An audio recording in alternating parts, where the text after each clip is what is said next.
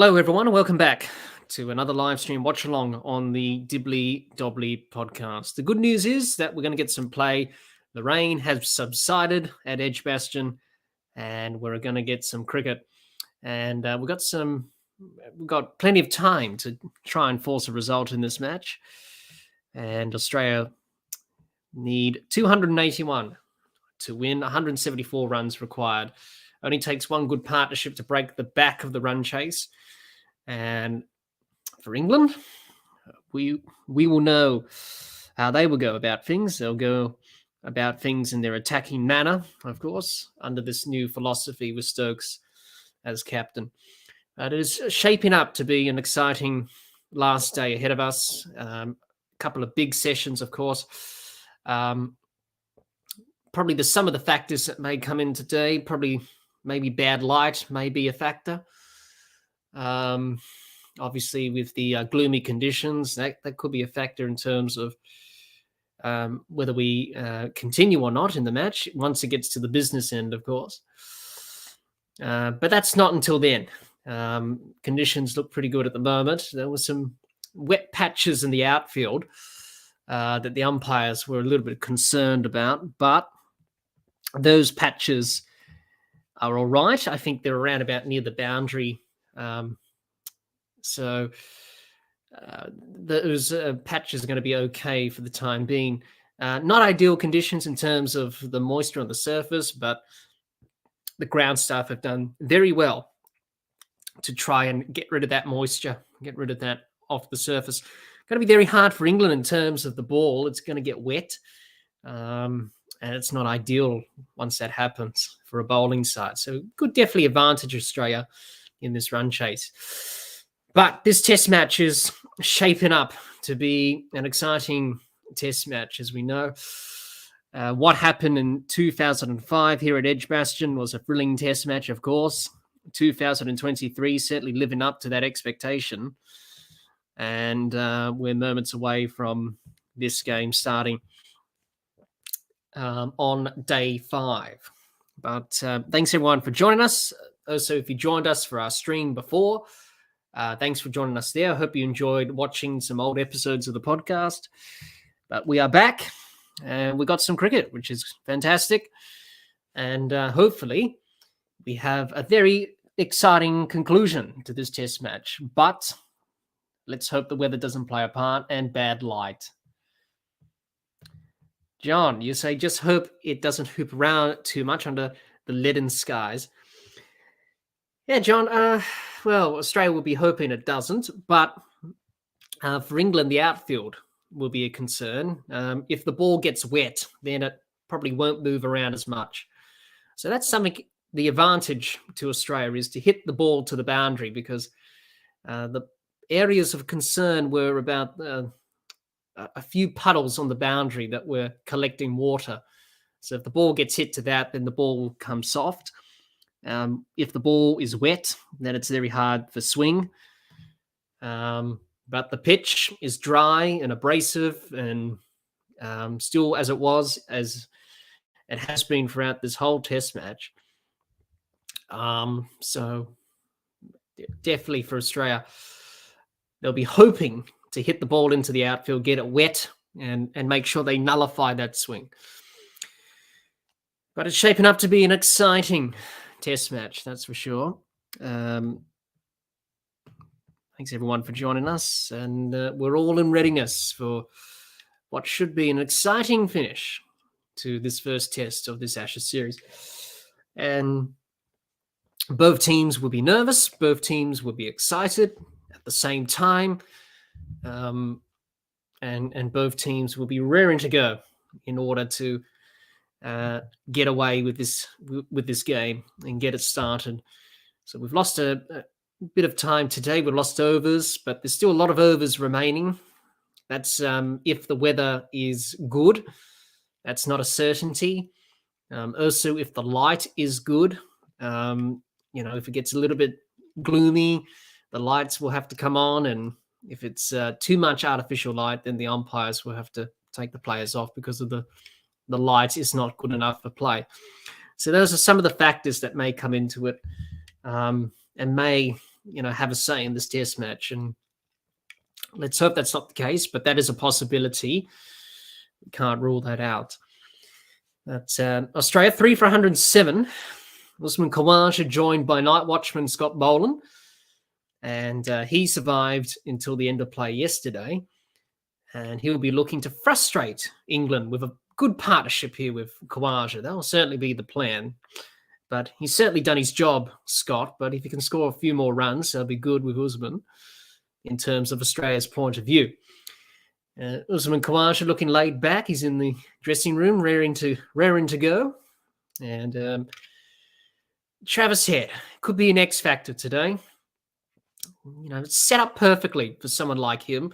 Obviously, his attacking style of cricket, Trav ball, as we're calling it.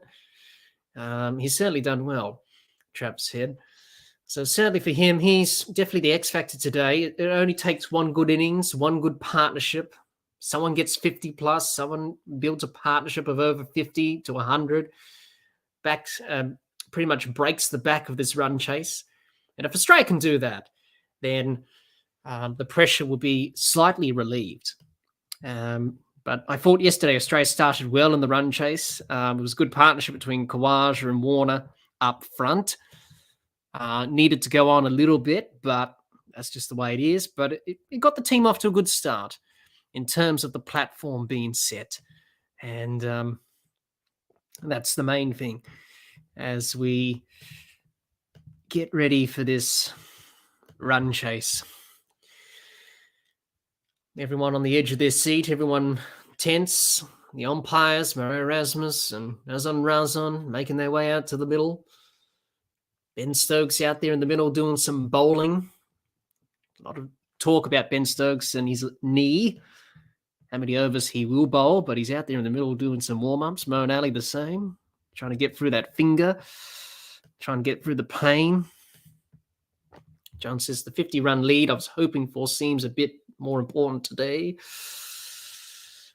Yeah, well, things don't quite go to plan. At the end of the day, at least it's not 300 that Australia's chasing. 281's, still a lot of runs, but at least it's not 350 or 400. So, it's something manageable for Australia to chase down. It's definitely gettable. They can definitely chase it down. It only takes one good partnership, one good innings from someone, and a batting pair to do that. Scott Boland, raring to go, night watchman, and he'll be joined by Usman Khawaja as the England team make their way out to the middle, led by their captain Ben Stokes. A round of applause from the England supporters. The sun is shining in some form. Scott Boland, Usman Khawaja.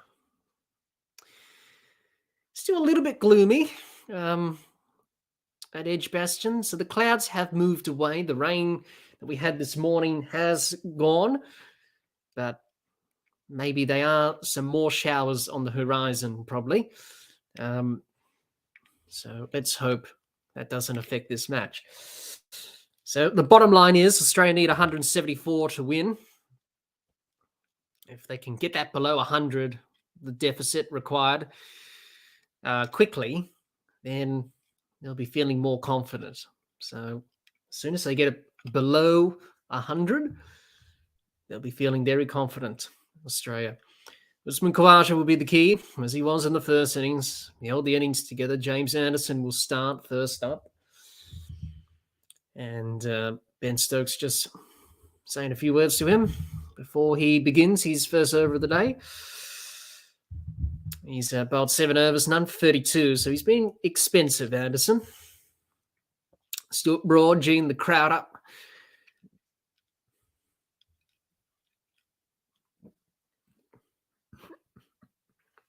Usman Khawaja on strike for the first ball of day 5. James Anderson, he'll be bowling right arm around the wicket to the left-hander in Usman Khawaja. Australia need 281 to win. They're 3 for 107. Here we go. First ball of day 5. And Khawaja defends to the onside, and there's no run. Confident defense from Khawaja early on. Not unfazed by that. He's in behind it, straight bat. And a good start by Usman Khawaja.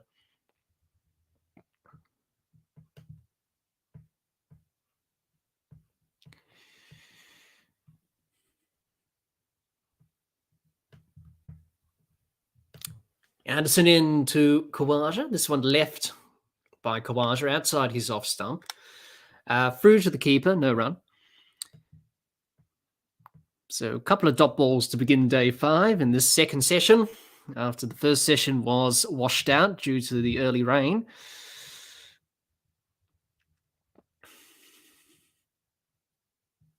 So you have around about 67 overs today.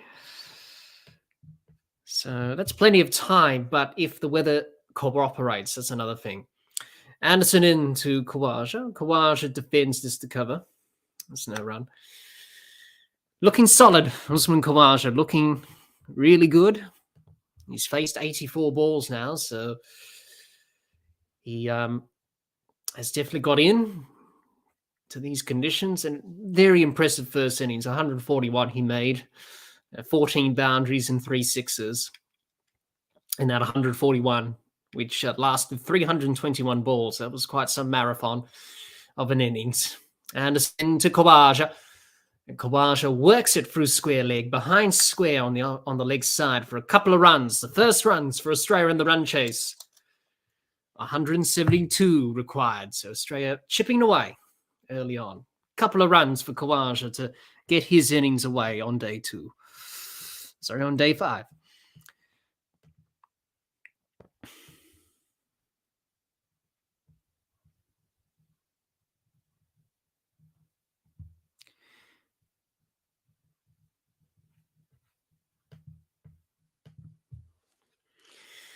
Anderson into Khawaja. This one full. Khawaja defends to mid-off. There's no run. So Australia, a couple of runs in this over off Anderson. And it'll be key. If Khawaja and Boland can add a partnership here, which they already have, the partnership they've added is pretty good. If Scott Boland can score more runs and be there and be like a frustrating sort of thing for England, then that'll be good for Australia. Anderson into Khawaja, defends this to mid-on for no run. It's into the over, 3 for 109, and Australia ticking the runs off. A couple of runs to begin their day. They need 281 to win. They need 172 for victory. As the first over of day 5 has been bowled in the second session. First session was washed out because of the rain. And the nerves are still there for both teams. Both teams, the players are nervous.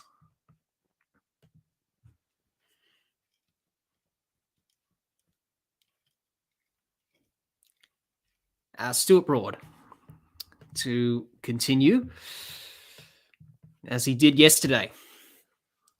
Stuart Broad, he was up and about in that last passage of play yesterday. And he'll be hoping to get off to a good start here. But Scott Boland, 13 off 19 as night watchman, did his job last night. And as I mentioned before, if you can stick around with Usman Khawaja, stick around with him, build a partnership, and be frustrating towards England, then it will definitely help. Yes, he did his job yesterday, and that's what you do as a night watchman. But the next day is important as well in terms of just frustrating the opposition bowlers by sticking around in the middle. And he'll be doing that. So for Scott Boland, it's important just to see this initial burst from Stuart Broad. Get in, get some handy runs with Khawaja, who's at the other end. Broad into Boland. This one full. Boland gets an outside edge. It beats the fielder at backward point. Going down to the third man boundary. Will it get there? Won't quite. The outfield's quite slow. They'll come back for 3. Good running from Scott Boland. 3 more off the total for Australia. into the 160s now. Well, that's good from Scott Boland. Got an outside edge there, just working that through backward point down to third man. Ben Duckett was in pursuit of that ball, but the outfield a little bit soggy and wet. So if Australia can hit the ball in the outfield, get the ball wet, it'll definitely frustrate England, definitely nullify any swing that's on offer, especially in these conditions with the overheads. So it is a little bit, a little bit with those clouds, a little bit threatening in terms of any rain. But that's going to be a factor. Also, bad light could be a factor as well towards the end of this match. Brought into Khawaja, who works it to wide mid-on for no run. Already Australia have started well. A few runs onto the total. Now 3 for 112. They're into the 160s. So I think the key for Australia is just to tick off the runs, just do it steadily. Work the singles, work the twos. If you can get a 3 like they did in this over, first ball, then that's good as well. Then hit the odd boundary if it's a bad ball. And that's just smart batting, really. There's Broad into Khawaja. This one outside his off stump. And Khawaja leaves to the keeper. And there's no run. That ball's going to be a problem for England. It's going to be wet in the outfield. They're shining it, but it's going to get wet again if it's going to be hit in the outfield. A bit of movement there from Broad. That one going away slightly from Khawaja. Just a little bit, not much. Broad in again now to Khawaja. Khawaja defends to mid-off. There's no run.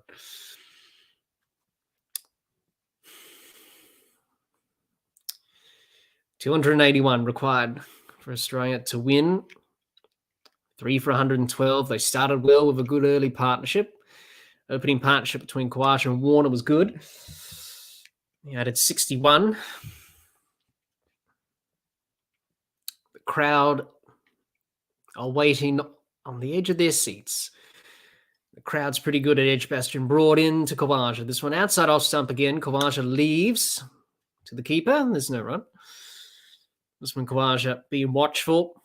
There's still plenty of time for Australia. No need to rush. No need to think about time. There's still plenty of time remaining. Around about 60-odd overs in the day's play. This will be an interesting finish, that's for sure.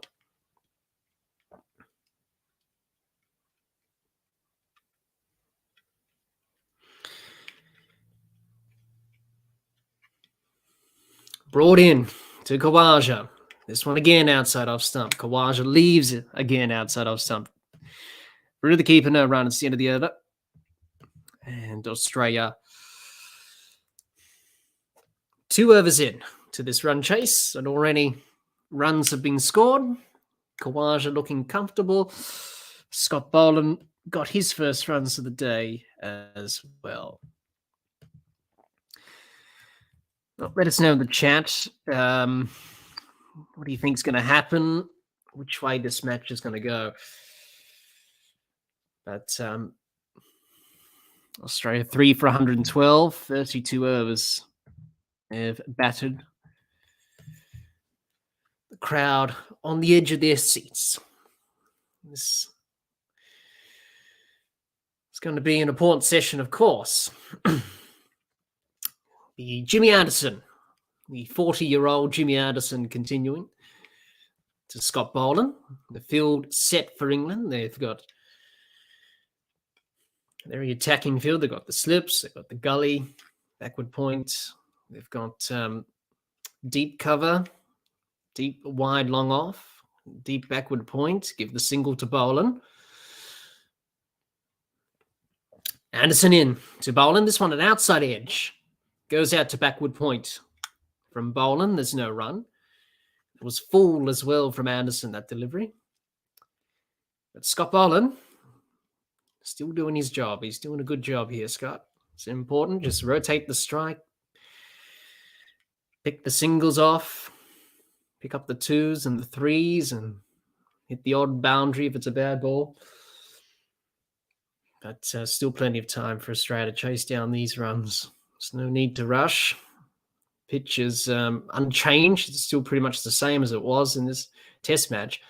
Anderson in to Boland. This one full. And Boland works it to mid-wicket. They'll pick up a single. There was a bit of a misfield from Robinson, so they'll pick up one.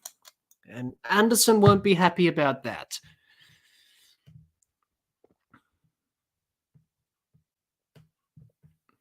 John, you say, Uzi looking unflappable? Yes, he is. He's looking pretty good. Calm as always. I went for the tie in the poll just because. Well, imagine if it finished in a tie. There's only been 2 ties in the history of Test cricket. Anderson into Khawaja. That's one, a full delivery. Khawaja defends to mid-on. There's no run. There's only been 2 ties in the history of Test cricket. Obviously, Australia and the West Indies in Brisbane, 1960, 61. And obviously the tied test against India and Australia. That was in Chennai, formerly known as Madras. That was in 1986. So there's only been 2 ties, but you never know. All results are possible today. All 4 results are possible. Anderson to Khawaja. That one beats him.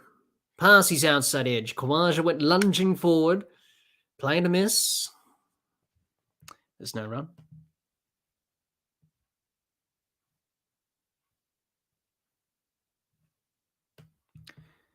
Jihan, thanks for joining us, Jihan. You say, I think they should just bat. Forget about the target. Just takes one good partnership to put England on the back foot, so they could really flatten out later on when the sun's out. Exactly right, Jihan. Just, bat sensibly. That's all. As you mentioned there, it only takes one good partnership for this game to be over in terms of breaking the back of the run chase. So if they can get a good partnership here, if Scott Boland can frustrate England and he can do what he's doing now, and that will be pretty good. As the sun's out now, Anderson in now to Khawaja. Leaves this one outside off stump. Through to the keeper for no run. Khawaja looking unflappable as always. Looking calm, reassured. Batting in his own bubble like he did in the first innings. And, we have lost time in that first session because of the rain, but the second session is now underway. So barring any weather and possibility bad light may come into it a bit later on. Anderson into Khawaja. This one full on the pads to Khawaja, but Khawaja works it on to the leg side for no run. Cindy over, 3 for 113. Australia ticking off the runs today. Doing it steadily, which is what they need to do. Just take it steady. Jihan says, and they have to try to not let Stokes' funky tactics get in their heads. No, I think that's the key, not to get that caught up in their heads as well. He is going to set some pretty unorthodox fields, and he's going to be pretty attacking in that sense. But we haven't seen that from Stokes today. We haven't seen the umbrella field that he set to Khawaja yesterday. We haven't seen that as the sun's making an appearance, shining down on Scott Boland, who's on strike now to Stuart Broad, who's past the umpire. He's in now to Boland, gets an outside edge, but it goes straight to that fielder in the gully. For no run, Ollie Pope there, shining the ball. But also the ball's going to get wet as well. So it's important for Australia to keep hitting the ball into the outfield because the outfield is quite damp in some parts. The umpires were concerned about a few damp patches on the boundary. But the square looks dry. Obviously, it was well covered, but the outfield in some parts a little bit wet because of that downpour of rain that we had. Broad into Berlin, who leaves outside off stump. No run. A good leave there from Scott Boland. Jihan says, when they're desperate for a wicket, he'll start doing eccentric things. Just have to ignore that. Yes, he sadly set some very unorthodox fields in this test match thus far, Ben Stokes. fields that we haven't even seen before. But Scott brought into Boland. This one keeps a little bit low, but Boland digs it out and defends out to the onside. There's no run. Scott Boland, I think he's done okay as a batter in first-class cricket. I think his highest score is 40 or something like that. So he can definitely stick around for a while. But it is setting up to be a cracking test match, that's for sure. Still some dark clouds at Edgbaston over the distance, but let's hope that's the last of the rain. Brought into Boland, who leaves again outside off stump. Through to the keeper, no run. That's the important thing for Australia today. Just knock off the runs gradually. Have targets and have short targets to work at. Let's knock off 10 runs here and another 10 runs. Be here for another 10 runs, knock that off. That's the old way of doing it. As the crowd filling up as always. Here at Edgbaston, nice crowd in for this last day as Boland now faces Broad, who's in now. Boland punches this off the back foot, but doesn't get it past Ollie Pope in the gully. There's no run. Scott Boland looking comfortable, which is good to see. Gee, you see, Marnus and Smith's form is worrying. Warner looks in better touch than both of them. Yeah, well, Smith, obviously, he won't be happy with those shots that he played, especially in the second innings yesterday. Marnus, I think he just needs to change his guard because he's playing at balls that are wide of off stump and he's standing on off stump. We'll explain that in a minute. Boland defends this out to the offside. There's no run. It's the end of the over, 3 for 113. It's a maiden. 3 for 113 after 34 overs. Australia chipping away at the runs. With Marnus, he's standing outside off stump and he's playing at balls that are wide of off stump where you could leave, but he's playing at them because he's standing on an off stump guard. If he stands more of on a middle stump guard, then he's going to let those balls go. So I know what he's doing that. He's doing that because he wants to take LBW out of the equation. But, he's playing at balls that he shouldn't have played at.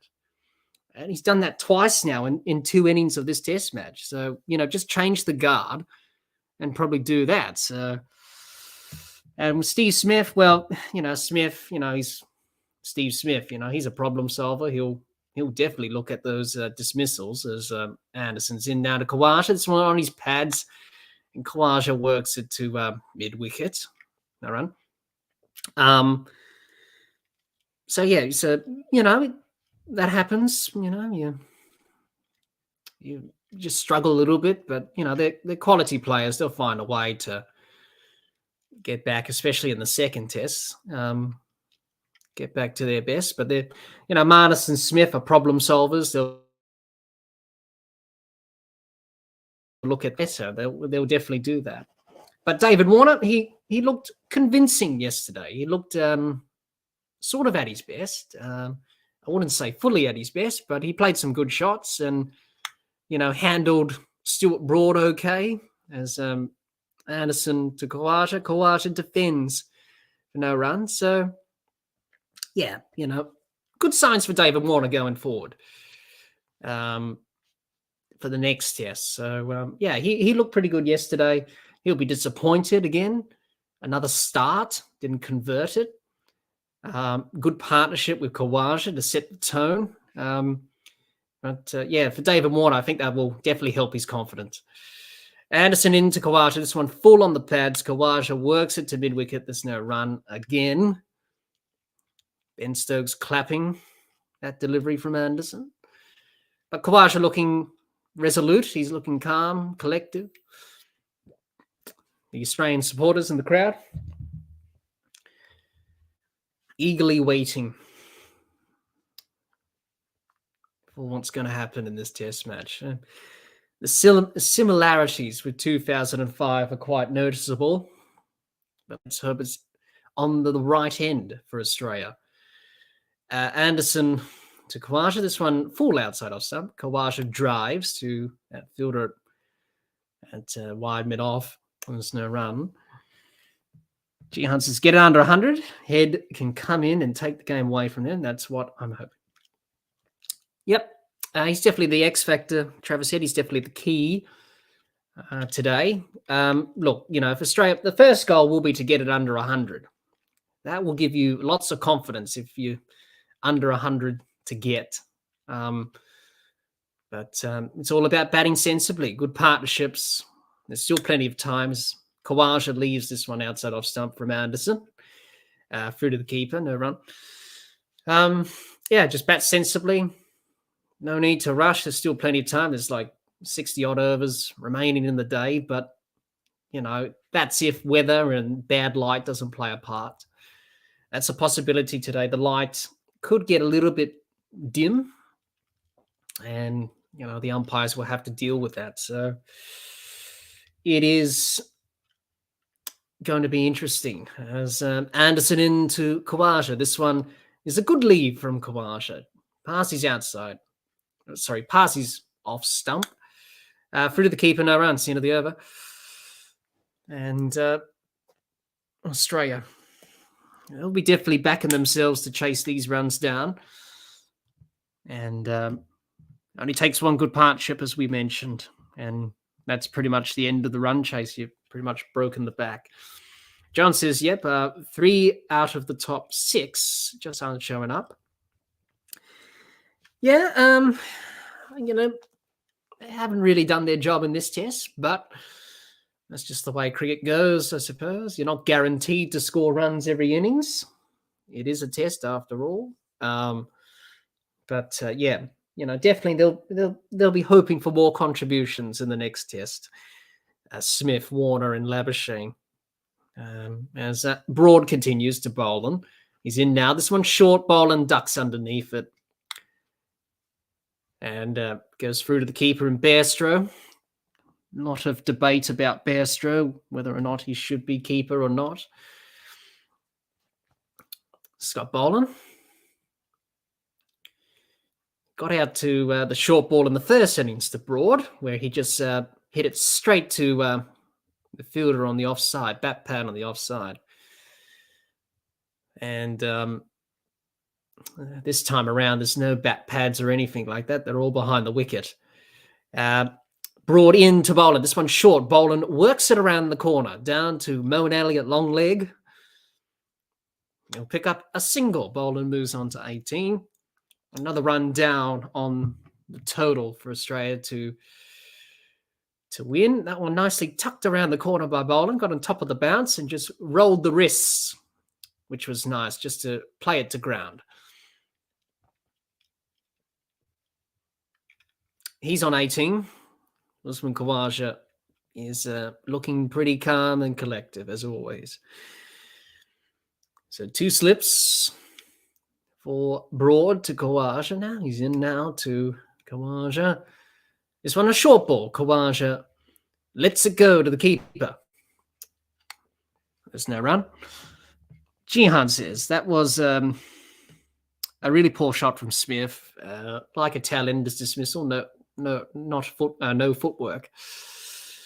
No, it wasn't. He went to drive a ball that shouldn't have been driven. Just didn't really get in a good position to play that shot. But he'll be disappointed about that, Smith, as always. Broad. In again now to Khawaja. This one full on the pads. Khawaja works it down to find leg. He'll pick up a single. He moves on to 37. So Australia ticking the runs over this morning. This afternoon, I should say. Gian says, any thoughts on Robinson's abusive send-off to Khawaja? Is that allowed with the code of conduct these days? I know it used to happen a lot in the past. Should he get fined?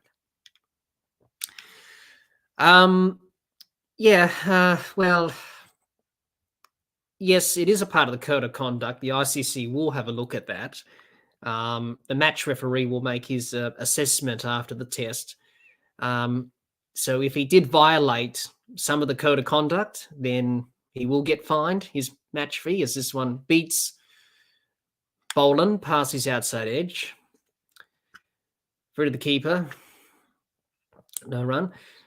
So it's definitely in the code of conduct, Jihan. All players know that.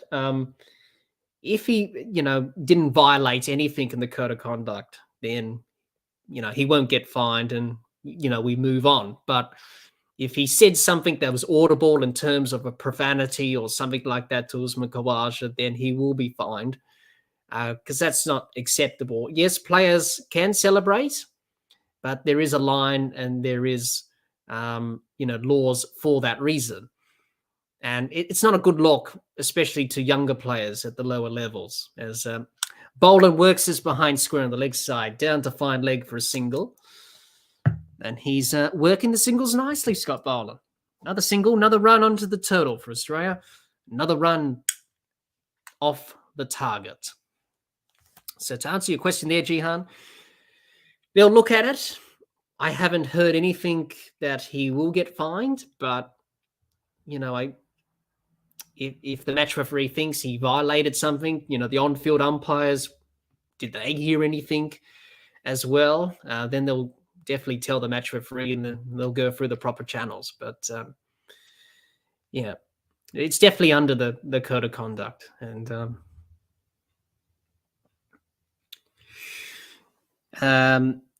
yes, say Jihan, it was audible. He said, they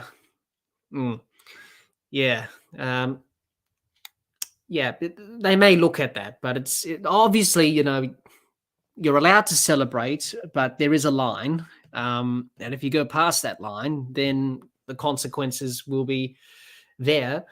And it's not a good look, especially, with, young kids watching the game, and especially at the ground as well. If you can hear that, it's not a good look. One of those things in the moment, I suppose.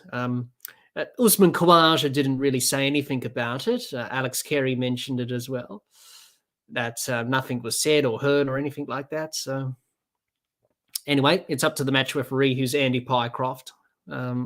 He will come up with his verdict. This one down the leg side from Anderson. Boland nearly caught up with it, but no bat on the way through, so he's okay. The sun poking out here at Edgbaston. John says, puts a lot of pressure on Green as Anderson into Boland. This one hits Boland on his legs. Bairstow can't cut it off. It will go past him down to the fine leg boundary for 4. Australia picking up the runs with ease this morning, or should I say this afternoon. Scott Boland got his leg there. Nicely placed by Scott Boland. And Johnny Bairstow, that was a bit poor from Bairstow. He should have done better. There's a lot of pressure on him in terms of his keeping, and he couldn't cut that off. 4 leg byes.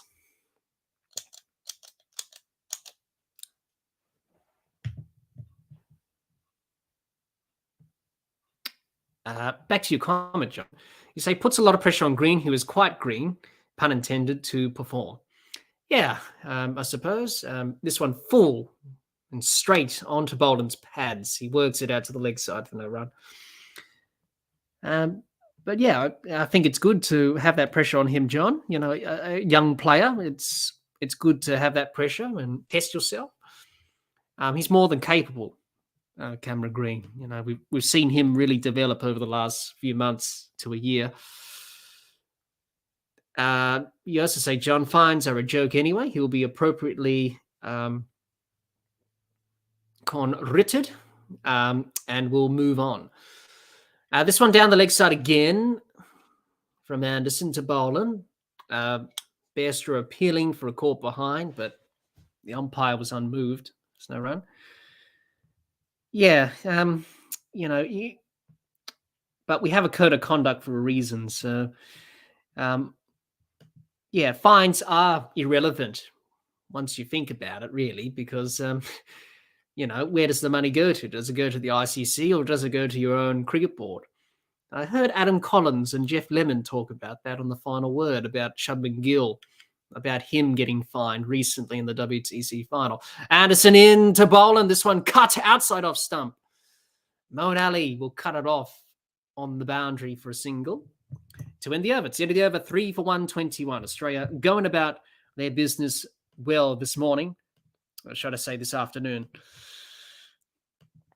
And scoring runs at will, Australia. And it just takes one good partnership. That's all it takes. And they've made a good start to the day. You have to say for England, probably not a good start with the ball. So Australia definitely making some inroads. Jihan says, if that happens when you're umpiring a club game, do you have to report it or something?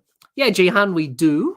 There's a reporting process and all that stuff. So you have to have you have to write a report. You have to, tell the captains, you have to bring the players for a hearing or something like that. Obviously, it's a bit different at club level, but when you're umpiring in, let's just say Adelaide, because I'm from Adelaide, when you're umpiring Premier Cricket, then there's a reporting procedure. You have to do a hearing, etc., for code of conduct or whatever. So it's a long process, but yes, there is some reporting that you have to do,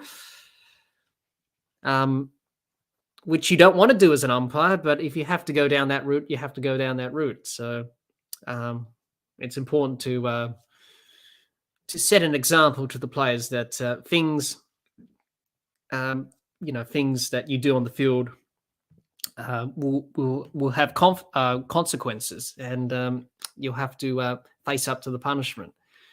It's the same in international cricket with the code of conduct. So even umpires would do that as well. They'll write a report and say, oh, what happened here? What was your side of the story? All this stuff. And, we can put the two things together and we can come out with an outcome. So, and that's what they do in domestic cricket as well, like Sheffield Shield cricket, et cetera, et cetera. So it's pretty much the same all round, actually. I hope that's answered your question, Jihan. As Scott Boland races to 20, he's on strike now to Stuart Broad. He's going to bowl some short stuff here. He's in now, Broad. This one's short. Boland ducks underneath it. There's no run. This is good from Scott Boland. It's his highest test score. His previous highest test score was around about 10 or something like that in Hobart. And that was against England in the last Ashes series. But he's more than doubled that today, which is not bad. I think his highest first-class score is 40. Correct me if I'm wrong, but I did see it is probably 40 or something like that. So he's had experience for Victoria over the years. Brought into Boland. And this one, an outside edge and straight through to Bairstow. And that's the first wicket for England. And it's the wicket of Boland, the night watchman. But really, technically, Scott Boland pretty much did his role, really, and that was to protect Travis Head, which he did. He scored 20 vital runs. That was his job. We weren't expecting him to last long this afternoon, but he did his job nonetheless as night watchman. So Travis Head will come out to the middle, and this is where it's really going to be on now. But good partnership with Khawaja. Scott Boland did his job. 20 vital runs. They all count. Not a bad partnership for Scott Boland there. Did his job. Now Travis Head will finish off the business. If Australia can, get below 100 with the deficit, and that can really put pressure on England. One good partnership, that's all it takes. Stuart Broad again with the wicket. And he was celebrating as Travis Head comes in, batting one spot below, obviously, because the order was reshuffled with Boland as the night watchman. So he joins Usman Khawaja, who will be the key as well. Pat Cummins with Andrew McDonald watching on. He's got his jumper on. A bit chilly out there. But a good innings from Scott Boland, 20 runs. That's good from a night watchman. Did his job. And Travis Head, this is where the game will turn now. And it would be interesting to see how he approaches this. But he's pretty much made for this sort of situation. Gian says, Ollie Robinson went to the same school as my brother, apparently. It was a bit of an immature character. Really? Well, I did hear somewhere that he has a bit of a history with these sort of things on the field. So it'd be interesting to see what the match referee makes of that incident from the first innings when he comes up with his report. John says, was just going to say that, then he gets out. Oh, well, he did his job, Scott Bolden. And that's the main thing. He protected Travis Head, and that was the priority. So another catch for Johnny Bairstow. So Johnny Bairstow has 4 dismissals in this innings, 3 from Broad and 1 from Robinson. So there's been talk about his keeping Johnny Bairstow. He's got 4 dismissals in this innings alone. And that was Warner, Labuschagne, Smith, and now Scott Boland. So definitely trying to make amends after those missed opportunities that he put down in the first innings, especially the stumping. And also in this second innings, he missed the catch. He didn't go for a catch. Went in the gap between him and first slip, Joe Root. He didn't go for it. Broad to Travis Head. He's in now, and Head defends this to the fielder at short leg. To the fielder at bat pan on the offside. Isn't that right? Yeah, Scott Boland went for a drive, and he just got the outside edge there, Scott. But as I mentioned before, did his job. That's what he needed to do. He added a good partnership with Khawaja, 20 good runs. They all count. That's all that matters. And Stuart Broad celebrating that wicket. Brought into Head, who defends this to the leg side. There's no run. This short ball from Broad. Australia 4 for 121. They need 281 to win. If they can get most of the runs in this session, put some pressure back onto England, then interesting. But if I was England at the moment, I wouldn't be celebrating that hard. The job is not done yet. Ben Stokes with a fist pump. But as I reiterate, the job is not done. So no point in over-celebrating because the job is not done yet. Still a lot of cricket to be played. Head defends this to the offside. There's no run. And Travis Head, he will be looking to turn this game on its head, pardon the pun. But he has ability to do that, Travis Head, as we've seen at the WTC final and as we've seen over the last few years. Gian says, yeah, King's School Canterbury, the same school as David Gower and Orlando Bloom went to. Really? Wow. Thanks for that, Gian. Broad into Head. This one short. Head pulls around behind square on the leg side. Didn't quite get it past that fielder at backward square leg, and he'll only have a dot ball to his name. It's the end of the over. 4 for 121. It's a maiden over from Broad. Wicket maiden over. Got the wicket of Scott Bowler. But Australia, they'll be back in themselves, I think. One good partnership. That's all it takes. Travis Head to do what he needs to do. Can definitely turn the game on it.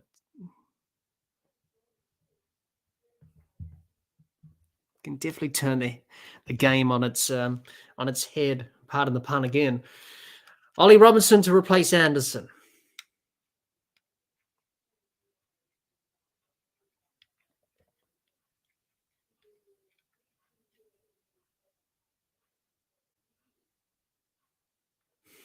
Australia 4 for 121. They will be looking to build a partnership here. Just one good partnership to get these runs. The sun is shining down on Edgbaston after a very gloomy start with the rain that washed out the first session. So the sun shining, outfield a little bit wet, so the ball will get a little bit wet as well. Usman Khawaja just doing his thing, batting in his bubble. Robinson in now to Khawaja, and Khawaja works it off his pads through mid-wicket, square leg. He'll pick up a single. He moves on to 38. Travis Head yet to get off the mark.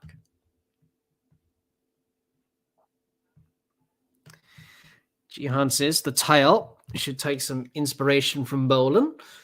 They should. Pat Cummins batted well in the first inning. In the first innings, he made 30-odd. Did pretty well. Scott Boland batted well. 20 runs, it's pretty good. That's a good contribution from the night watchman. He did his job. And he protected Travis Head. That was the main thing.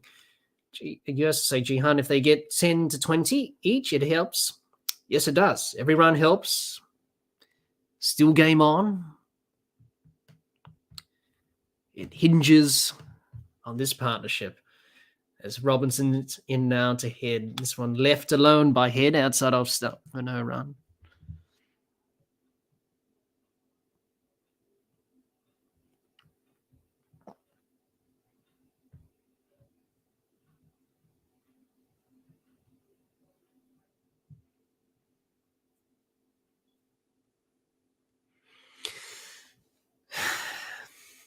Robinson, 1 for 23, into his 7th over. Travis Head, he'll be looking to change this game around. Robinson in now to Head. This one full on his pads. Head works it out to the fielder at mid-on. There's no run.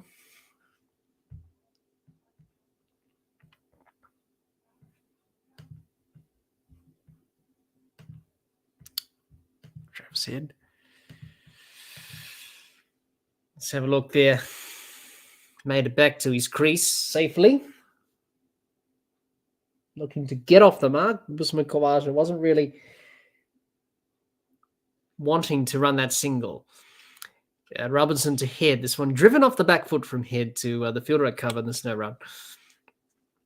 Jihan says there's always a run out home with Khawaja batting, remember? Yes, he was not the quickest between the wickets, Khawaja. But you got to be on for that single. And Australia, it's important for Australia to show the intent. Get this to under 100. There's still a lot of batting to come. There's Carey and Green and Carey. Robinson in now to Head. This one wide outside off stump, and Head throws the hands at it, but he doesn't time it. Goes out to the offside again. There's no run. Travis Head just overhitting that ball there. Just not keeping his shape. Don't have to hit it hard. Just work it into a gap. That's all you need to do, Travis. Work it into a gap. Get off strike. You don't need to play the expansive shot. Once you get in and get set, then you can start playing those shots, but just rotate the strike a bit. Robinson into Head. This one outside off stump. Head again picks out the fielder at cover. And it's no run. It's the end of the over. 4 for 122. Just the one run off that over.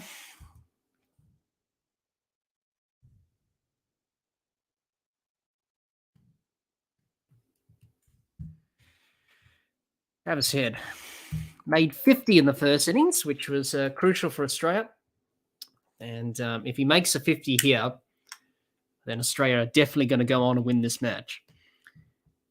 So just to get in and get set, Travis Head.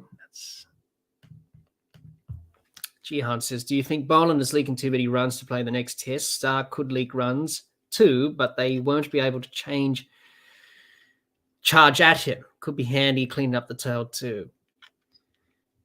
I think Stark has to come back, I think.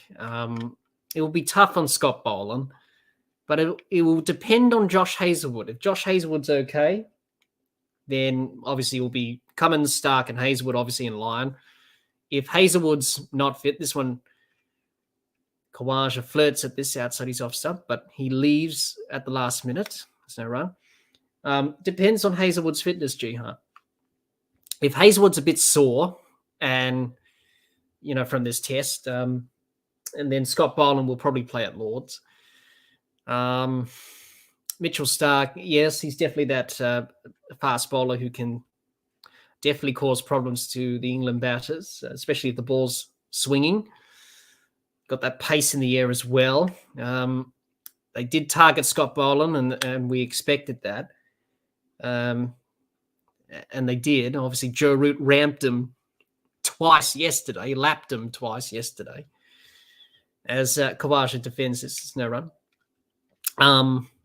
So, yeah, I'll be having Stark back. I know he leaks too many runs, but for Australia, you need that bit of X factor. And obviously, for Nathan Lyon as well, to create that rough outside the off stump for the right-handers.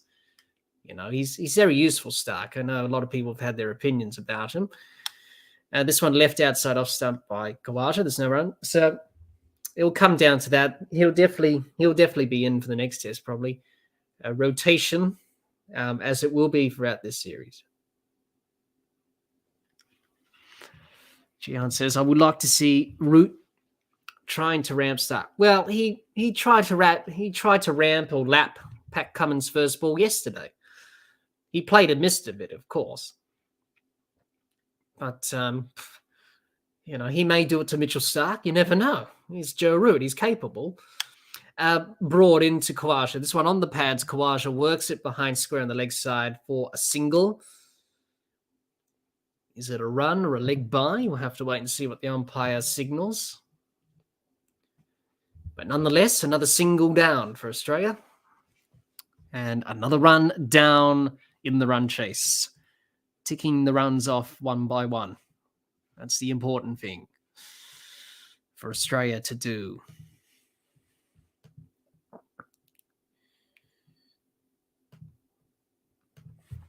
One good partnership. That's all it takes for Australia. They get one good partnership here. It's pretty much game, set, and match. Brought in now to Head. This one's short, and Head ducks underneath this short delivery. And straight through to the keeper for no run. Travis Head yet to get off the mark. He's none off 10. But the important thing for Travis Head is just to see off this initial burst from Broad. England will definitely go to Moeen Ali if he's all right with his finger. He's in a bit of pain trying to spin the ball. But it's important just to see off the initial burst here from Broad. He won't bowl too many overs in this spell. He's in again now to Head. This one, Head works to Anderson, a square leg for no run. End of the over, 4 for 123.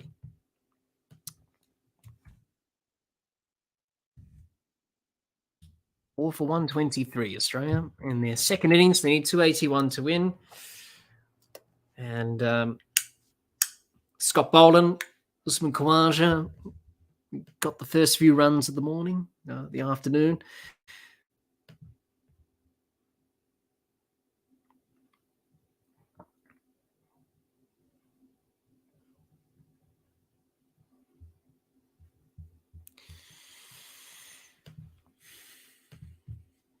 The match summary.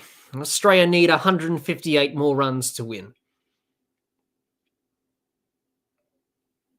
Ollie Robinson to continue. Just takes one good partnership to wrap it up, to get the runs. Robinson into Khawaja. Leaves outside off stump. There's no run. It's important that Australia build a stable partnership here. Khawaja and Head. The sun is shining at Edgbaston. So we've had 10.1 overs. We've got 16 runs scored by Australia this afternoon. The over rate around about 12.2. The run rate is 1.5. But Australia will be looking to up that tempo if they can. Robinson into Khawaja. This one left alone again by Khawaja by him. He leaves it outside off stump, no run to the keeper. And Khawaja looking pretty comfortable. John says Hazelwood only bowled 25 overs over 2 innings, not a high workload. Stark will come in for bowling, in my opinion. Scotty leaked as many runs as Stark would have. Look, I think in all seriousness, I think we all expected that with Scott. And that's what England did. They leaked, they went after him and that. So, so at the end of the day, was it really worth it having Scott bowling? As that's a no ball from Robinson. Overstepping. Every run counts for Australia today. One more off the target. So yeah. Anyway, it'd be interesting to see what they do in terms of selection. But you would think Stark would feature at Lord's next week, and probably Scotty to miss out maybe. Robinson in this one full into Khawaja's pads, but he works it to mid wicket for no run. Gian says, did you see Ricky Ponting shutting down Kevin Peterson yesterday when he was going on about Joe Root dominating this Australian bowling attack? Well, he's out now. He got 40. I don't think I saw it, Jihan. Did he mention it on commentary? I think I could have heard it from him, but Joe Root, he doesn't need to play Bazball Joe Root. If he plays Joe Root, just doing Joe Root, then he's more than capable of scoring runs. As Khawaja defends, there's no run. He doesn't really need to play this way, Joe Root, but with this new philosophy, it's bringing the best out of him. You say Jihan, it was pretty funny. Yeah, to be honest, I don't really like Kevin Peterson as a commentator. I don't really like him as a commentator. Don't get me wrong, he was a good player, but I don't think he's a good broadcaster.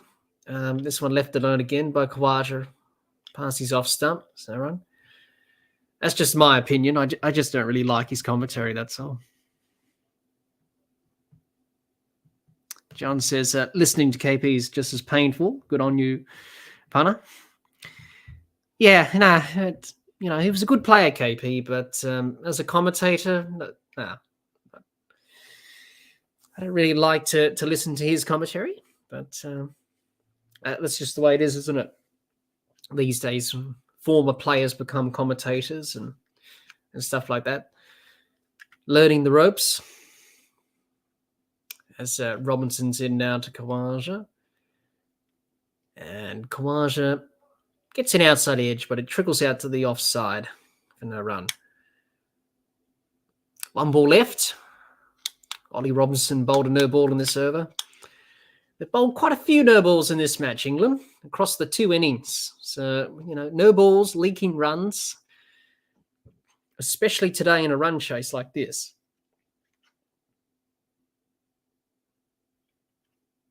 That's all you need, especially when you're leaking these runs. So here we go. Robinson in now to Khawaja. And he leaves this one outside. He's off stump. There's no run. It's near the over. It's 4 for 125. Sprayer, 281 for victory. They're scoring runs steadily. Australia, around about 17 runs have been scored this morning or this afternoon. So 17 runs off the target. So every run counts, just chipping away. No need to rush. There's still plenty of time. Play good cricket shots, build good partnerships. It only takes one good partnership to really break the back of this run chase. And that's what Australia will be telling themselves in that dressing room.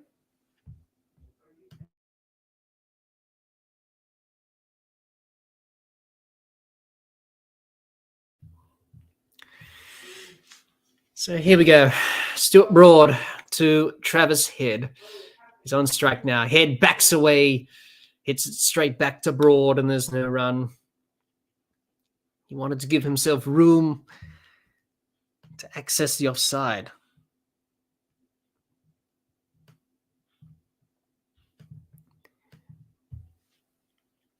Didn't quite execute it or time it, Travis said. Jihan says he was showing a batting drill he used to do in practice against spin, was trying to show how the drill improves your technique. Then he missed one and got bowled. Said, okay, that's out, but that's okay. This one short from Broad, and Head pulls down to find leg for one. He's off the mark, finally, Travis said. I did see that, Jihan. I did see that on Sky Sports YouTube channel. I did see him and Ricky Ponting do a masterclass on batting, and I did hear that. So, yeah.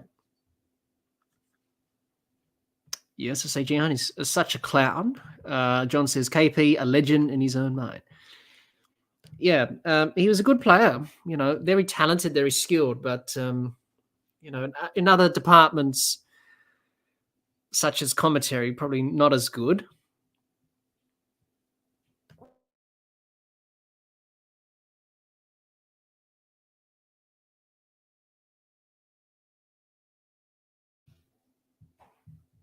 Brought in again to Khawaja. This one full. And Khawaja drives to that fielder at cover, short cover. And there's no run. Well, Usman Khawaja just readying himself for what's to come in this innings. Calm, collective. He knows what job he needs to do. And he's doing it well. 38 of 118. It's just like a carbon copy of the first innings when he was batting. And Broad's in again now to Khawaja. This one full outside off stump. Khawaja drives to that fielder at a forward point. Harry Brook cuts it off, and there's no run. Not a bad shot from. It's another no ball from Broad. Well. Stuart Broad's been bowling a few no balls in this match. Another run for Australia. They all count. Doesn't matter how you get them. Yeah, that was a big no ball. You overstepped, Broad. Yep. Overstepping, another no ball. I don't think Ben Stokes will be too pleased about that. Stuart Broad, I don't know how many no balls he's bowled for the match, but it's quite a lot. And that was another one to his tally today. So the no balls causing problems here for England. Broad into Khawaja. This one full. Khawaja works it to mid-on. It's no run.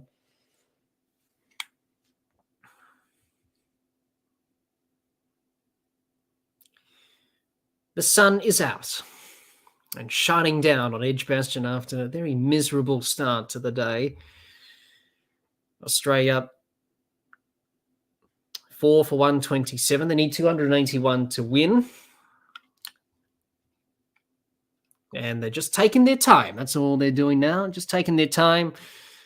Khawaja and Head building a partnership, which they are building at the moment. Brought in to Khawaja, who defends on the back foot. It's no run.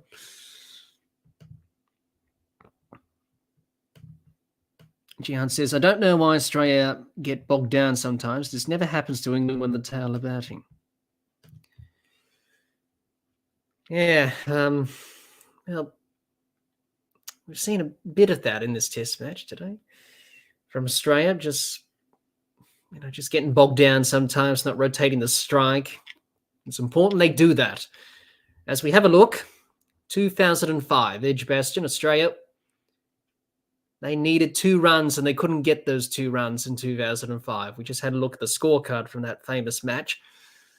Brought into Khawaja. This one full. Khawaja gets a bit of an inside edge, down to find leg for 1. It's the end of the over. It's 4 for 128.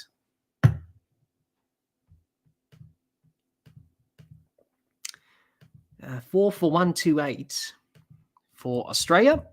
42 overs have been completed. John says, this should be quite a moment in Head's batting career. Hope he doesn't get mirrored in the zone of uncertainty. No, it's definitely a big moment for Head.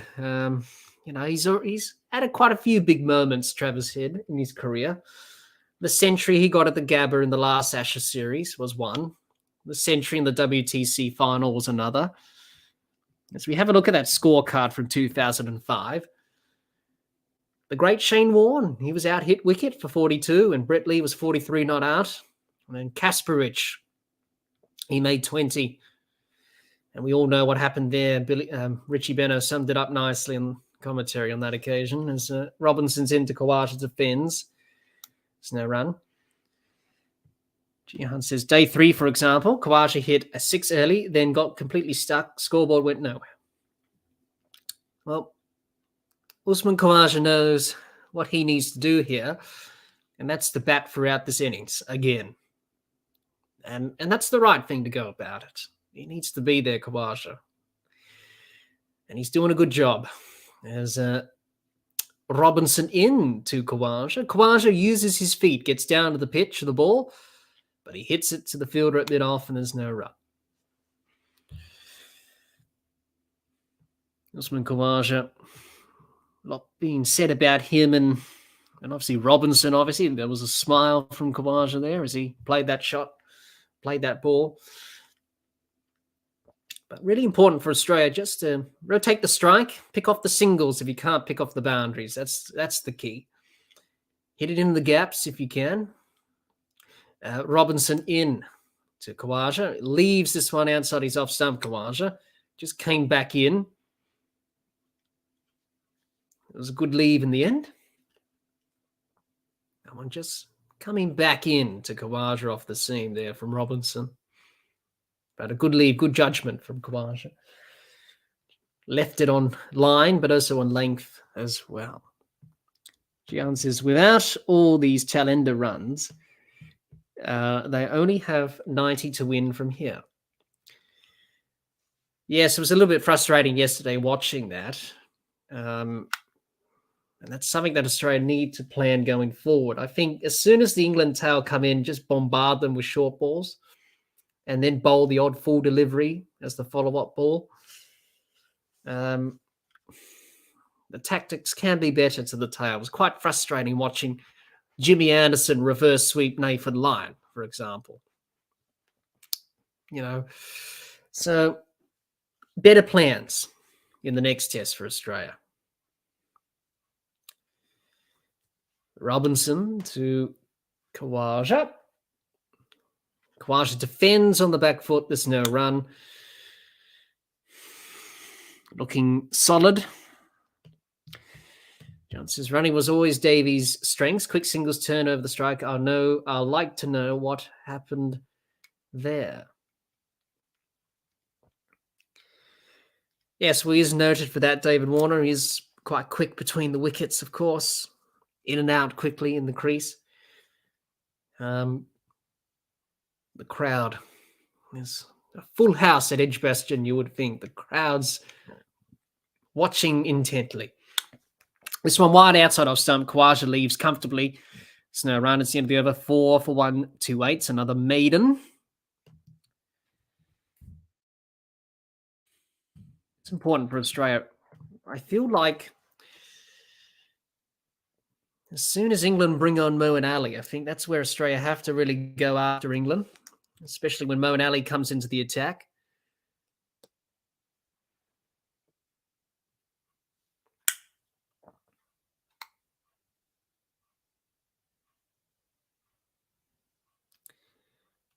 Now the players are gonna have a drink.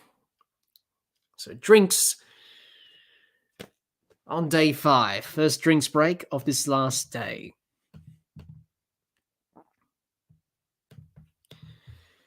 Jihad says the short pitch bowling wasn't accurate enough. You really need to dig it in short on this pitch to be effective and get it high. Set the fielding close to, and should be more Yorkers too.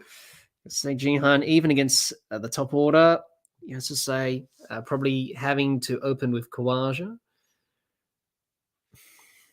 Oh, that's to John's comment there. Yes, because Usman Khawaja's not that type of batter. Obviously, doesn't look for quick singles. So That's something that you have to be on your toes with. So drinks, Australia 428. Wicket to go was the night watchman. That was Scott Boland for 20. He was caught behind by Johnny Bairstow off the bowling of Broad. And since then, Khawaja and Head have established a partnership. Australia have added 20 vital runs to today's tally. And that's 20 runs less off the target. So they will be looking to keep on chipping the runs away, which is the important thing. There's still plenty of time. It's not like it's a time thing. We've got a lot of overs to get these runs from an Australian point of view.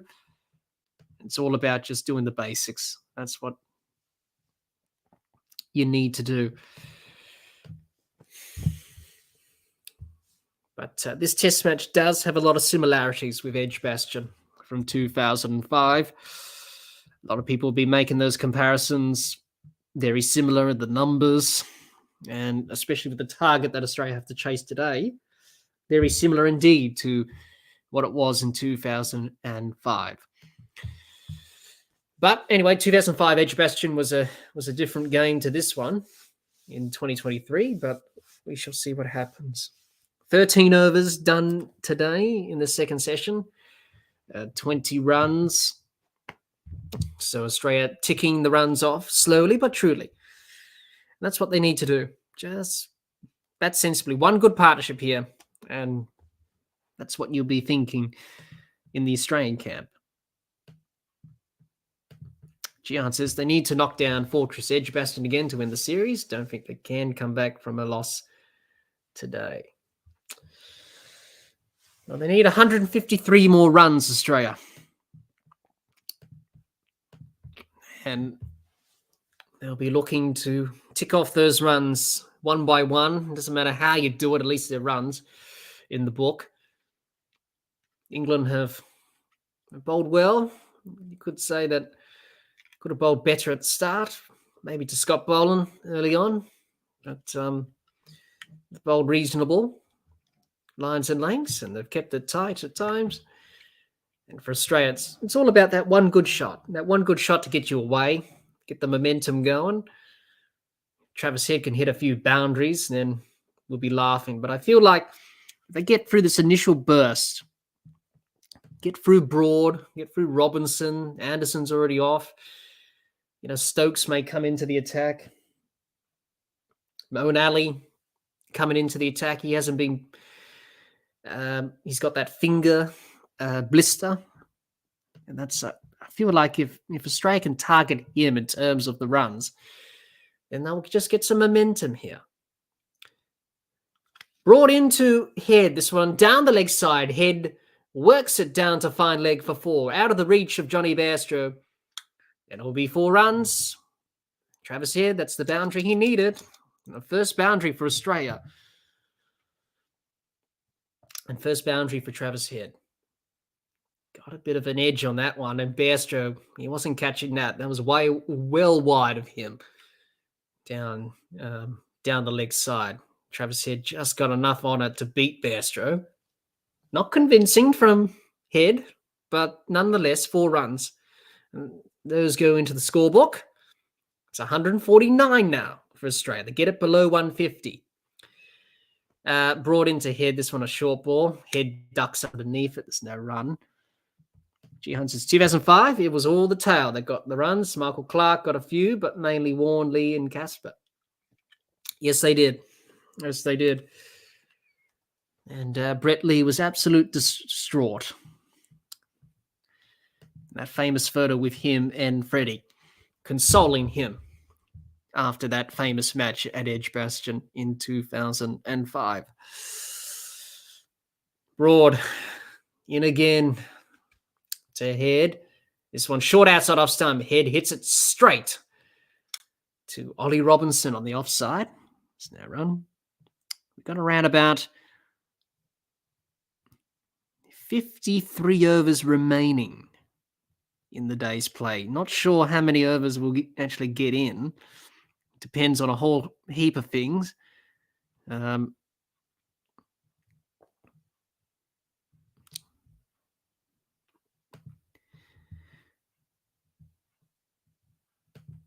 Jihan says, how long until tea? I'm not sure, Jihan. The timings have been all over the place, obviously. I'm not sure. This one's...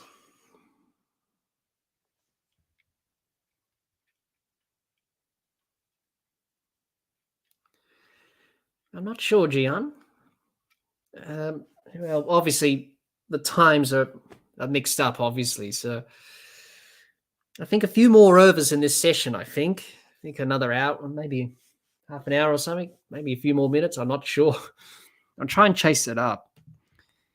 But what we do know is that we've got 50-odd overs remaining in the day, 53.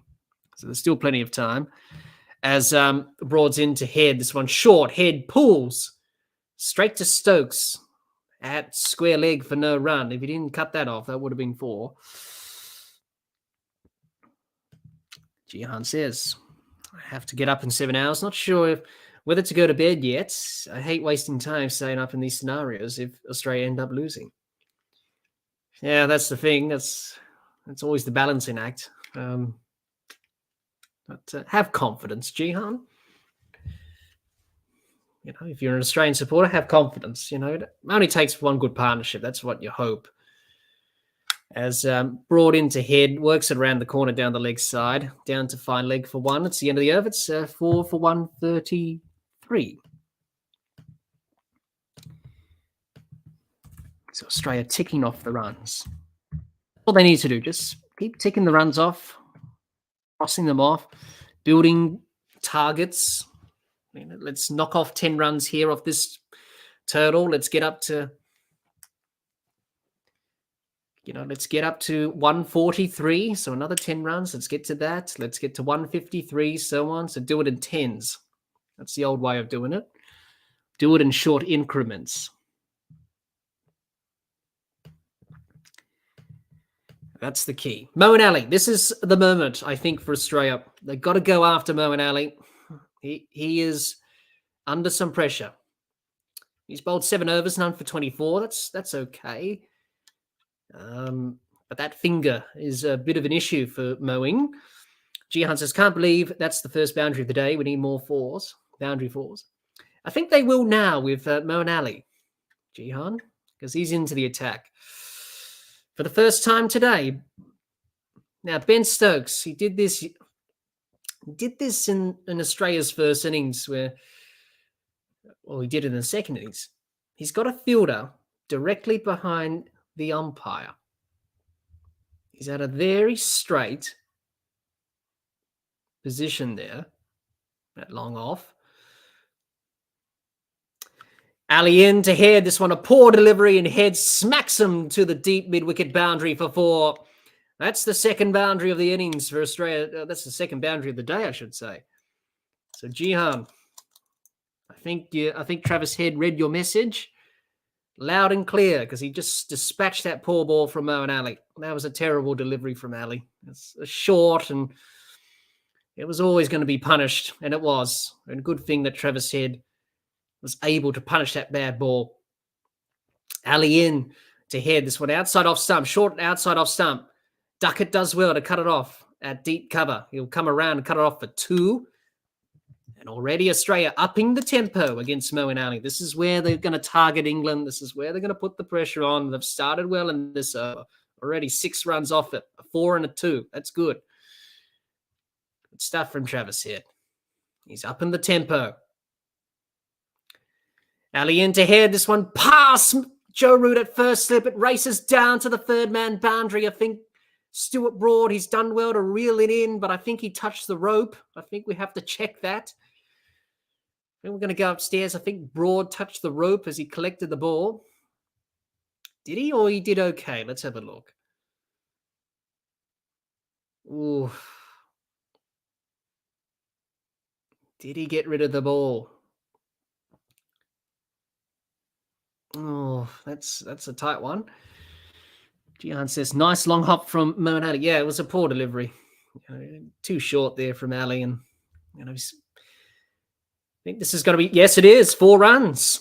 Another boundary for Australia. The runs are starting to flow in this over. This is where this game could turn. And Travis Head knows it. He's already 14 off 22. This over's expensive from Moen Ali. In again, Ali. This one outside off stump. Head gets an outside edge. It goes straight to Broad at that backward point for no run. Moen Ali, that one turning away from Travis Head a little bit. Little puff of dust. Already 10 runs off the over. No, he's gone. He's out. He's gone. Yes. Moen Ali's got him. Travis Head is gone. He edged it straight to root. He is gone. And Moen Ali picks up his first wicket. The England crowd applaud. For a moment there, I thought that just hit Travis Head's back thigh, but it didn't.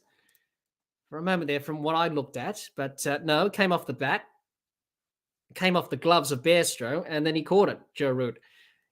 He had an opportunity for the first time in this over, which went past him at slip, where Travis Head didn't look convincing when he played that shot. So that's not what Australia needed. Travis Head, that's a poor shot, really. Should have done better, Travis Head. Anyway, 16 runs, that's vital. Every run counts in this situation. But Travis Head will be disappointed, but Alex Carey arrives to the middle. And Usman Khawaja is still out there for Australia. So not ideal for Australia losing 2 wickets. Obviously, we knew that, obviously, Scott Boland was going to last long as the night watchman. And now Travis Head is gone after upping the tempo. And I don't think Travis Head will be pleased about that. But anyway, all is not lost as Cameron Green, not Alex Carey. Cameron Green arrives at the crease with Usman Khawaja. He's got a big job to do. He's capable of that, Cameron Green. He can definitely do this for Australia. Where's your positivity, John and Jihan?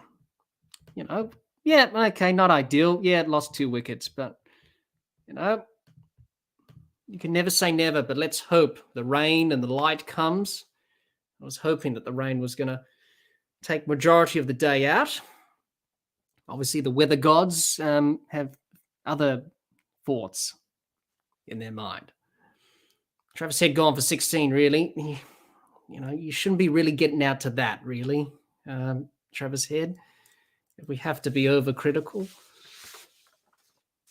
So, Cameron Green. Australia, 5 for 143. An attacking field here from Ben Stokes. He's got a lot of men around the bat. He's got a slip. He's got a leg slip. He's got a short leg. He's got a straight mid on. For Cameron Green, who's just walked out to the middle. He's ready to face up. Green in now. Ali and Green defends. So there's no run. End of the over, 5 for 143. So Travis Head started up the tempo. Unfortunately, he was actually got out, and he won't be happy about that, Travis Head. The England crowd, I should say, is certainly happy about that. As we have a look at this dismissal, that one just turned a bit, and Travis Head, he's a little bit susceptible to spin sometimes, Travis Head. It got out to Jadeja in the WTC final last week. But anyway, Usman Khawaja is still out there. And that's the main thing for Australia. He's holding the innings together. He's 39 off 128. He's faced a lot of deliveries. Moen Ali there. Picking up that wicket. Came off the edge. Joe Root this time gets the catch. He's had a pretty good test match. 100 in the first innings, 40-odd in the second, and a few catches as well. Always a good slip fielder. Moen Ali gets his first of this innings. James Anderson back. Stuart Broad is off. And Khawaja. Opportunity for him here to get Australia over the line. He's capable of doing it, Khawaja. His quality, as we know. Anderson into Khawaja. This one left outside off stumps. No run.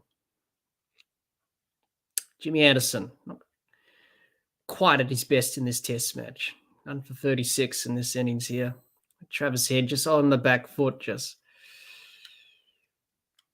getting the bat out there to for the ball to collect the outside edge, and that's what happened. He'll be disappointed with that, Travis Head. An opportunity for him.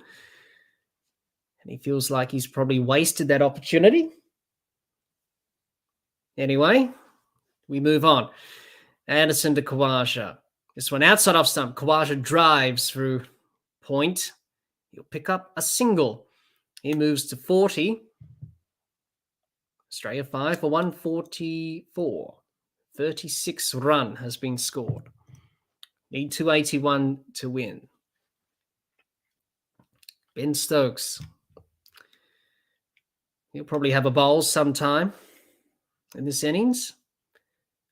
He's got his bowling sleeve on, so he's probably going to have a bowl sooner or later.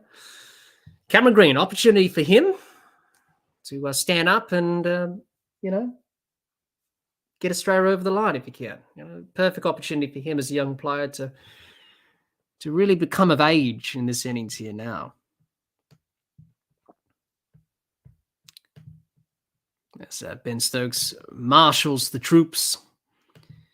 As always, it was quite interesting to listen to Stokes' philosophy as captain in an interview that he did recently with Michael Atherton and Owen Morgan about his captaincy, his philosophy, etc. Anderson into Green. This one beats him. Past his outside edge. Cameron Green. But in the end, he survives.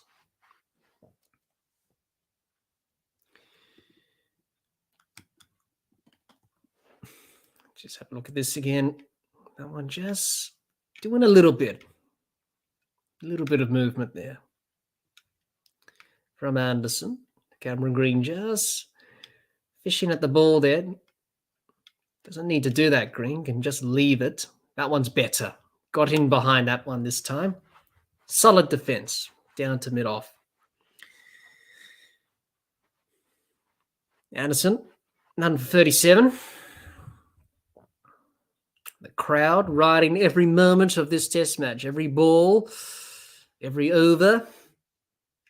Ben Stokes, the inspirational leader that he is. Anderson in now to Green. This one again beats him past his outside edge. There's an appeal from Bairstow. There's an inquiry from Stokes, but the umpire is unmoved and nods his head and says, not out. I don't think they are going to review that. No. Let's have a look. Yeah. It was close, but no noise, no deviation or anything like that as soon as it went past the bat, so that's okay. And at the top of his mark, ready to come in again to Green. Last ball of his over. He's in now to Green. This one, an outside edge, past Joe Root at slip. It will race away down to the boundary for 4. A much-needed boundary for Australia, and for Cameron Green, he's off the mark.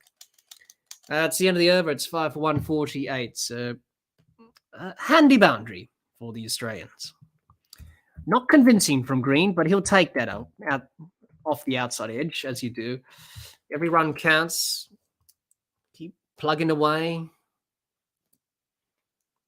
Get targets, set milestones. Let's get to 150, etc. That's what you'll be telling yourself as a batting pair, especially when you're chasing runs in the last innings of a test match. But not ideal from Australia to lose Travis Head. He was the key, of course. Scott Boland did his job in some capacity. But Australia wouldn't have liked to lose 2 early wickets in this session. But Khawaja is the key. He's still there. He's on 40. He's leading the way still, as always. And Cameron Green's supporting him. And he's got off the mark with a boundary. Ali into Khawaja. This one outside of some. Khawaja works it through point for a single. Australia get another run onto the turtle. One more onto the turtle. 5 for 149. Start ticking the runs off. Get to 150. Get to 160, etc. Plenty of time.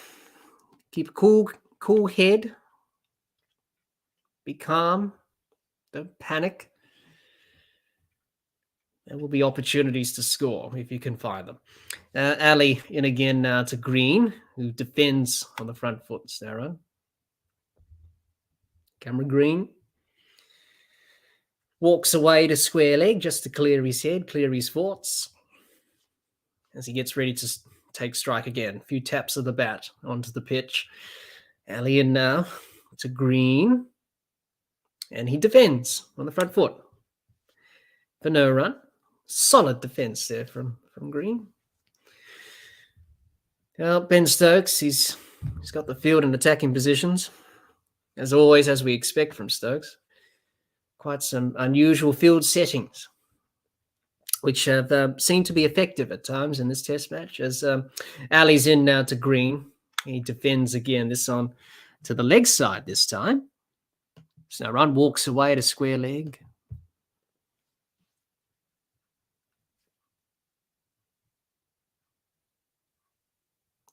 Comes back again, Green, getting ready to face Ali again. He defends to the leg side. No run. Jihan says, seen it all before. Unfortunately, wish we could go back to 2001, 1993, to 1989 tours. Well, there were pretty good teams in those years.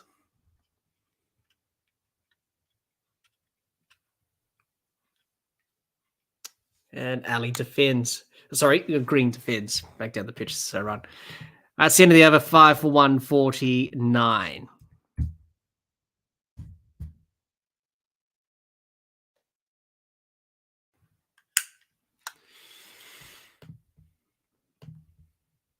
John says, playing for rain now. Well, I never.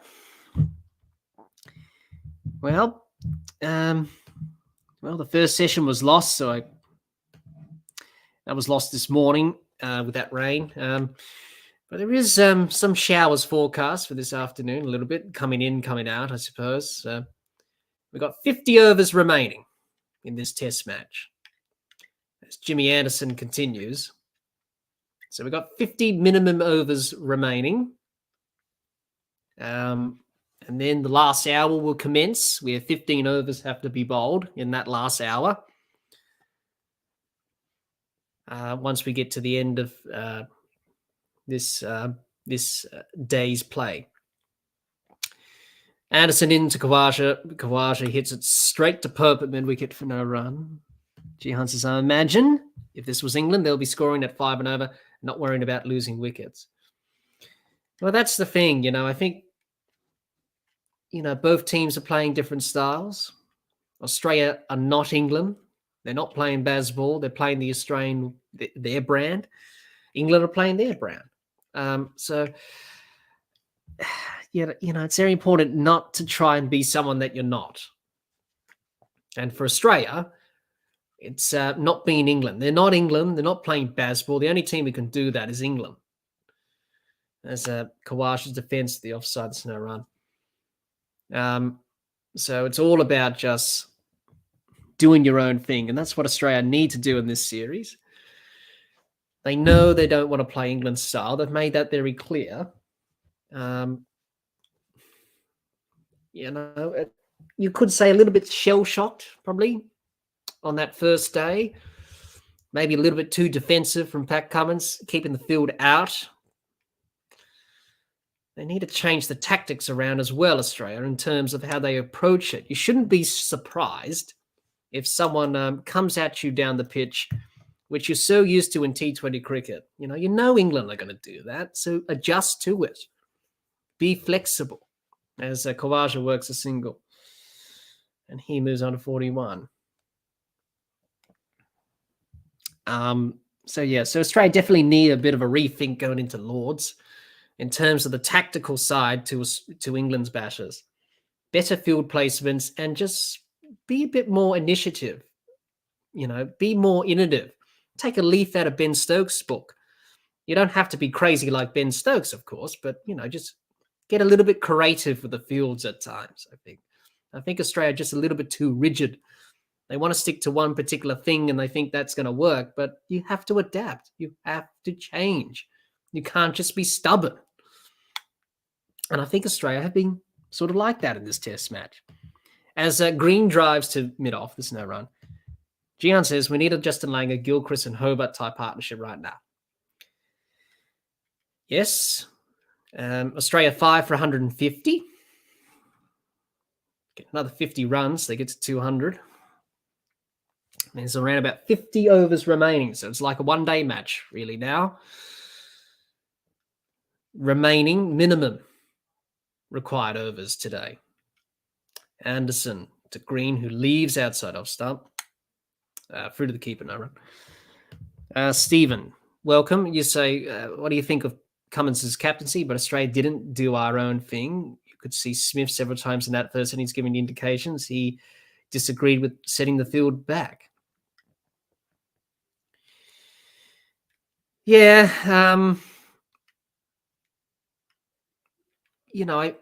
definitely Smith's better in terms of tactical nous, and obviously Cummins relies on him a lot.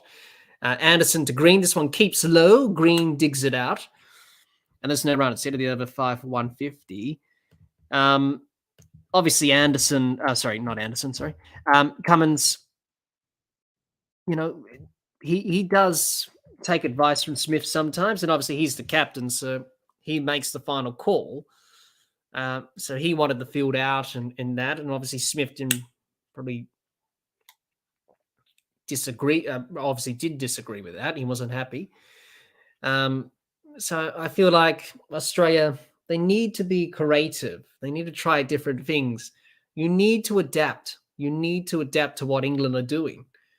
There was a lot of talk about they gave away 2 easy singles. Before you know it, England are already, none for 50. And there's no pressure being built. They didn't build hardly any dot balls. They didn't bowl a lot of maidens. They didn't have fielders up to keep that pressure in. That is a rank delivery from Moeen Ali. That is probably the worst delivery I've ever seen. This one's a big full toss from Moeen Ali, and Khawaja dispatches him to the boundary for 4.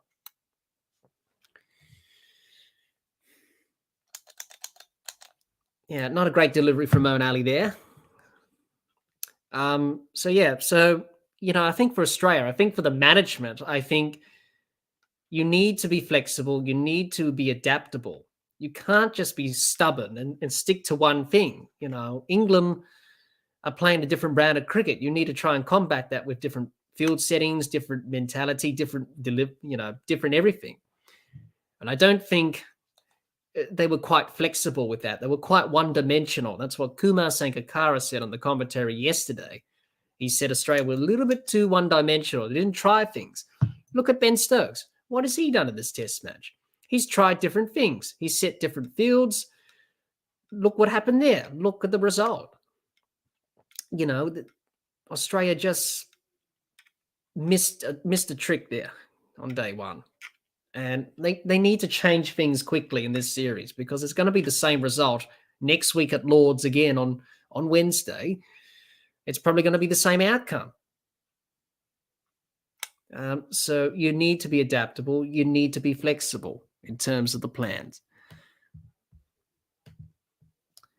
Gian says, I think they have to forget about how flat the pitch seems. It's still a test match. Many tests are played on flat decks. There's always chances to get wickets. Look at how England have bowled. Yeah, of course. That's true. And Australia need to be better with that. They'll look at that. They'll talk about that. They'll do their review and after this test, and they'll talk about the areas that they can get better at. And there's a lot of areas they can get better at.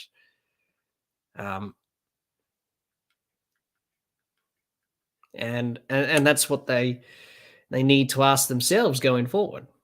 They just need to be more flexible, come up with different plans, not be too one-dimensional, and just change it up. Different tactics. Okay, when the tail comes in, what are we going to do? We're going to bowl short. Make them uncomfortable, etc. So And I don't think you should be, that's the end of the over. It's 5 for 156. I don't think you should be too, you know, shell shocked that, batters are coming at you. You're used to that in T20 cricket. So you have a plan for that in T20 cricket. You should have a plan for that in Test cricket as well. Yes, it's a different format, but it's, probably the same philosophy and same mentality. Jihan says they threw in the towel too early on day one. Well, it's a little bit defensive mindset there. Seam says, I wish Khawaja went up to Travis, told him to concentrate. You could see that wicket coming. He was a bit streaky and getting frustrated with shots going to the field. Yeah, he was a little bit, Travis here. But that's the type of player he plays. That's the type of player he is, and that's the way he plays. That's a good shot from Green. This one outside off stump. He pushes it nicely through the covers. He'll pick up a couple. That's good from Cameron Green. Good stride into the ball. Couple of runs. Yeah, obviously. So, yeah, that's important for your batting partner to do that. Just to go down and say, hey, we've got plenty of time here. Just keep your cool, calm down. Just get it into the gaps if you can. Rotate the strike and then get into innings that way. Green defends with the back foot. No run. Jihan says, I think you have to accept a few boundaries for the chance of getting wickets. Definitely need more in the ring. Stop the singles. That's right. Risks, if you get hit by, by the England batters and you get hit to the boundary for 4, so be it. You keep the field up in attacking positions, look for wickets, not be defensive. And I think Australia were a little bit defensive on day one with that. And it was too easy for England. The way they didn't really baseball it, in some parts of that first innings. They just ran singles because it was so easy. You need to build pressure. Because if you build pressure against this England side, then you can get wickets because they want to score every ball. So you have to build dots. You have to build pressure. They didn't bowl a lot of maidens. The first innings, they only bowled 2. I think in the second innings, they bowled a few. I can't remember how many. I'll have to look at that. But whereas with England, it's a bit of a different contrast because Australia's not playing baseball. They're playing traditional Test cricket. So it's a bit of a different result there. As Anderson into Green. He leaves this one outside off stump. There's no run. So that's what they need to rethink, the brains trust. We all made a big deal before this series. How would Australia cope with baseball? And that was the big question, how Scott Boland will go. Well, at the end of the day, they didn't really handle it all that well. So the question to that answer is that probably England are going to cope with Australia's attack. They don't feel threatened. They don't feel feared. After what we saw in this first test, probably that's the case. But it is frustrating. But you can't control what the team does from afar. They're the ones who are doing the jobs. They got to work it out for themselves. That it's hard for us to convey the message, so to speak. Jihan says, I was thinking back to Sehwag's innings for the MCG 20 years ago. Yes, that was a pretty good innings. Sehwag kept the field up the whole time. Then he got out. They ran through the batting lineup. Yeah, that's the thing. You got to have attacking fielders. You got to be always attacking and have attacking fielders and look to take wickets and look to build pressure. Australia didn't do that. They're just too rigid. You got to be flexible. As Green works it out to the offside for a single. It's the end of the over. It's 5 for 159. Australia collecting the runs little by little, but it's all about just taking your time. No need to rush. There's no need to rush. Just take your time. Still plenty of time in the day's play. Around about 50-odd overs remaining in the day. So John says the honeymoon period. is over for Pat and Andrew. JL got pumped for less and wasn't his greatest fan. I've seen plenty of defeats. It's the loss that pains, but the matter of the approach. Yes, John. Yeah. Look, at the end of the day, the team has come into this series with their plan, and they want to grind down England. They want to, test their patience. So they'll definitely look at that. I hope they look at that. It's important to learn from your past experiences and your past mistakes. Australia could have done a lot of things better in this test. Even watching yesterday's play and the tail enders, Broad, Robinson, and Anderson scoring runs at will, and they weren't troubled. And the Australian tactics were a little bit bizarre to the tail enders of England, which was the case with the top and middle order as well. You just got to build that pressure. Dot balls, they lacked that. And they probably just wasn't on it, I think. They weren't really prepared for what's to come. And I guess all the teams that have played England are like that. You are going to be shocked at first because you think, oh, this is a different form of Test cricket. We're not really used to this. But for Australia, they didn't quite handle all that pressure on day one very well. So there's a lot of thinking to do going into Lords for the second test. And for Australia, obviously this test match is not over, of course. It's still going on, and that will be after this test. But obviously many Australian fans will be, pulling out their hair and saying you should do this better and do that better. But it's easy for us to say that, but we can't control what the team do. It's up to them. They're playing the game. They're professionals. They've played a lot of cricket, so they should know what's going to work for us. And Australia don't have to play baseball, but just show a good positive intent with the bat, and you can still play good cricket shots and score runs. You don't have to score at a million miles like England. You can still score runs and be productive with the bat with a positive intent. You don't have to go overboard like England do. And for Australia, that's what they need to do going forward in this series. A bit of a rethink after this first test. Okay, we got the tactics wrong. All right, so be brave enough to admit that and say, yeah, I got it wrong. Put my hand up and say I got it wrong.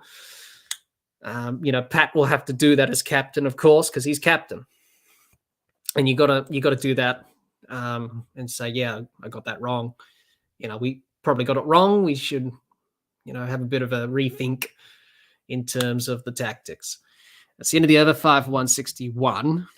A couple of runs for Australia in that last serve off Moeen Ali.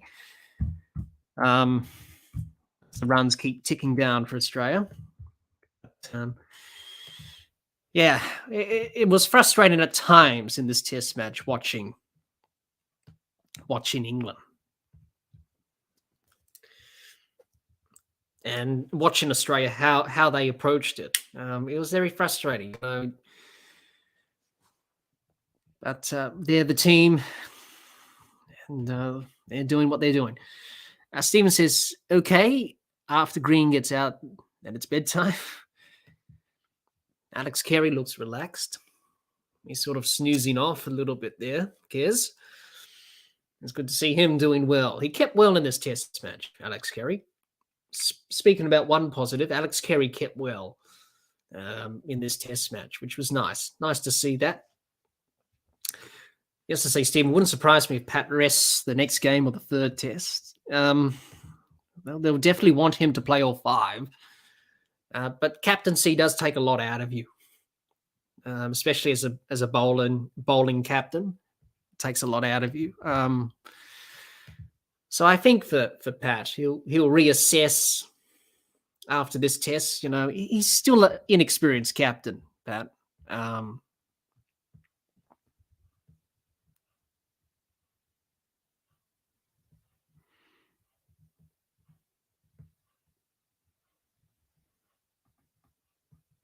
As Australia need 120 runs.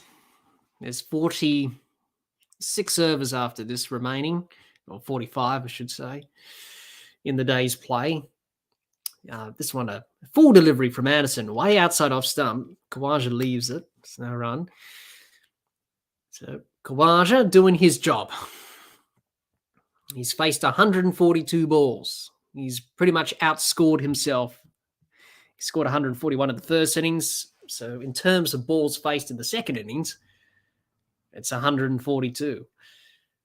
So he's in for the long haul, Khawaja, which is good to see. He's batted really well in this test match.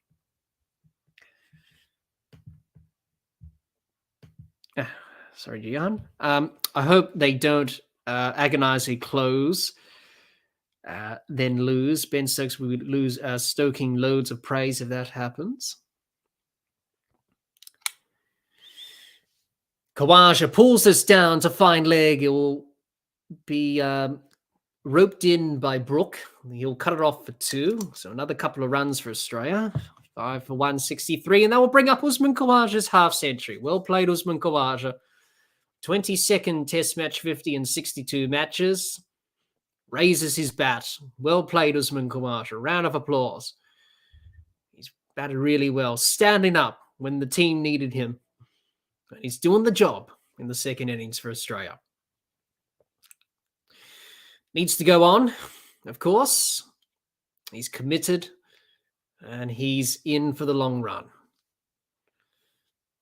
And that one's way short from Anderson. And he leaves that easily, Khawaja. So James Anderson bowling some short stuff here. It's been expensive, Anderson. None for 47. Hasn't been quite at his usual best. Jihan says, yeah, it was painful watching them bowl at the tail. 220 for 7. Should have knocked them over for 235. Yeah, that's the thing. Should have knocked them over a lot earlier. And, you know, they would have been chasing maybe 250 or 240 rather than 280. Those runs from the tail, from England's point of view, got them to 280. It should have been really well less than 280. So it was the frustrating thing there. Yesterday, watching that. John says, I have little hair left to pull out. Forget Bazball. We have just become too timid. I don't know. Maybe a little bit too timid. Maybe just not confident that we can cope with this sort of cricket that England have been playing. But, you know, that's the end of the over. It's 5 for 163. Usman Khawaja half century. He's batted really well. For Australia, you know, it's a big series. It's an Ashes series. You know, for Australia, the motivating factor is that, you know, the Ashes are on the line here. You know, we haven't won in England since 2001, since Steve Waugh's team many years ago. It's all about, you know, that's the motivating factor. What do we need to do to achieve that goal? And that's by playing some good cricket and being proactive and being brave, taking a risk. And Australia didn't do that in the first innings. They didn't risk anything, really. They were a little bit conservative in terms of their approach. In different contrast to Ben Stokes, you know, always taking the attacking option, Ben. He is an inspirational leader.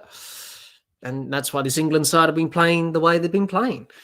Usman Khawaja, he's faced over a lot of deliveries in this test match. Ali into green defends. This one trickles out to the leg side for no run. John says Uzi is the boycott of our time. He probably is. He's batting like Jeffrey Boycott at the moment.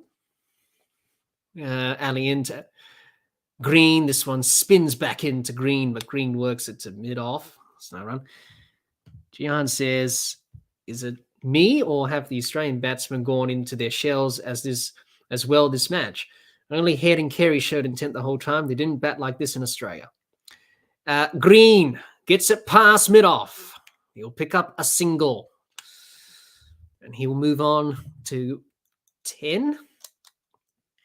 Another run down for Australia. Maybe, a little bit, going into their shells a bit. Obviously, big series like the Ashes, of course, is the first test. You want to do well. You don't want to fail. Many of these different things come into play. So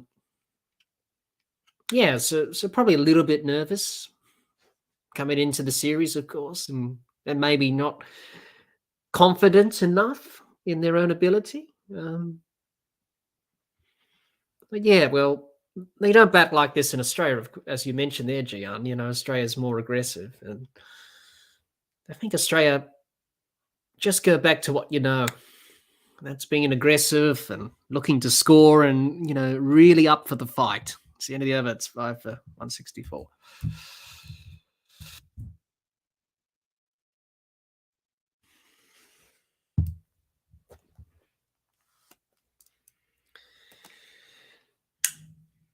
But they'll definitely need to change the mindset going into the next test. That's for sure. Australia. Just to say, Gian, I remember Michael Slater coming out at the end of the day one Edgbaston 2001. Hit the first 4 balls for 4. Scored a runner ball 77. Really set the tone for the series. Yes. He was that sort of player, Michael Slater. A very aggressive player. Yeah, it was sort of like with Zach Crawley for England. He hit the first ball for 4 through the covers. And that set the tone for England. And Australia didn't really quite do that. So I think for Australia, it's just better intent with the bat and better tactics with the ball. I think if they can get those right, then they can get back to what they know best. As Green defends this one from Anderson, no run. Not far away from tee. The overs are ticking down. Obviously, time is ticking as well. We've got 44 overs remaining in the day's play. We've got a minimum of 15 overs to bowl as well. And that will be in the last hour. So still a lot of overs to go. Anderson to Green, he defends. It's no run.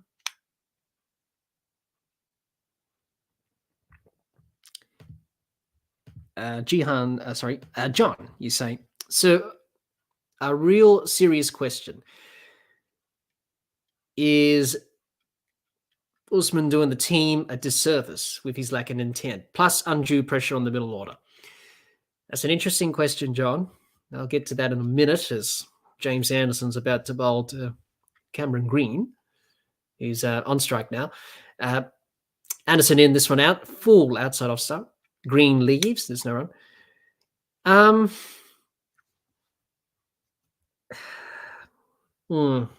That's an interesting one. I think probably a little bit. I understand he needed to bat through what he did in the first innings. It was to hold the innings up together. So I have no problems with that, because the other batters struggled and we were losing momentum. So in a way, his innings in the first innings, it didn't do the team a disservice. He scored 141, which is pretty good.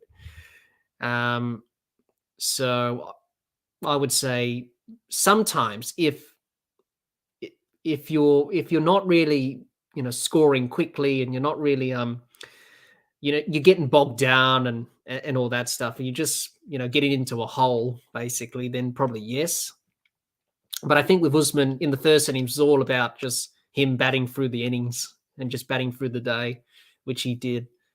But that's just how you play test match cricket. You soak up pressure and you do that. He's not the only one to do that. Steve Smith's been doing that. He takes a long time to get in and get set. He did that in the WTC, but then he picked up his scoring.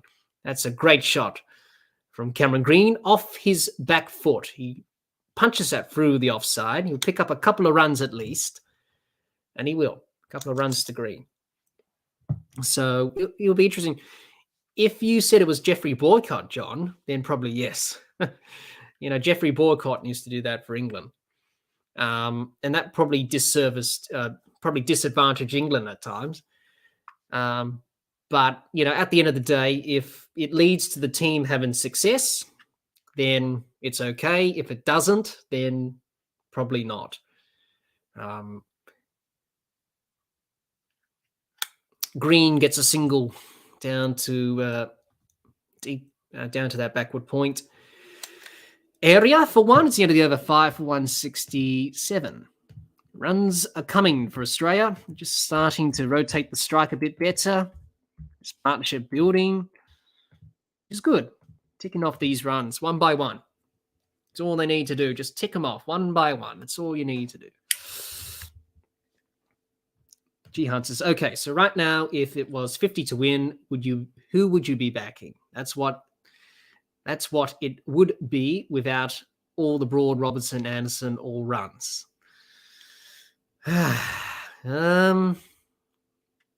Well, if it was 50 runs to win, then you'll probably say Australia. You would think. At the moment, Australia need 114, so they would like to get that down to 50 as quickly as possible. But if it was in that situation, Jihan, then I will say probably Australia. You would probably think Australia. With wickets in hand, depends on the batters that they have in the middle at the time, you would think Australia should probably win. That's a good shot from Green. Misfield from Anderson on the offside. They'll pick up 3. Good running. Green moves on to 13. Moeen Ali back into the attack. First ball has gone for 3 runs. Nicely driven through the offside.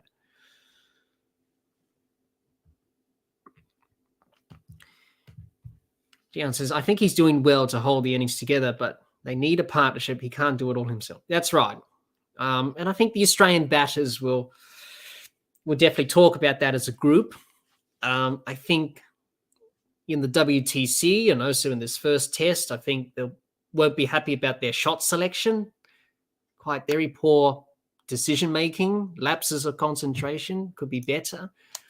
This one's short from Ali, and Khawaja pulls to the fielder at deep square leg for 1. Moeen Ali just bowling another short ball there. And Khawaja pulls those short deliveries so well off the spinners, but also off the quicks as well. Even if it's not too short, he still gets it away by playing that pull shot. John says, 50 with Carey to bat, my money would be on us. Yeah, you would think so. Green works it onto the leg side for 1. This is good from Australia. Just rotating the strike with singles. This is better. That's all you need to do. Once you hit a boundary or something like that, you can rotate the strike with singles, 2s and 3s. And that's what this partnership has been doing. This is good. Keep doing it. It's good batting. Doing the basics. And Khawaja defends off the back foot. No run. Jihan says, it was weird in the first innings because he was quite fluent at times, but then randomly got really bogged down on day 3, lost a lot of the strike and lost momentum. He did. Sometimes he did, yeah. This one defended again by Khawaja off the front foot. It's no run.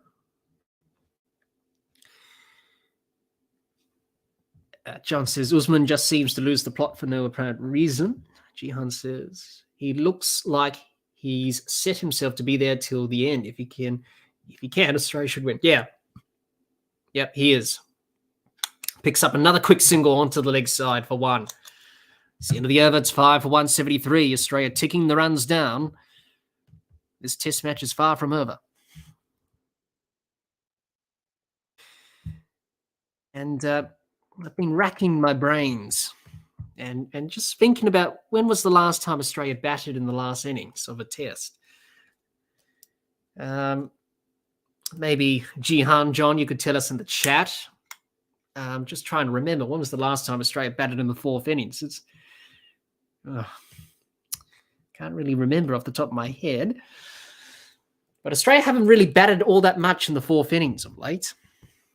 In many of the test matches, they've either won by an innings or big margin. They certainly did that last summer against the West Indies and South Africa. I'm just trying to think, in India, did we bat last? We lost.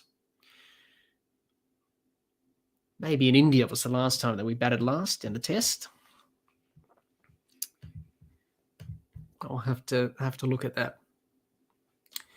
Jihan says, these two get it down to 50, then treat it like an ODI run check. Yep. Couldn't agree more there, Jihan. You say Nagpur? Yeah, I think so. Yeah, Nagpur. Yeah. First test of that series, I think. Jihan says, the one they won in indoor. No.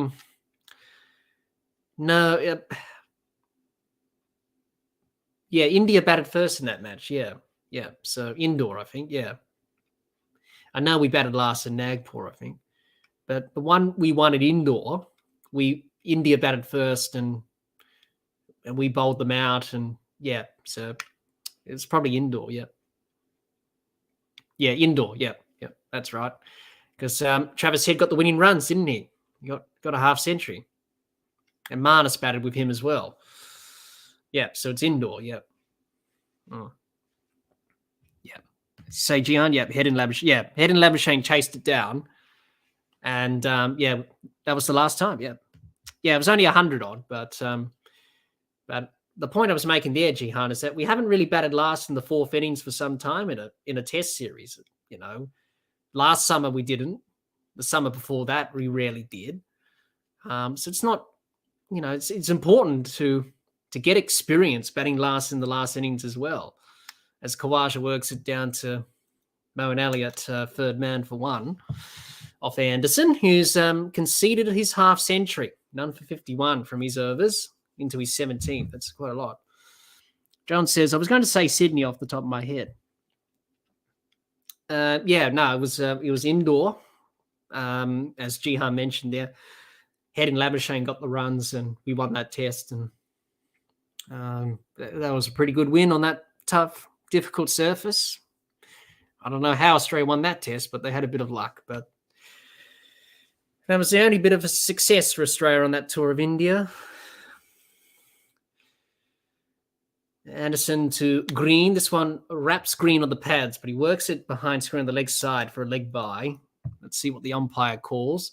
Joe Root's warming up. It's a leg bye.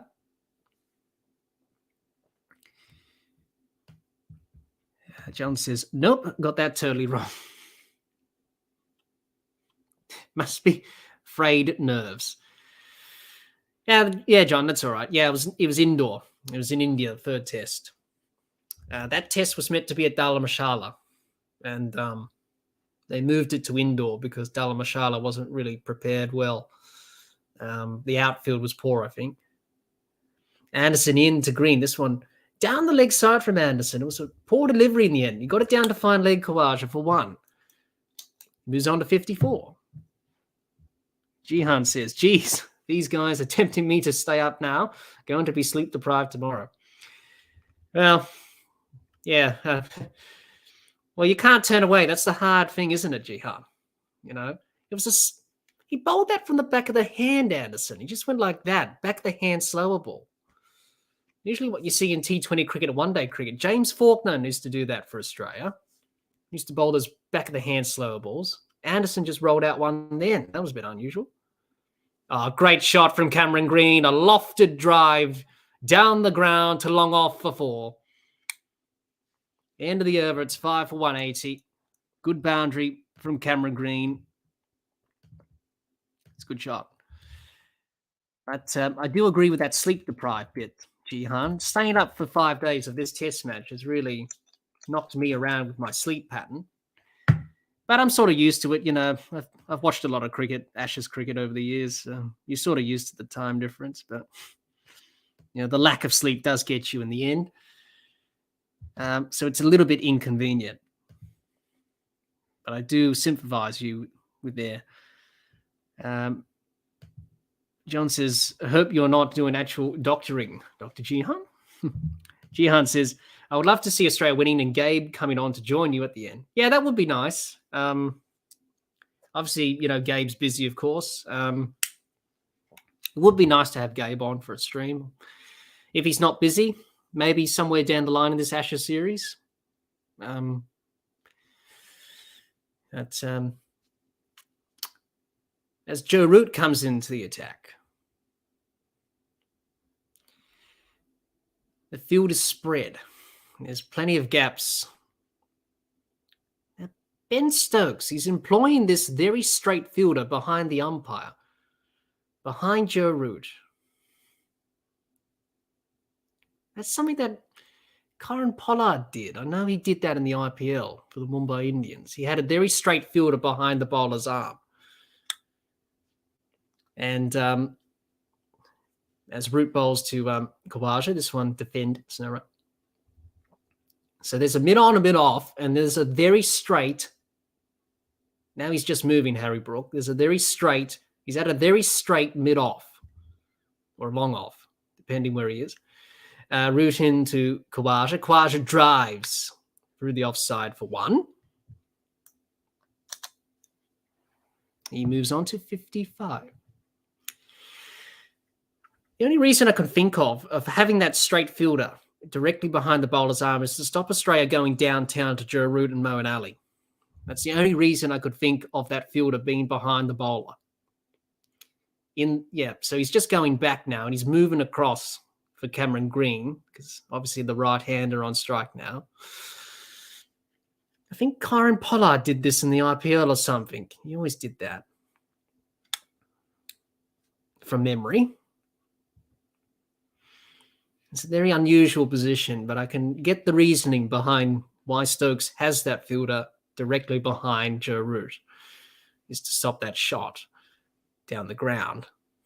As Green defends on the front foot, snow run.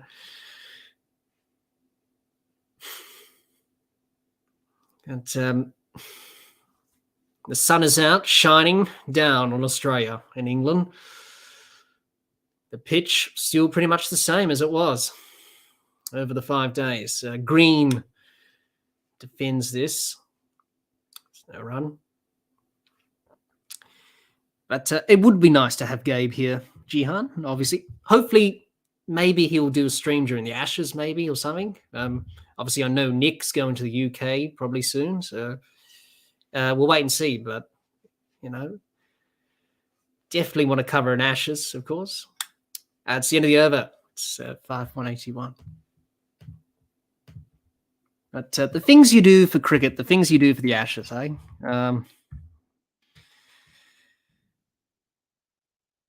A lot of people be saying, why are you doing this? Well, it's because we love cricket and we're passionate and, we just want to see some good cricket, just want to watch cricket. So that's why we do it. Yes, to say, Jihan, it's not too bad from the West Coast, but I have to get up 6 a.m. every day. Yeah, it's around about nearly 1 o'clock local time for me. And the test match didn't finish until 3. Well, yesterday didn't finish until 3:30 because we played the extra half hour, obviously, because to make up time that was lost yesterday because of day 3 in the rain. And it's Ollie Robinson into the attack now, replacing Anderson. He's bowling to Khawaja. Khawaja gets an outside edge. This goes down to third man. That backward point region for one. Australia just ticking off the runs slowly. This is good. If they can get to 200, only 80-odd runs required. It gets interesting. We've seen some wonderful Ashes test matches. Over the years. Edgbaston 2005, Amazing Adelaide 2006-07, Headingley 2019, Headingley 1981. So we've seen some very good Ashes test matches over the years. As Green defends this off the back foot on the offside snare. And this one's shaping up to be an exciting finish. It's been an exciting test. The wind viz is up and Australia slightly ahead, 50%. England 46, the draw is 4%. This game's on a knife edge. As Robinson, yet again, to Green. This one beats him. Past his outside edge. He survives. Jihan says, when I was a kid watching in England, the tests would be from midnight, 8 a.m. Perth tests would start 3 a.m., usually around Christmas, New Year period, all rugged up in the cold. Yeah, that's the thing. Those time differences really do get you, especially if you live in the western part of the country and in Australia, and also other parts of the world as well. Watching cricket, time differences are very, very unforgiving. Robinson to Green, this one outside edge, no run. This is good from Green, 21 of 46. Khawaja, 56 of 159. Nasser Hussain, Ricky Ponting commentating.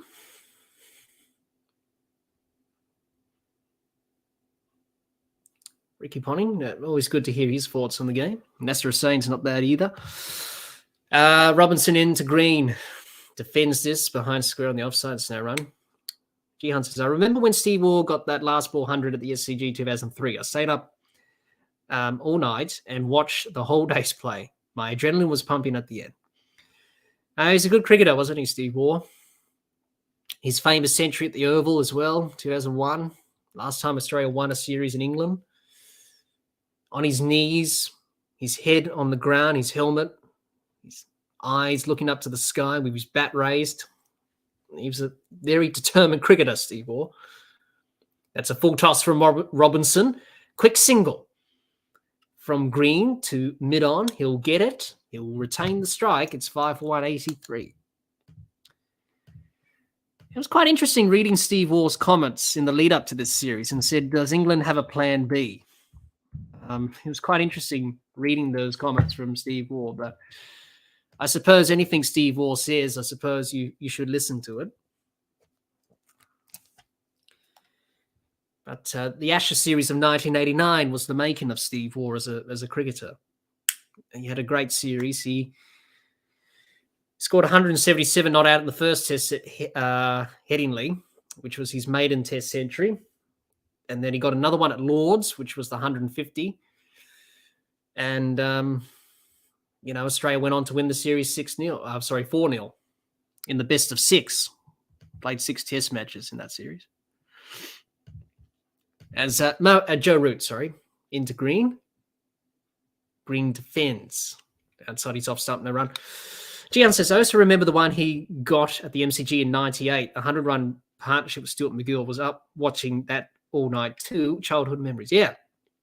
Well, obviously, Jihan, you didn't join us for the stream that I did earlier. I did play that episode that I had with Daryl Harper, and he was actually umpiring that famous match in 1998 between Australia and England, where obviously England won. Obviously, he was umpiring that match, and in the last stream I did early tonight, I was playing some old episodes of the podcast, and we played one of those episodes with Daryl Harper, talking about his Ashes memories.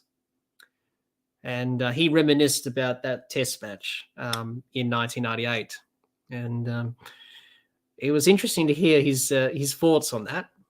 But he umpired a couple of tests in that series, the one in Perth and the one in Melbourne, obviously.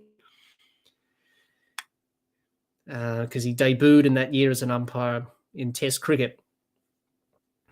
And he was officiating that game in Melbourne, which was affected by rain, he said, and we had to bowl a lot of overs, especially in the last session. It's quite a long passage of play. Green drives to mid-off, there's no run. And Joe Root shining the ball at the top of his mark, looking to get the shine on it. He's in now, Root to Green. And Green looking for a quick single, but in the end, they decide not to run. It's into the over, 5 for 183. So maiden over from Joe Root.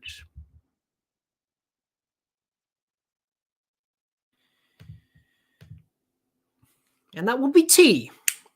Tea on day 5. And Australia have survived to tea. They need 98 runs to win in the last session, Australia. This will be an exciting finish if they can get it. Gian says, yeah, Australia randomly lost that one. Steve Waugh century in the first innings and not out in the second innings. Kept giving the strike to the tail enders and they all got out. It was a 4-hour last session. Yeah, it was. And Daryl Harper mentioned that. He said it was probably one of the longest sessions ever in Test cricket. So, yeah, it was great to hear Daryl's memories on that. You are correct, Jihan. Yes, Dean Headley. He got 6 wickets, bowled a marathon spell, as you say there, but he got 6 wickets, Dean Headley. His grandfather was actually George Headley from the West Indies. He was a very fine player in the early days of West Indian cricket. Yesterday, Jihan, Mark Rampakash took that dream catch at square leg off Justin Langer, which sparked a collapse. Yeah, Australia weren't chasing much in that test, and yeah, just fell short. But yeah, one of those epic Ashes test matches. So that's tea on day 5, and Australia 5 for 183. It was a good little partnership with Green and Khawaja. We got 38 overs left today. Minimum, I should say, before the last hour will commence, because we will bowl 15 overs in the last hour. And you'll see the umpire tap his wrist to indicate the last hour. So once the last hour commences, 15 overs will be bowled. And that will be the end of this test match. Jihan says, I used to see Dean Headley in the supermarket. He played for Kent. Did he? Wow.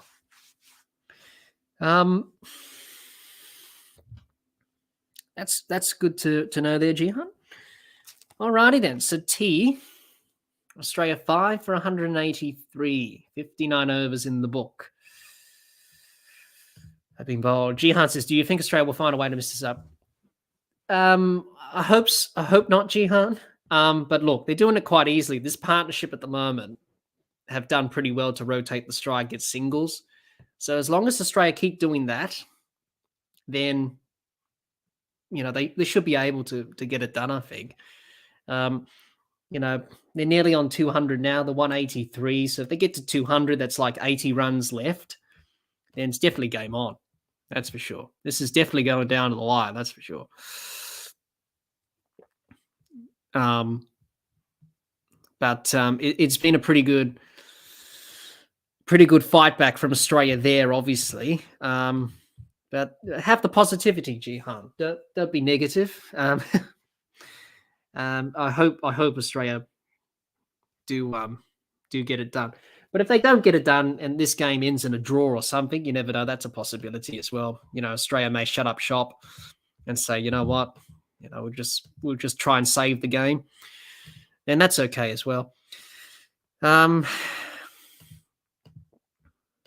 if they play smart cricket, which is always something that always frustrates me, is that whenever cricketers don't play smart cricket, it always frustrates me. But as long as they just bat smart, rotate strike, pick up the 1s and 2s, they've targeted Moeen Ali a bit. He's bowled some poor balls. They've hit him to the boundary. They've scored runs off him. Then they can definitely do it. Anderson, not really effective. He's sort of not himself in this test match. But the pitch is still pretty quiet. It's not really done much. As you mentioned here, Gian, we'll have to survive another broad spell. Yeah, if they can get through that, then I think Australia will be all right in this test match, I think. But 98 to win in the last session. What's their run rate? Their run rate's 3 and over currently. So if we do the calculations for a required run rate, I can't do that off the top of my head, but that's gettable. in 38 overs, that's gettable.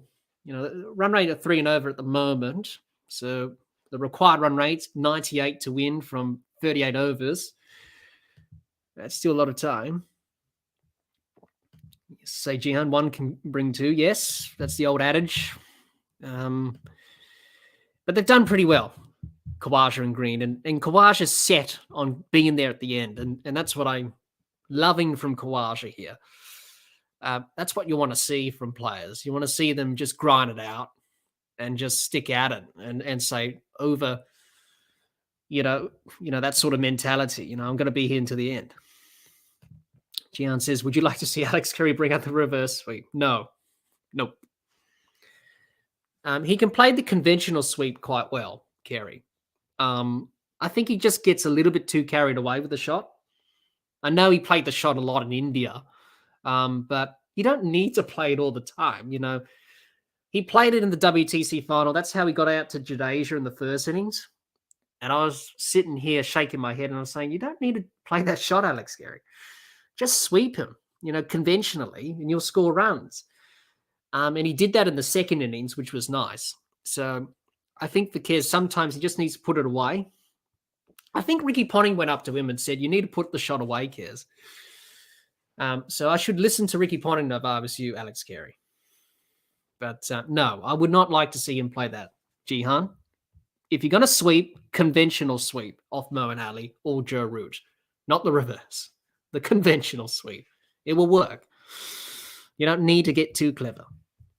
John says, we'll fall 7 runs short at that run rate. Oh, that's pretty good mathematics there, John. So Australia do need to pick up the run rate a bit.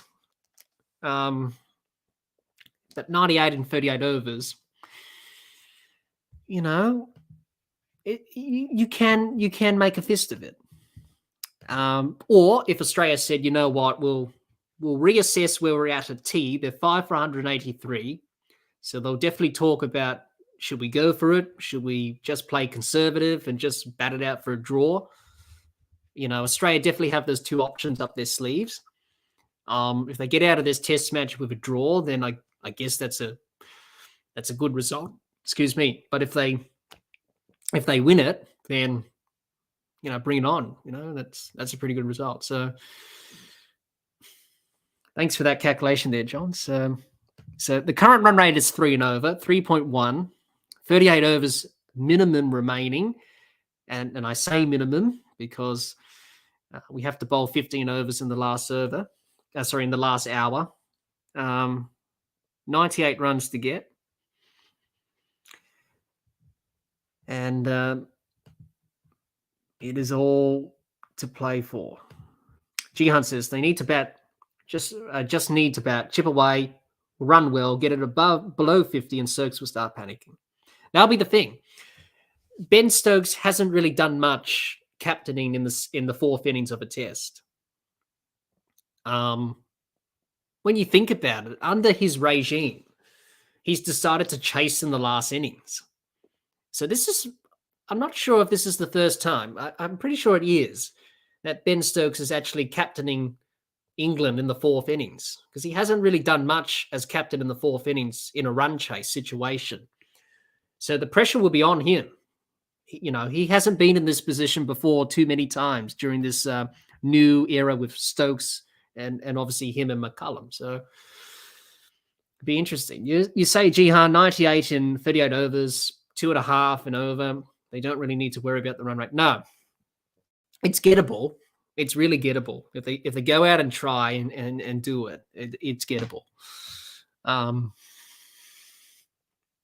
That's. John says, I was working on 30 overs. Always a bit conservative, I am. That's all right, John. That's all right. That's all right. So 38 overs left. It depends. We also got to remember that bad light could come into it as well. You don't want to be an umpire in this situation with a light meter and say we've got to go off because the light's pretty bad. I wouldn't like to be in that position, obviously. Being an umpire myself, I would not want to be there when the light's getting so bad that we have to go off, especially when the game's in the balance as it is now. This game is you can just feel the tension. That's for sure. But anyway, the light's not too bad. As you say here, Gian, shouldn't be a problem. The lights coming up to the longest day in the UK, sun will go down at 9. Yeah, that's a bit odd. I always look at that and say, oh, geez, that's a bit weird that the sun goes down at around about 9 or 9:30 in the UK. I suppose different part of the world. But no, we should be all right for light. It's just about the overs and the time now. But at least the skies have cleared, as you mentioned, Jihan. So that's good. Yeah. But I wonder what Nick and Gabe will be thinking now if they were here. I'm sure, Gian, obviously I saw you in the comments. You saw Nick and Gabe's latest Cricket Tuesday, which was good as always from Nick and Gabe, the Cricket Tuesday videos. You say, John, bad light time wasting, only 15 in the last hour now. Yep, 15 in the last hour. So once the last hour begins, we will bowl 15 overs in the last hour. Minimum. They all have to be bowled regardless. So once the umpire taps his wrist, then we'll know that's the last hour. You say, Jihan, yep, peak of summer, sun goes down around at 10 latest in England. Wow, really that late? Jeez. Well, I guess, in Australia, we're not used to that sort of thing. So,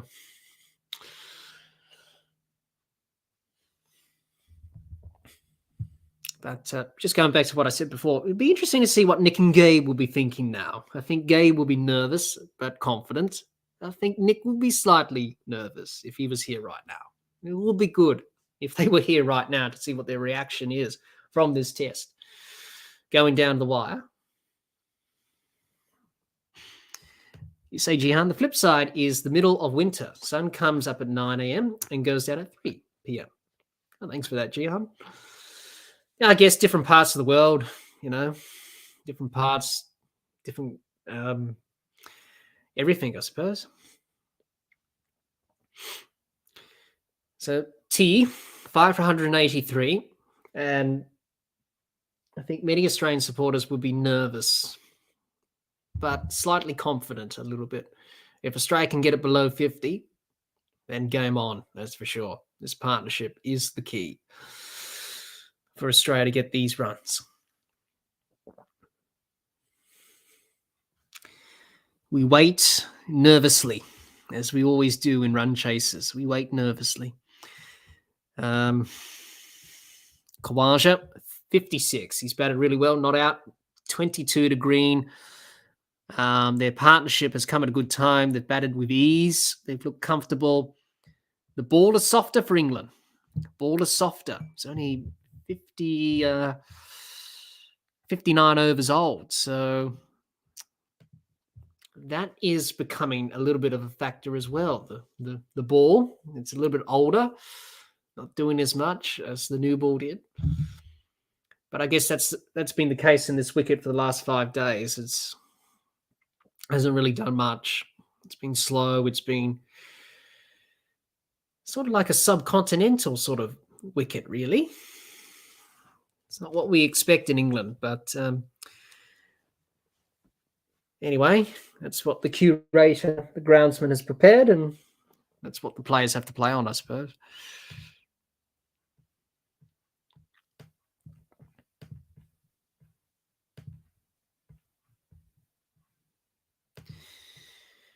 So we're not far away from the resumption of the last session. This is going to be nerve-wracking. Jihan says they defended 355 in Multan and won by 26 runs. Okay, so they have bowled last. Okay. We've got to put that into context. That was in Pakistan and different conditions to here. Different team, of course. So different sort of nerves, I think. But thanks for that, Jihan. Yeah, Yeah, that's jogged my memory a bit. Yeah. Well, they did well to do that over there in those conditions, where Australia struggled in the first two tests in Pakistan, but they were able to win that last test in Lahore, which was a great win, especially in those tough conditions. But England just went over there and won 3-0. It's just unbelievable, on those flat surfaces, those feather beds of a wicket. John says, nervous as long-tailed cat in a room full of rocking chairs, as the saying goes. Yes, John.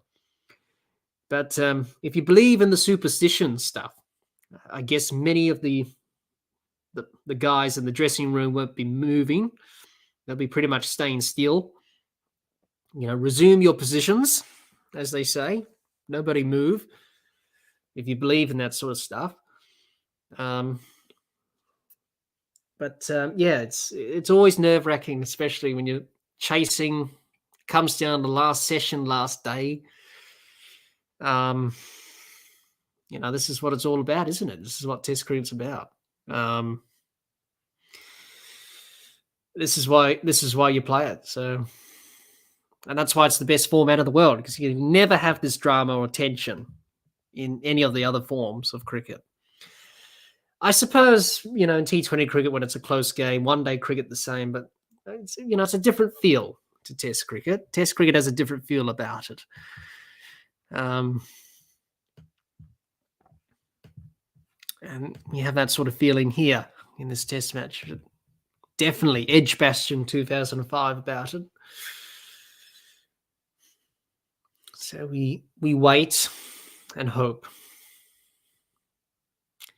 But if Australia just bat well, if they just bat smart, then they should be able to get the job done. And it will make staying up late worth it. Because these Test matches are a very terrible time here in Australia, early in the morning.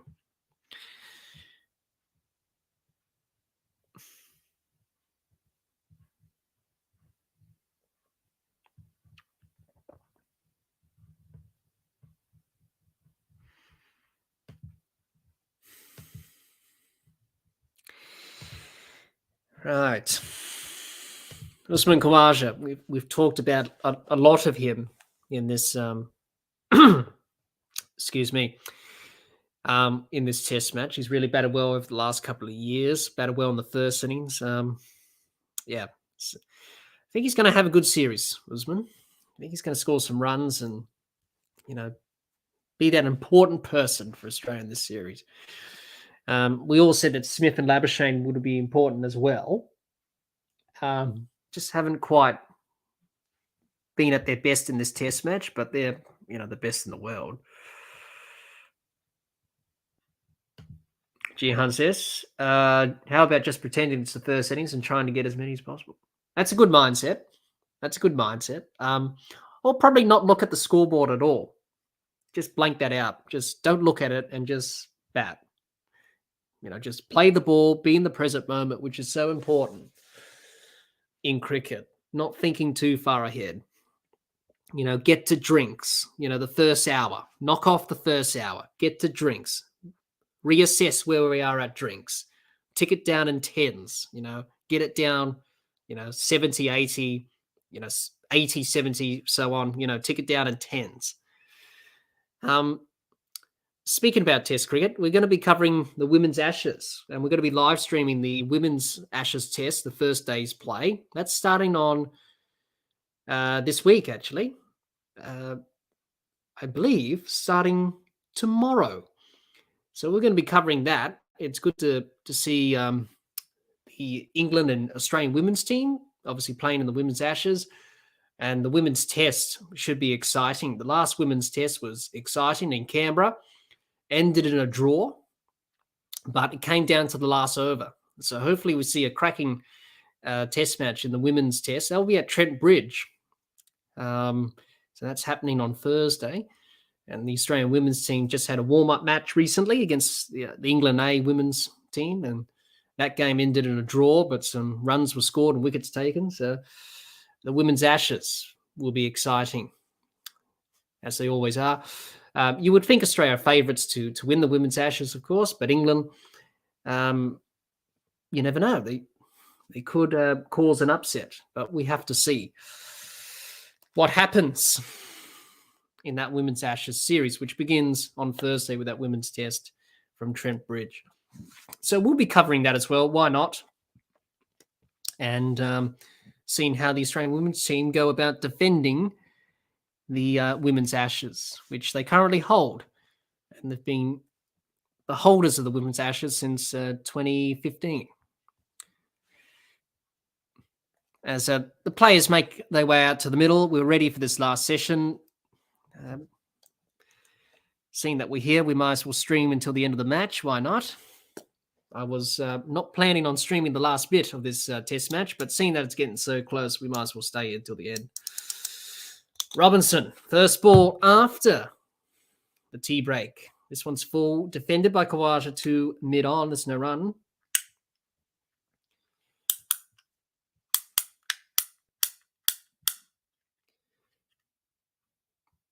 First run there.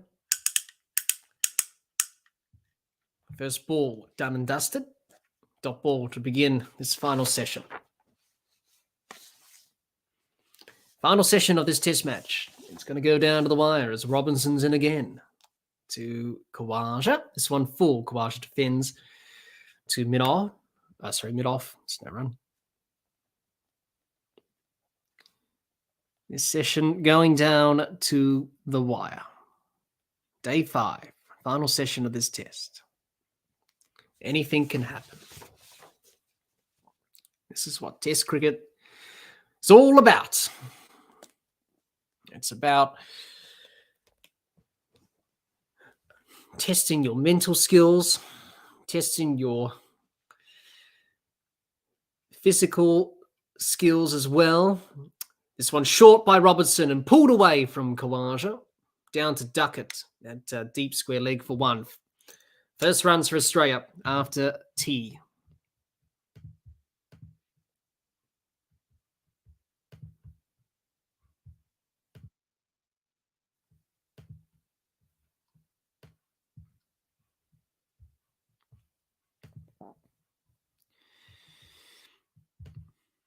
"30 overs are left in the day's play. Who will come out on top? Will it be Australia? Will it be England? We're about to find out. Robinson in now. Green defends. There's no run. Looking solid, Green. He's had a pretty good time of it. Green in the field, in the gully. He's taken some good catches. Pat Cummins looking, I would say, looking relaxed, maybe nervous inside. As captain, very nervous. 97 for Australia to win. That's all they need. 97 runs from 30-odd overs to win in this final session. Here we go. Robinson into Green, who works it off his pads onto the leg side. But there's no run. Well, Ben Stokes in England said we're going to entertain, and they're certainly entertaining. This has been a very fascinating test match. And I've got to say, on a personal level, quite very disorientating watching England play the way they are. Sort of not used to that sort of thing from teams in Test cricket, I suppose. But the way that England play, it's like a million miles per hour, and it's quite overwhelming at times. Robinson into Green, gets an outside edge, down to third man for 1. It's the end of the over. It's 5 for 185. The runs, 2 more onto the turtle, ticking away.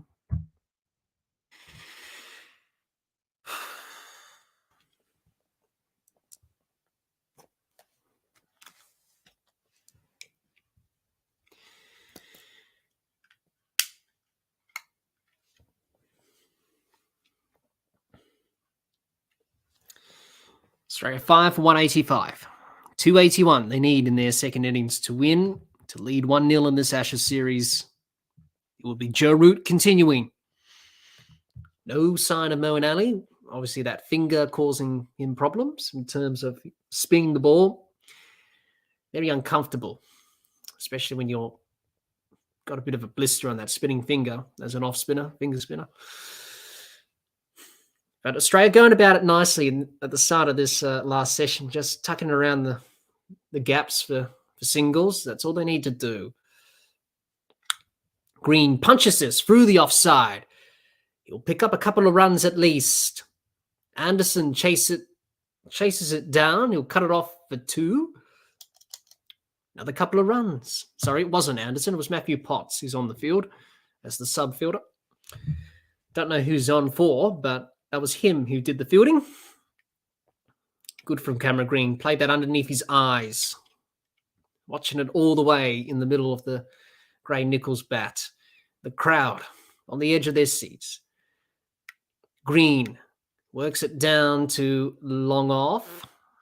He'll pick up another single. Good batting from Australia. That's all they need to do. Just work it in the gaps. Singles are on offer. Will Ben Stokes keep the field up, or will he bring the field back to save runs? That's the question that will be posed here. Will he keep the field in attacking positions? Will he set them back to save the runs? To Khawaja, defends. So run. Thank you, Jihan. Moeen Ali's off the field. That's why Matthew Potts is on. And Joe Root's still bowling. So Moeen getting some treatment on the finger. And he got fined from the ICC because he used a drying substance on his finger, which wasn't allowed by the umpires. Defended again by Khawaja for no run.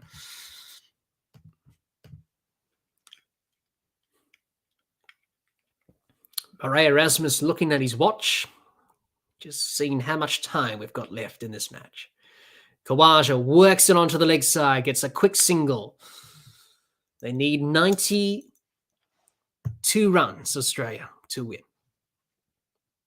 One by one, runs are ticking down like a clock, ticking for every minute and every second.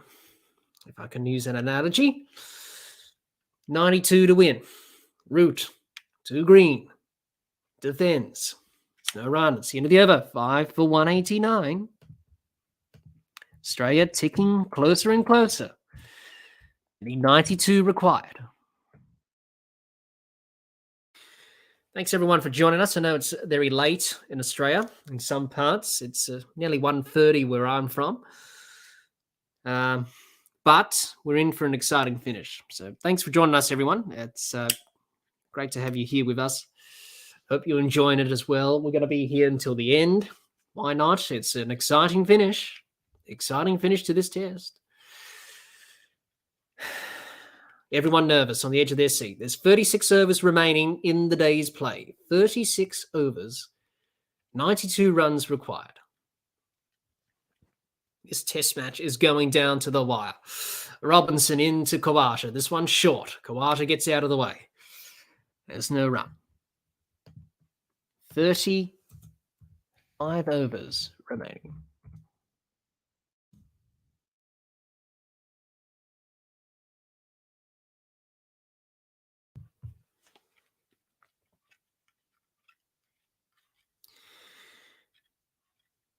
Short ball there from Robinson. Well played from Khawaja.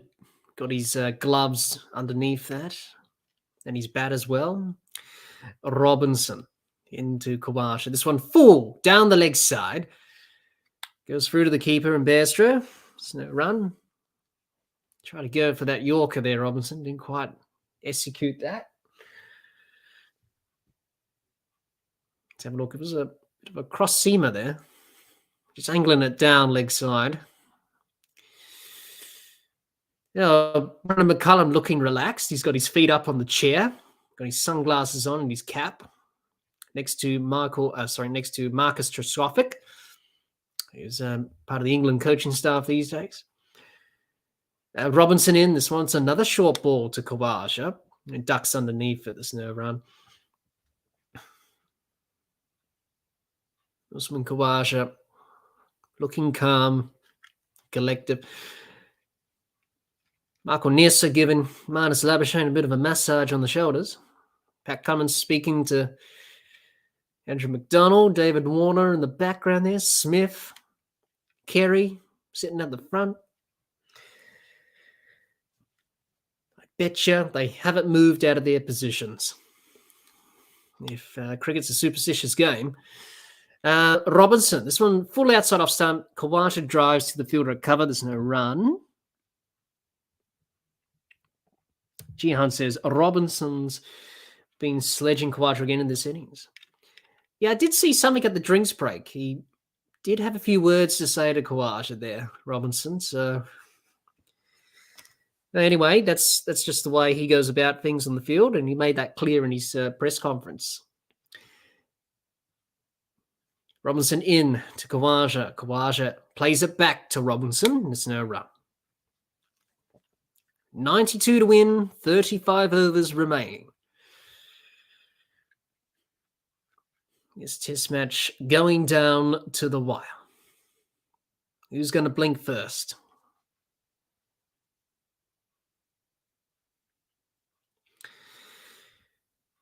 Yeah, Stuart Broad asking the umpire about the ball. Probably not happy about something. Maybe there's a bit of the leather that's just come off. Or it's just come out of shape. The umpire says it's fine. England trying everything. Asking the umpires to change the ball because it's out of shape. Azan Razan says it's okay. As Robinson in now to Khawaja. This one full outside off stump. Khawaja drives to that fielder at cover again, and Stokes into the over. It's 5 for 189. 34 overs left in this test match.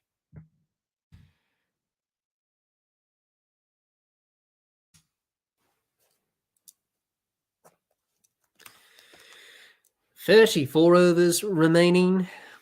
Australia 5 for 189. 62 overs they have batted for.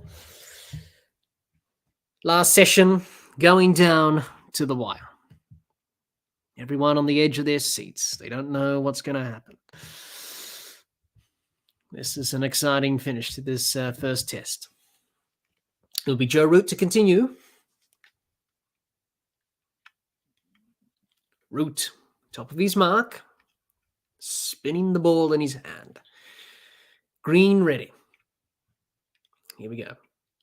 Oh, not quite ready yet. Joe Root just changing the field. Not quite ready. Jihan says these two need a bat for another hour. Root in to green. This one past Mo and Elliott mid-off, but long off will cut it off for a single. 91 required. Couldn't agree more there, Jihan. Absolutely. And I think these two are determined to do that. This partnership is 47 for the 6th wicket. Of 104 balls, this test match has ebbed and flowed. It's gone one way or the other. Root into Khawaja. This one beats Khawaja past his outside edge. Joe Root bowling that angle from around the wicket to the right-hander in Khawaja. That one turned and gripped a little bit. Australia, if they get this to 200, they only need 81 runs. So that's another 10 runs away. Start ticking the runs off. Already 91. Root in again to Khawaja. And Khawaja drives through the offside. He picks up a single. 90 required. Khawaja picks up a single. 48, the partnership. Australia 5 for 191. They trail pretty much 90 more runs to win. Minimum 34 overs remaining. 33 after this. So there's plenty of time. Just need a bat smart, that's all. Root into green, who drives. Pass mid-off, down to long off for a single. 89 required. That's it. Just keep ticking the singles off. No need to do anything rash. 49 the partnership. The crowd, excited, but nervous at the same time. Absolutely, Gian. That's the spirit. Come on, Australia. You're giving me hope. It's making me stay up. Sure is, Jihan. Khawaja works it through square leg for a dot ball. Partnership 49, 89 required. 5 for 192, Australia. First Ashes test of a highly anticipated series. It's going down to the wire. Root to Khawaja, who defends. There's no run. It's the end of the over. It's 5 for 192. Good over from Australia. 33 overs remain. The overs are ticking down. 33.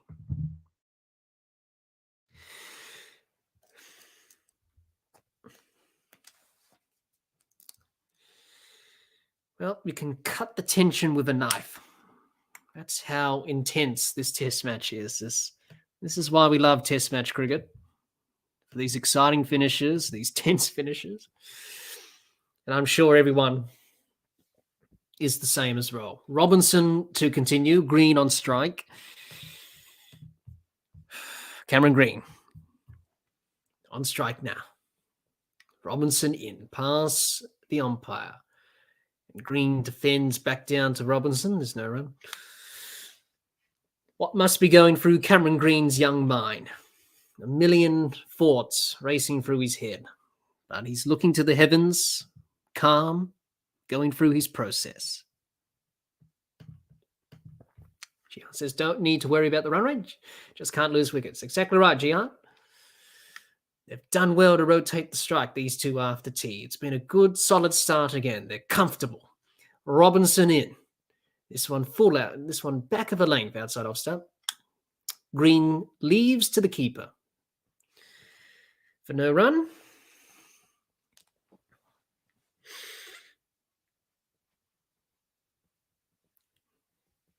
You can just sense that with every run that Australia score, the momentum's just changing slightly, which you need in Test cricket.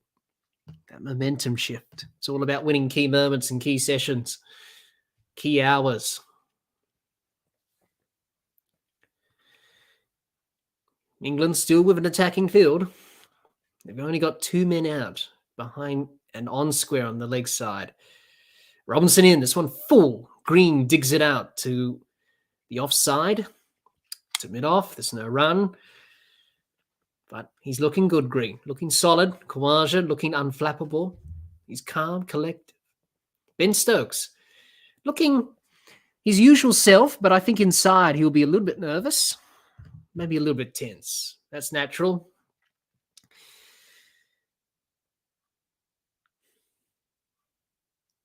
Here we go. Robinson in to Green, and he's bowled him. He's knocked him over. He's knocked him over. Ollie Robinson has knocked over Cameron Green. He's bowled him. He bowled that Yorker. Hit the off stump. Green is gone.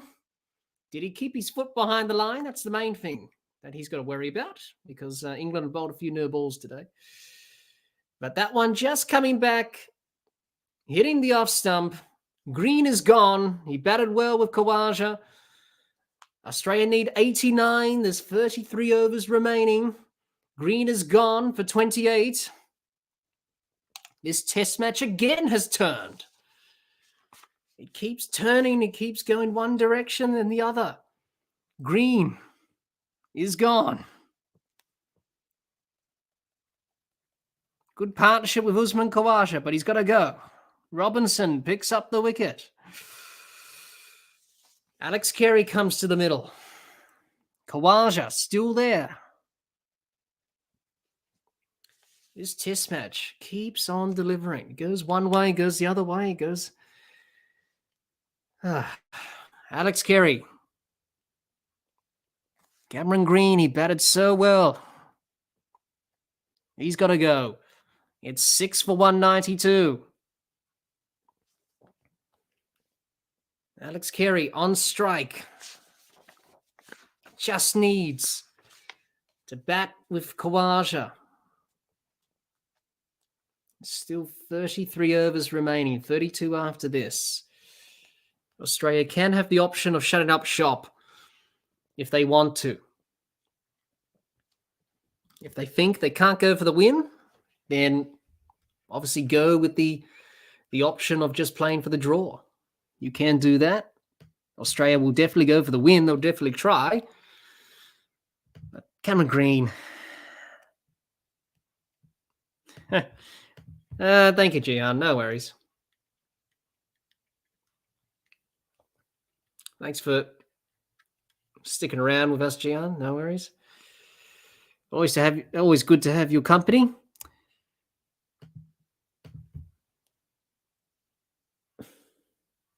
Carey defends his first ball. It's no run. Cameron Green. Oh, that one coming back in from Robinson. And he chopped it down, Green. He tried to defend that and he chopped it onto his stumps.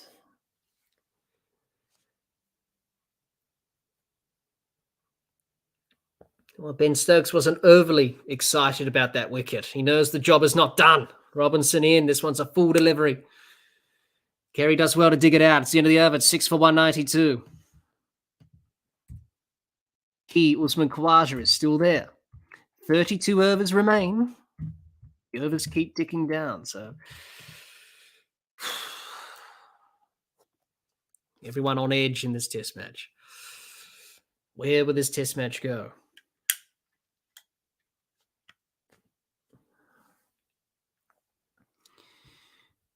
Nervous fans everywhere. This test match has delivered. Oh, Usman Khawaja, what can he do? He's in now, route to Khawaja. It's on a full toss, outside off stump. Khawaja gets it, doesn't get it through for a single. He's still on strike. It's a dot ball. It's turned again. England slightly in front, 50% to 42 on WinViz.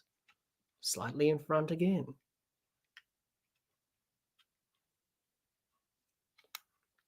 Khawaja defends. John, you say too good to last. It's like a train wreck. You shouldn't watch, but you can't turn away. Another soft dismissal. Yeah, very disappointing there from Green there. He'll be disappointed, but he batted well. Good partnership. The runs he scored were critical. Every run counts. Khawaja still unmovable. Ben Stokes. He knows the job is not done yet. Roots into Khawaja, who pulls this away through square leg for one. 88 required.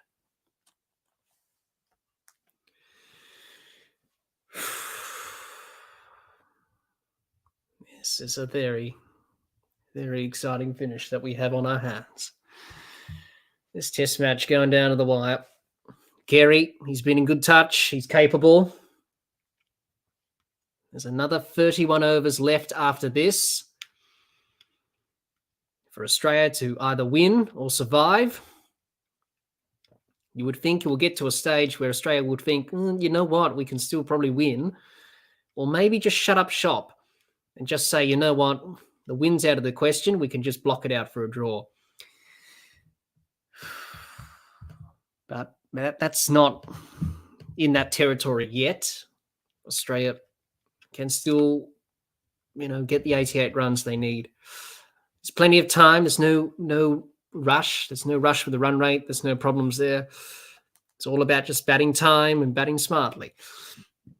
Carey. Root to Carey, who defends to the offside. There's no run. 88 required. Australia 6 for 193. Root. Last ball of his 6th over. Alex Carey. In now, Root. Carey defends to the offside. There's no run. Set the over 6 for 193. There's 31 overs remaining. The overs are ticking down. Time is ticking.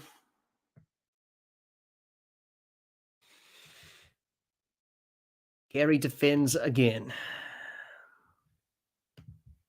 John says Carey can't shut up shop, not in his nature. No, it's not.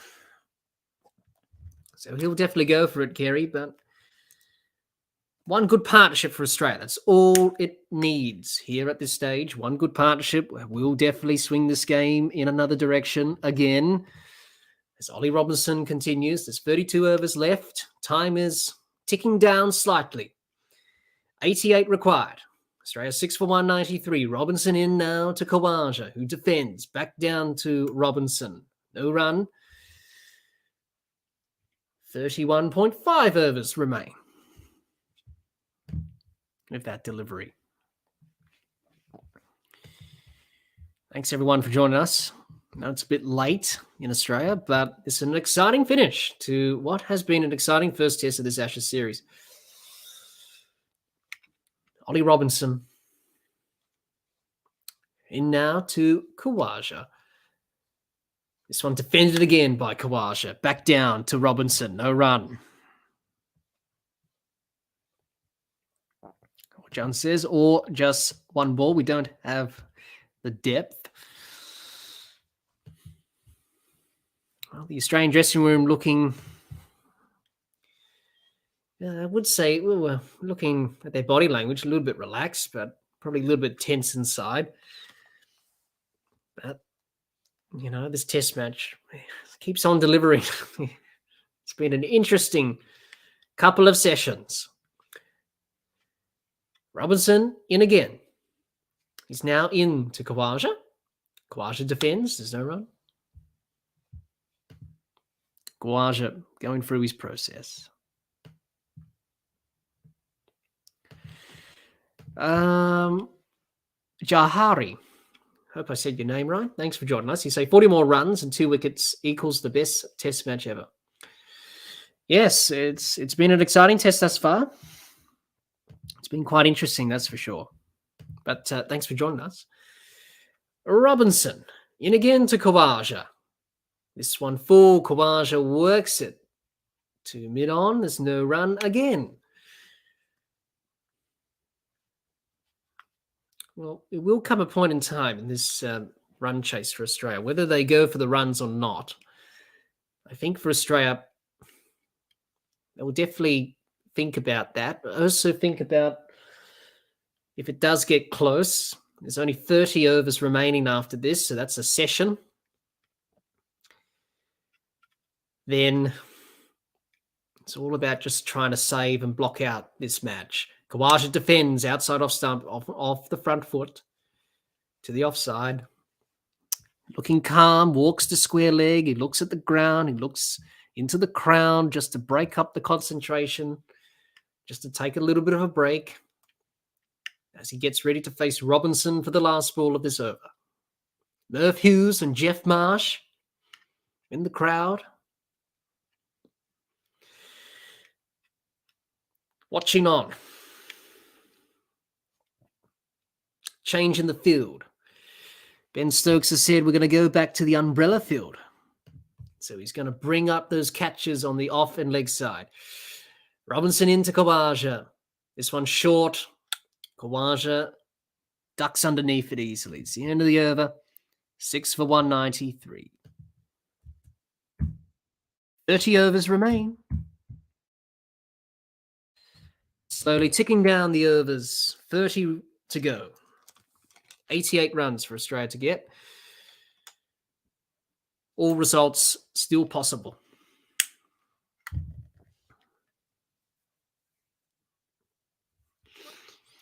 Very intense. Each and every ball in this test has been intense. Joe Root to continue. Obviously, Mo and Ali not really having much of a role to play with the ball, of course, with that finger.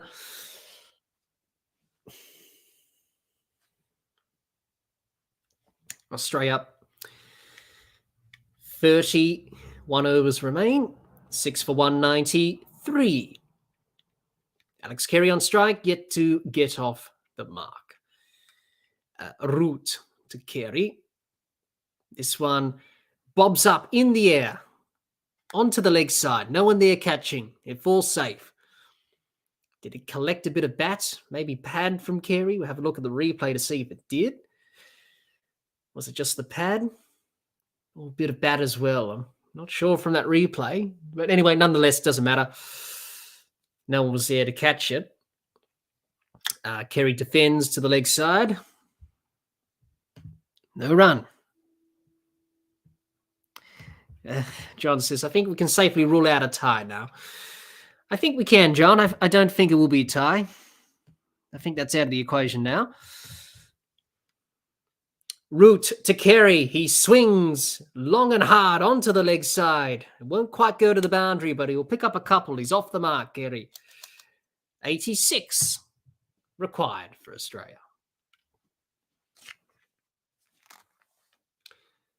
86 runs. 29 overs remain after this. Root in to Kerry, who defends to the offside, and there is no run. Khawaja 60, Kerry 2, 86 required. The script writers are having a day out. Root to Kerry, leaves outside off stump. This one's spinning away from Kerry. From Root, the off spinner. No run.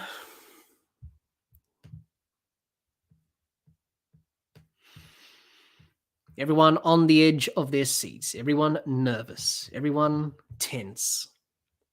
The whole of England, the whole of Australia watching. The early hours of the morning, it's cold, winter, miserable, and the cricket is brightening our spirits.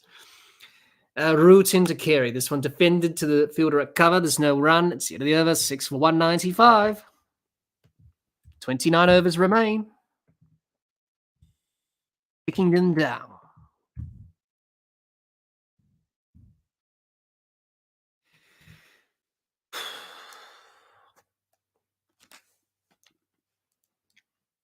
Thanks for joining us. First test coming down to the wire in this last session. We had rain.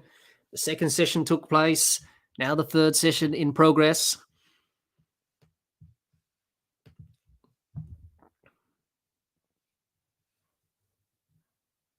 Moeen Ali into the attack. He's going to be bowling from the opposite end to where he's been bowling from in this whole test match. So Ben Stokes has got the two spinners in operation. The plan could be just to try and get to that new ball maybe and have the spinners in operation and bowl overs quickly. And that's why he's kept Joe Root on, probably just to increase the over rate, make sure we get through the overs, but it really doesn't really matter, really. All the 29 overs will have to be bowled, including the 15 in the last hour. Once we get to 15, that's the magic number. That will be the last hour. So we will know when the last hour commences as soon as there's 15 overs required remaining in this test match. That will be the last hour. All those overs will be bowled. And if both teams don't think a result is achievable, then they can shake hands and say, we'll see you at Lord's next week. John says overs are irrelevant now. Khawaja works it onto the leg side for a couple. Nope. Kerry wanted 2, but Khawaja said 1.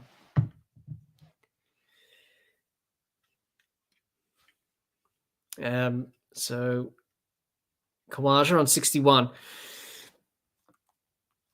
He's on 2, Alex Kerry of 10. Khawaja 61. Moeen Ali has been battling through that finger. That blister has been giving him some problems.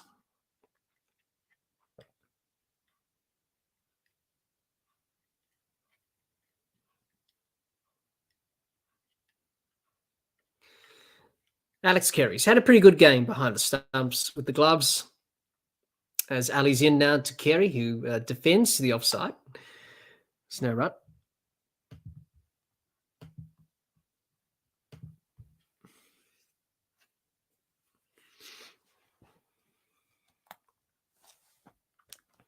Kerry on strike. Defends back to Moeen Ali. There's no run. 85 to win. 6 for 196. Australia. The crowd have not left their seats. They cannot take their eyes off this match. It is going down to the wire. Ali to Carey. This one short, and Carey pulls this away to deep mid wicket for 4. It's a boundary for Australia. The 200 is up. They need 81. Alex Carey has done it in style. Good shot. It was a bit short there from Moeen Ali. And Alex Carey, he was always going to punish that. He's not going to miss out on that. And he nailed it. 4 runs to the total. 200 up for Australia for 6.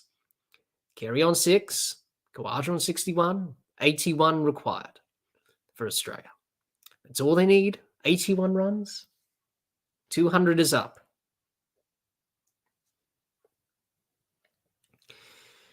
Plenty of time to get the runs. Still 29 overs, 28 after this. So there's still plenty of time in this test match.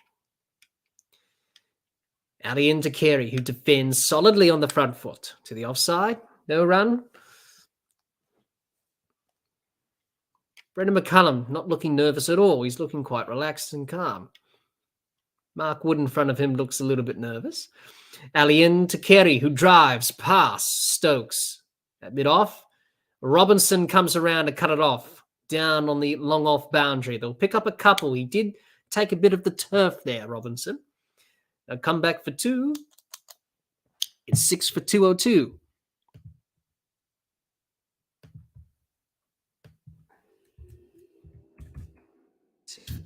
Australia. Alex Carey. And the boundary in that over off Moeen Ali. And Australia will be looking just to get the odd boundary in an over. Rotate the strike, and that's what they've done there.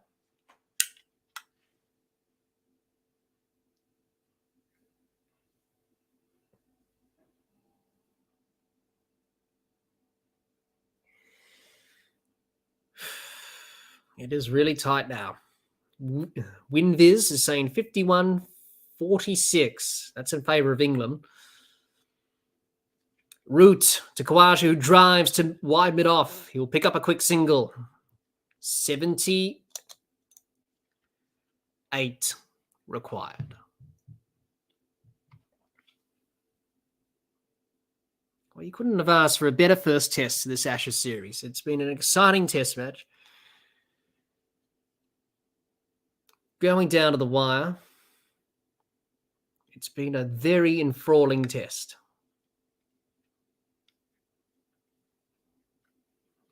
Root. Carey. This one outside off stump. Carey drives. But he can only find the fielder at mid-off, wide mid-off. There's no run. John says it will be an easy target if they just knock it around. That's right, John. That's what they're doing at the moment. Off the spinners. And it's good. That's all they need to do. Carey defends. Is there run? That's good. Just to knock it around, pick the gaps. You can definitely score the runs. It's only 78. Still plenty of time. There's only 27 overs after this. Root to Carey. Carey finds the fielder at cover for no run. Can't get through that defence on the offside there, Carey. Root to Carey. This one down the leg side. Carey defends to mid-on. No run.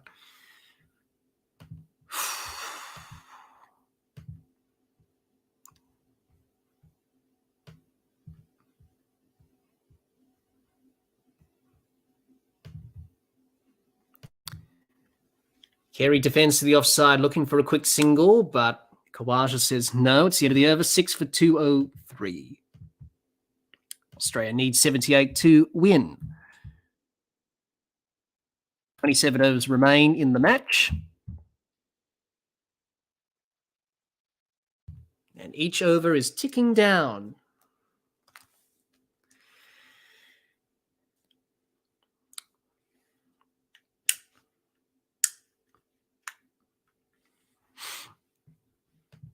Thanks, everyone, for joining us.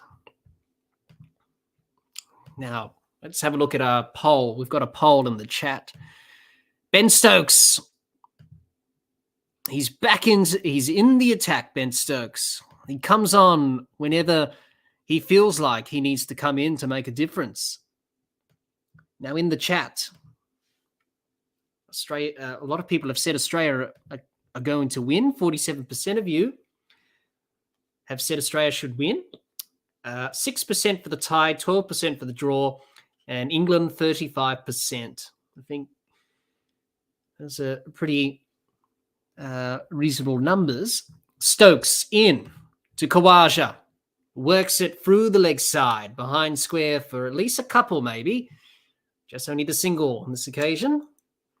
77 required.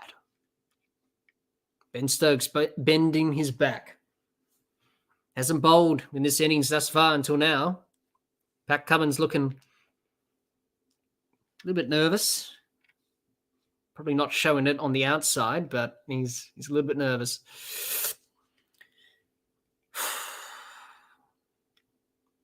Ben Stokes, he said, right, I'm the captain. I'm going to come in and see what I can do. This is what he does always, Ben Stokes. Stokes to Carey. Carey defends to the offside. No run. No run. Dot ball. This is nerve-wracking stuff. This is nerve-wracking. Nervous stuff, I should say. It's quite nervous. Everyone's nervous. Everyone's on edge. No one moving out of their seat. Everyone's staying in their seat. 27 overs remain. Stokes in to Carey. Carey plays it back to Stokes. There's no run. 27.3 overs remain. 6 for 204 Australia. They need 77 runs to win. All results are possible. The crowd have not moved at all. It's been nerve-wracking stuff. They've been on the edge of their seat. You can cut the tension with a knife. It's so intense out there in the middle at Edgbaston in this cauldron. Stokes into Carey. This one down the leg side. Hits Carey on the pads. They'll come through for a leg bye. 76 required for Australia with that leg bye.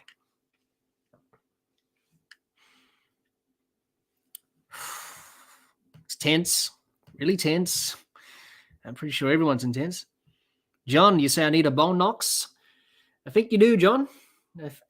This is going to be a very intense finish here, so better get that in. Better get that before it gets tight, this match. Stokes into Khawaja. This one full down the leg side. Khawaja works it through backward of square leg for a single to move on to 64.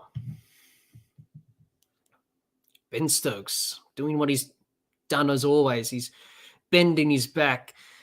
He knows the match is getting to an interesting stage and position. Carey on 8. Khawaja 64 off 189. He's held the innings together. Stokes in his first server. Last ball now. He's at the top of his mark. In now to Carey. This one full. Carey works it to mid-on. Can't get it past Jimmy Anderson there. It's a dot ball to finish. It's 6 for 206. 6 for 206.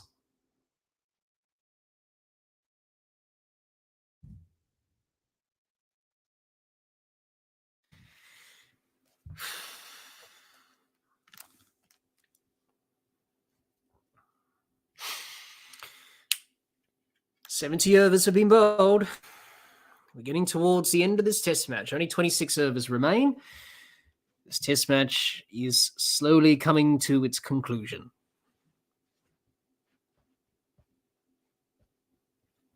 There we go. 75 runs to win for Australia. 4 wickets for England. It cannot get any tighter than this. Joe Root will continue. I think Ben Stokes wants to get to the new ball quickly. Root into Khawaja, who defends off the back foot. There's no run.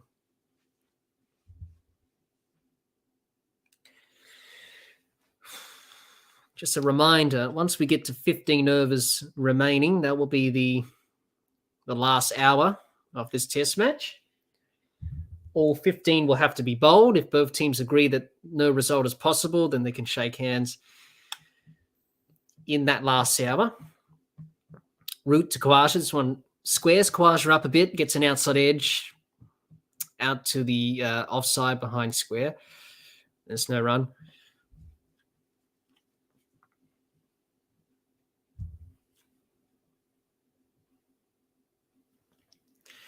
Root to Khawaja.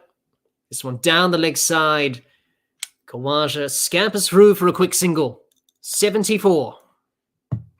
Should I say 75 required? Khawaja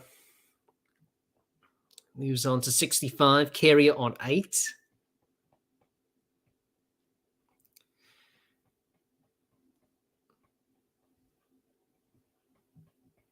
Ollie Pope did the fielding, but Usman Khawaja made it home easily. 26 overs, 25 after this. So the overs are ticking down. The runs are ticking down. Time is ticking on the clock. As we enter the final stages of this test match. Everyone on the edge of their seats can't believe what they've been seeing. This has been an enthralling test match from start to finish. Khawaja leaves, Carey leaves outside off stump. Through to the keeper, no run. Alex Carey looking composed. He's kept well in this test match, Carey. He's really done well. Root to Carey. Carey works it down to that fielder at long off. He'll pick up one. 74 required. 73, sorry.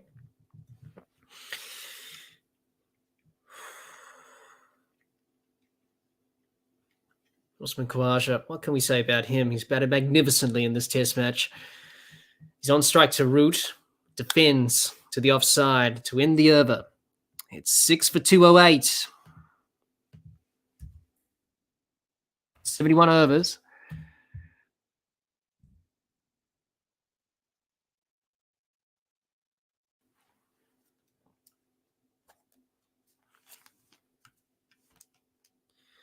You couldn't ask for a better start to this Ashes series. The last day, the last session, the drama, the suspense. This is good stuff.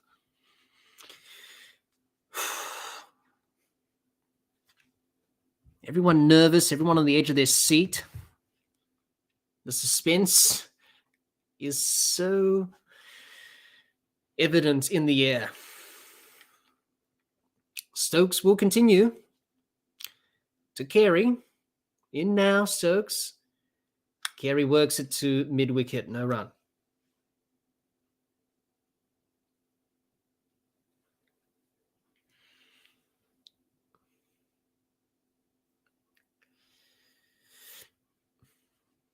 So we've got 10 overs remaining until we reach 15 overs required. So 10 overs until 15 overs remaining. So that will be the last hour of this match. And the commencement of the last hour.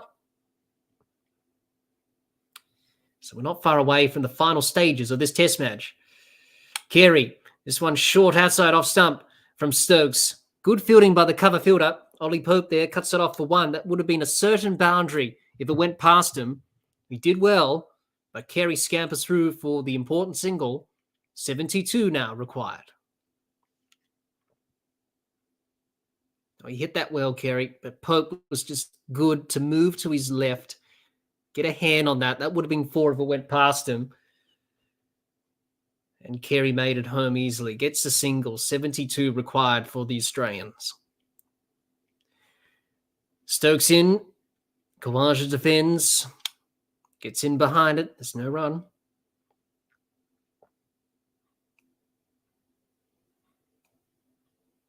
Usman Khawaja batting so well. Scored 141 in the first innings. He's currently 60-odd not out in the second. He's scored more than 100 or so runs for the match combined. Stokes into Khawaja. Defends to the fielder at cover. There's no run. An exciting test match coming down to its final conclusion. Ben Stokes, he's got that problem with his knee, but he's given it 110%, as you would expect from Ben Stokes. He always does that, gives it 110% every time he bats, every time he fields, every time he bowls. He's in now to Khawaja. Khawaja defends back to Stokes. There's no run. He's on 65 of 196, Khawaja. Carey, 10 of 28.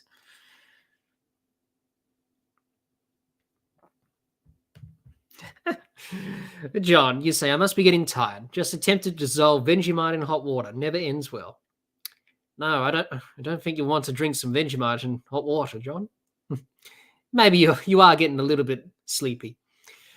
Stokes in to Khawaja. He's bowled him. He's chopped it on. He's chopped it on. Usman Khawaja's chopped it on. One's kept low. And he chopped it on, Usman Khawaja, and he's gone. That's the big wicket. Stokes has got him. It's 7 for 209. That one, the inside edge from Khawaja. It's 7 for 209. There's still 24 overs left. You would think Australia will try and bat for the draw now. That's the big wicket of Khawaja. He's gone for 65. You would think now Australia will try and bat it out for a draw. They need 24 overs to do that. But Usman Khawaja, he batted so well. Pat Cummins will come out to the middle with Alex Carey. Australia looking. You can forget about the 70-odd runs they need. It's all about survival now. Try and save the test. Giraffes is game, set, match England. Usman Khawaja batted so well. He has to go. He chopped it on. Stokes. Khawaja will be disappointed. He was going to be there to the end. Pat Cummins. Khawaja there, just looking to... Got the inside edge on that. Onto the stumps. And Stokes, he brings himself on to get a breakthrough, and he does it always. This test match does not... This keeps giving. There's 24 overs remaining. Australia, 3 wickets in hand. England need 3 wickets to win. Australia needs 70-odd runs for victory. You can probably say that Australia should bat out for the draw now. Try and save the match rather than win it. I don't think Australia can win it now. All they can do is save the match. It will take an effort, though, with England up and about with their tail up. Pat Cummins, he batted well in the first innings. Got a 30-odd. So he's got some confidence. Alex Carey, the key here. Cummins, the captain, needs to stand up. Got to dig deep with the bat. Ben Stokes, he does it again. Joe Root will continue. Khawaja, 65 he made. John says, seriously, what a waste. He batted so well, John. He just threw it away. An inside edge onto the stumps. Oh. For a moment there, I thought he was going to be there till the end, Usman Khawaja and Carey as well. Either to save the match for Australia or to win it, if that was a possibility. Root to Carey. Carey defends. No run. I think Australia now, it's all about survival mode. It's all about Carey.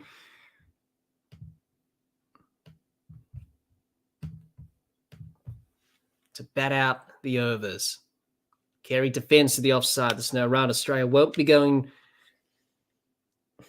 for the runs, you don't think, because they're 7 down and they need 72, so they're not going to win the match. It's all about survival. Root to Carey. Did he play and miss at that? That one just spun out of the foot marks and went up in the air. Did he get a bit of bat on that? Or just missed it altogether? Anyway, it's a dot ball. Carey.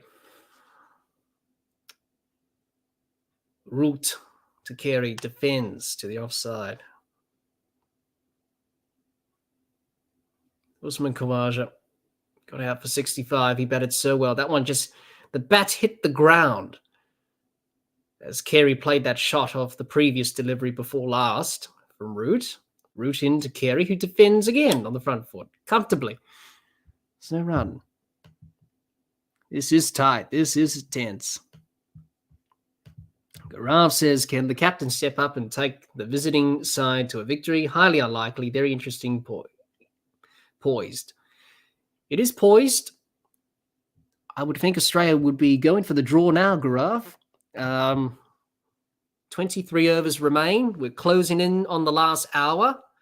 So 15 overs remaining. That will be the last hour of the match. And Australia will need to survive that. So obviously Australia not going for the win now. It's all about just survival. Save the test. So that's all Australia will be thinking now as we tick down to the final stages of this match.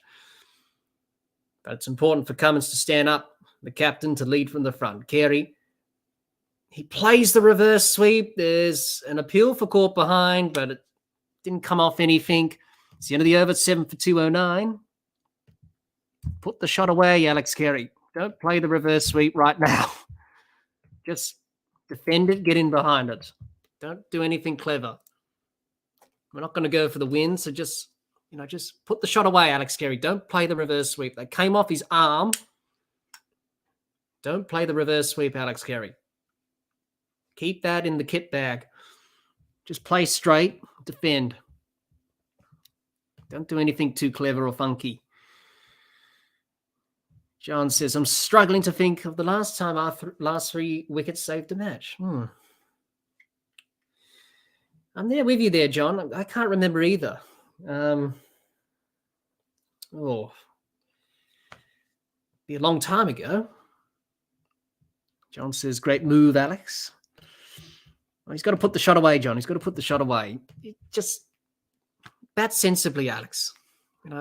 Don't play the shot. Just defend. Defend. 23 overs remaining. Stokes to Cummins for the first time. Cummins, outside edge, down to backward point for a dot ball. That's Pat Cummins' first ball he's faced in this second innings.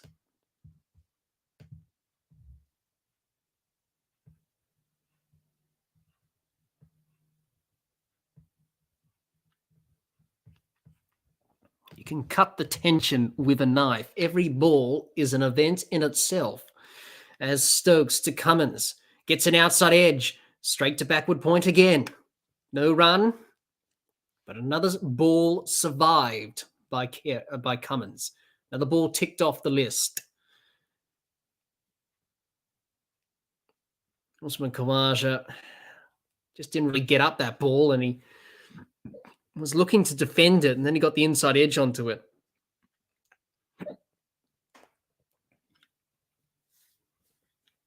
Stokes to Cummins, who defends, gets in behind it. No run.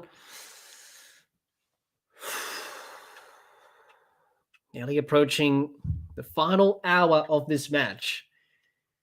It's in a few hours from now, the 15-over mark will be the last hour. So we're nearly close to the final hour of this test match. Here at Edgbaston, the crowd is full to capacity at Edgbaston. They haven't left their seat at all. This one full from Stokes. Cummins drives back to Stokes. No run. Another ball negotiated. Pat Cummins, the captain, going to stand up from the top. He's going to lead from the front. Australia looking calm in the viewing room, but they will be a little bit nervous inside. But it's important just to Keep calm, relax. Don't panic. Cummins again, in behind it, defends back to the offside. There's no run. John says England only has to maintain the pressure and not be complacent. Yep. Australia, they'll be looking to soak up the pressure now as the overs tick by. It's 22 remaining after this. Stokes into Cummins. This one's a wide one outside off stump. He leaves at Cummins. There's no run. It's the end of the over. 7 for 209. It's a maiden. Runs are irrelevant. It's all about survival for Australia. 22 overs to do that. As we count down this test match, it will be one of the great escapes for Australia. If they can get out of this test match with a draw, I think that's a good result going into the next test at Lord's next week. This has been very intense as we approach this final hour of this test match. As Joe Root continues to carry. Carey defends to the offside. There's no run. What we know from this Australian team is that they always fight in adversity situations. We've seen that over the years from this Australian team over the last couple of years. They know how to fight. And we've seen that in various series. Oh, now then, there was an appeal for LBW. That one turned sharply into Carey, but probably going down leg side. Ben Stokes considering there's 9 seconds on the DRS timer. He's gone upstairs, but it was given not out, probably turning too much, going down leg.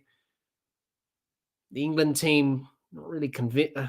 Some of them they went up to appeal, not really looking convinced about that. That spun too much down the leg side. It did spin sharply. But that came off the face of the bat.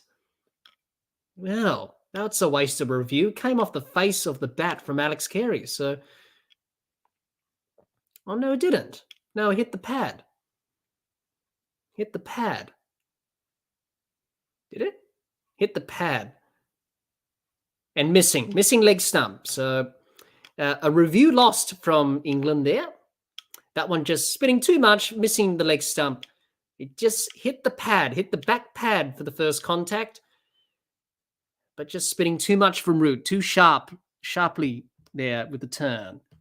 And there we go. John says, I can remember Mark Whitney hanging on for a draw back in the day, good old days, against New Zealand. Yes, John, that was a fantastic achievement from Mark Whitney. As Carey drives to Stokes at mid-off, there's no run. That was a pretty good finish in Australian Test cricket history. Held on for a draw. Richard Hadley bowling well. Couldn't get that last wicket. Carey defends again, back to Root. It's no run. Gaurav says Joe has bowled well. Very well. Considering he's a part-timer. Yeah, he has. Obviously, Moeen Ali, that finger is causing him some problems, as we know. Drop catch! Carey hit it straight back to Root and he dropped it. He comes through for a single. He's put it down, Root.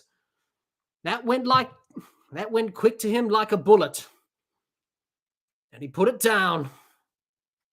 Oh, Carey, what were you doing there?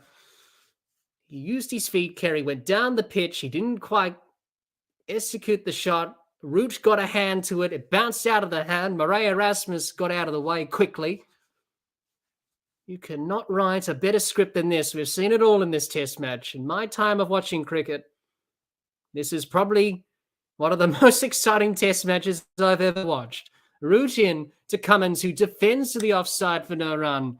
It's the end of the over at 7 for 210. This test match is nearly over. There's 21 overs left in the match. 6 overs before we reach the last hour. When will this test match end? I cannot sustain this suspense and pressure any longer. Oh dear. Gaurav says, did Root just drop the match? Well, Gaurav, I don't know. He probably has. It was a very tough chance, though. Came very quick back to him. The second new ball's available in 5 overs. You would think England would take that. So Ben Stokes will continue. Obviously, Broad and Anderson have been saved up for the last half hour. Stokes in now to Carey. Carey, nearly went back onto his stumps, but he does well to get out of the way of it. Does well to keep the ball away from the stumps. He survives. That wants a bit of a scramble seam from Stokes, bit of a cross seamer. Carey did well to keep that away from his stumps. He went to defend, bounced back behind him, nearly back onto the stumps, but he did well to keep it out. Stokes to Carey, advances down the wicket, gets a leg by, trickles out behind, square on the leg side. They come through for a leg by. So Carey taking the single. John says Carey is looking at ways to get out now. Well, it's important that Carey just keeps his head here. Very important that he keeps his head. Just remain calm. No need to do anything. We're not going to get the runs. It's all about survival. Just bat, play the ball, see the ball, block it out. Cummins does that to the offside. There's no run. This test match is going down to the wire, that's for sure. Jihan, you're back. You say the run rate's going nowhere. Problem with showing no intent. Garaz says couldn't agree more to John's comment there.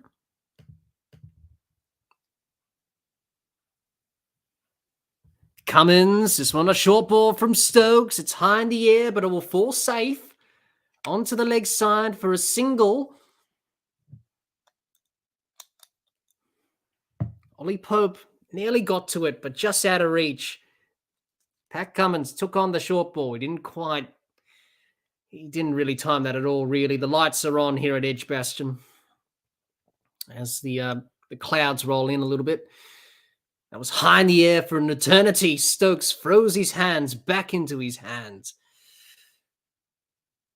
Stokes to Carey. Doesn't time it. To mid-on, no run.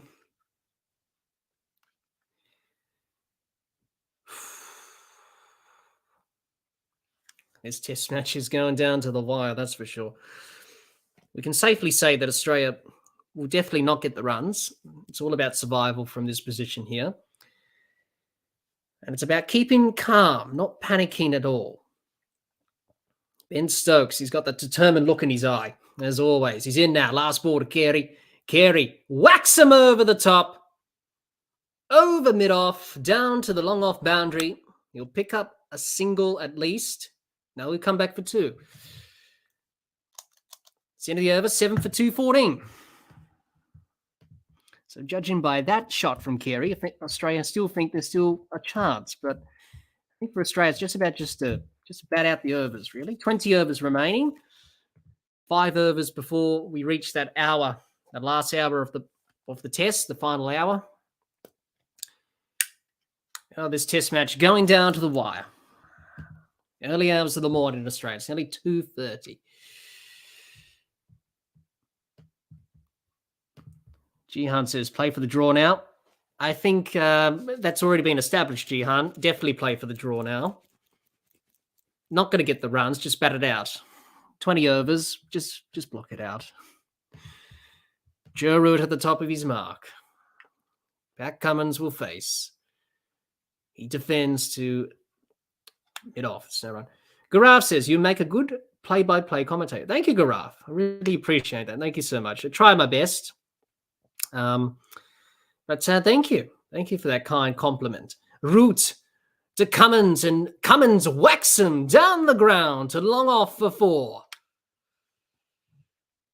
Pat Cummins believes. He's already hit a boundary. He believes. Pat Cummins. The captain says, I'm not going to die wondering. He's just dispatched Joe Root back down the ground for 4. He believes. Carey believes. I'm not believing. I think just say play conservatively and play for the draw, but that's just me. Hey, I'm not out there in the middle. Root to Cummins, who defends. That one kept a little bit low, but he did well, Cummins. John says, nope, back away, show 3 stumps. What could possibly go on? Too late for intent now. Jihan says, Kerry wants to go for the win. Oh, Root to Cummins, and Cummins gets it past that fielder at mid-wicket, at catching height, but it falls safe to that wide mid-on.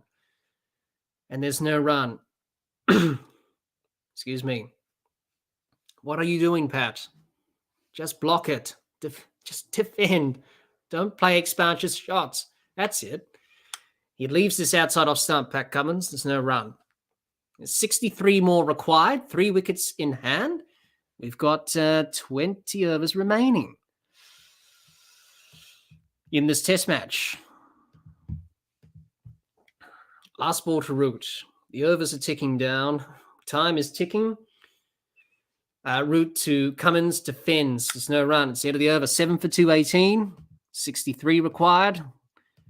But more importantly, for Australia, there's 19 overs remaining. We're nearly approaching the last hour. It's all about survival in the 19 overs that remain. Everyone's trying their best here in this test match. What I will say, it's been a very exciting test match. We've seen it all. Runs, wickets, everything. John says, Jihan's comment. Sorry, I already had it selected. What's disappointing is they'll probably end up losing by 50 runs with no runs from Smith, Marnus, and Warner, and lots of tail end runs from England. John says, better to just wander rather than die, or this particular hill. Jihan says, maybe this was the strategy. Block for ages, then start playing T20 at the end. Well, they left it a little bit too late if that was the case. Stokes to Carey, who works this behind screen on the offside for 1. He wants 2, but he won't get it. Ben Stokes bending his back. He saved himself for this special moment with the ball. He kept himself back for a while in the attack. Ben Stokes giving it his all. He just fell on the ground there, hitting his knee. So we all know the problems that he has with his knee. So that must have been not good, hitting your knee on a very hard abrasive surface that this pitch is here at Edgbaston. The crowd have not left. The crowd have stayed. Stokes in to Cummins. Cummins defends with a straight bat. It's no run. Well, Ben Stokes did say we're here to entertain. He's already lived up to that.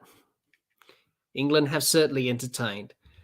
This has been enthralling Test cricket. Whatever you think about Bazball, you got to say Ben Stokes, he's living up to his mantra. Cummins, he wants a quick single. He pushed this to the offside, down to the mid-off region. Alex Carey said no. In the end, there is no run. There was a little bit of confusion. But I think for Pat, it's all about just, blocking it out. Let's have a look. The clock is ticking. Stokes into Cummins. Defends again. It's no run. Ben Stokes huffing and puffing. He's giving it his all. He's running in hard as he runs in and charges into bowl. Cummins does well. Leading from the front, the skipper. That one kept a little bit low, but he did well to get the New Balance bat down on that ball. Ben Stokes knew that was close by the reaction by his face on the replay. Stokes into Cummins.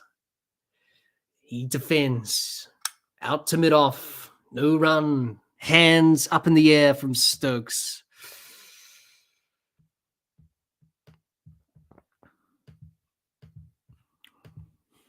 This test match still delivering.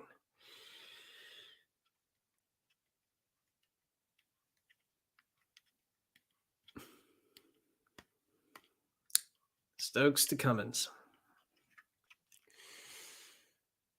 Cummins defends to the offside. Carey looking for the quick single, but Cummins says no. It's the end of the over. 7 for 219. Another over ticks by. Getting close to the end of this test match. 18 overs remaining. 15 overs is the last hour. We're not far away from that. Jihan says England were 297 for 6 to 393 for 8, then 210 for 7 to 273 all out. That's where we've lost this test. Just not good enough. Couldn't agree more there, Jihan. Those runs did cost Australia. John says some tough choices ahead for Australia over the next 6 months. Can't simply rely on easy results against the Meninos. That's one of the terms that we don't use these days, John. Quite an old term. Anyway, let's focus on this present moment, shall we? Let's focus on this over. Root to Carey. Works it down to fine leg. It will go to the boundary for 4. And it will. 4 runs. 4 runs for Carey. 58 required. 18 overs remaining.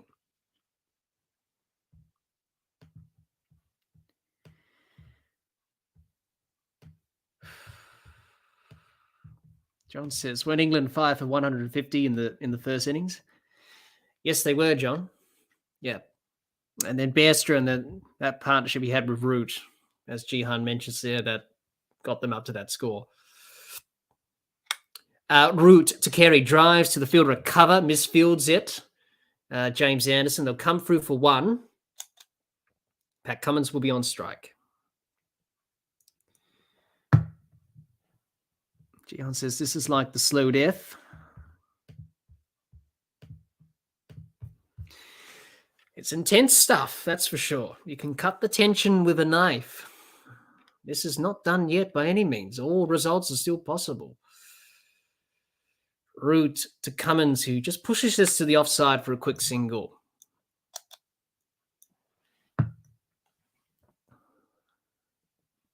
Seven for 225. 56 for Australia remaining to win. 17 overs after this. The overs are ticking down. Carey again works it to the leg side off Root. He will pick up another single. 55.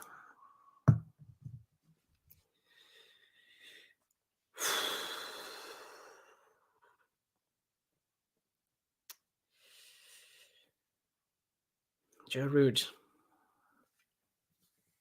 Bowling a lot of overs in this second innings. He's bowled his 13th now. Root into Cummins. Just want to play and a miss from Cummins. There's no run.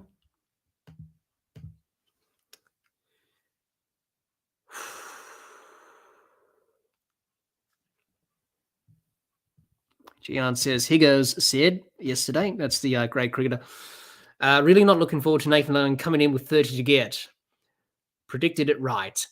Cummins drives straight back down the ground to Root. Root doesn't field it. He's misfielded that. And they'll get through for a single. And that's the end of Root's over.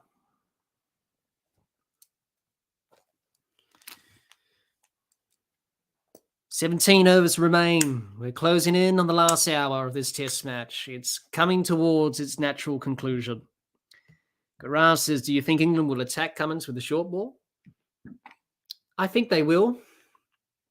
That's definitely the plan, I think. I think England will try everything now. We're getting towards the end of the match. It's nearly the last hour. The overs are ticking down. It's 7 for 227. 17 overs remain with 2 overs from the last hour. And the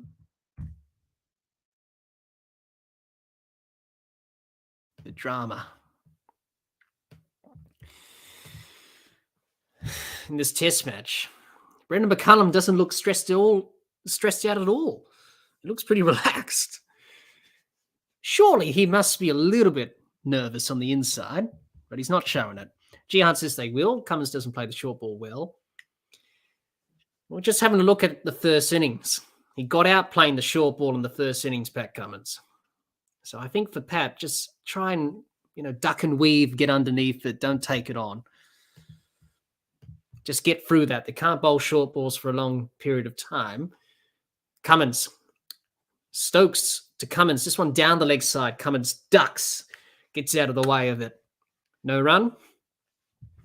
The second new ball's available in the next over. 5 balls left until the new ball. 17 overs remain in the match. We're nearly to the last hour. 15 overs is the commencement of the last hour. And the umpire will signal that with the tap of his wrist. This one, again, short down the leg side from Stokes. Cummins gets out of the way. There's no run. There's a heavy leg side field.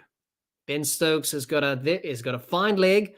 He's got a deep backward square leg. He's got a deep square leg and a deep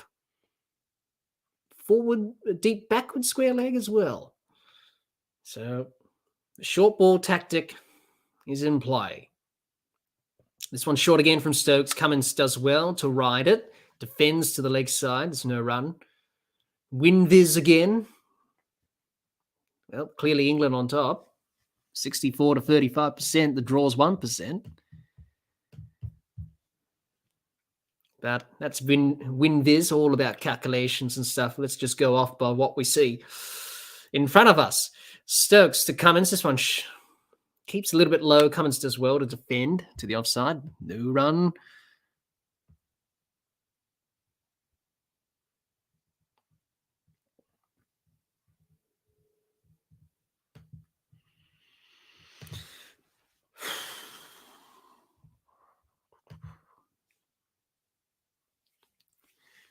Everyone nervous on the edge of their seat. Stokes into Cummins. This one short again, down the leg side. And another wasted delivery from Stokes, you would think. Everyone's got their hands on their faces. Can't watch. Jihan says, how much do we have to get it down to get Australia in front on Winviz? Not sure, Jihan. Maybe a lot lower than 50, I think. Stokes to Cummins. This one down the leg side again. Cummins lets it go to Bairstow. It's no run. It's the end of the over. 7 for 2, 27. It's a maiden. The fourth umpire's got the new ball in his hand. I think Broad Anderson will take that. 16 overs remain. We're getting to the end of the match. Last hour approaching.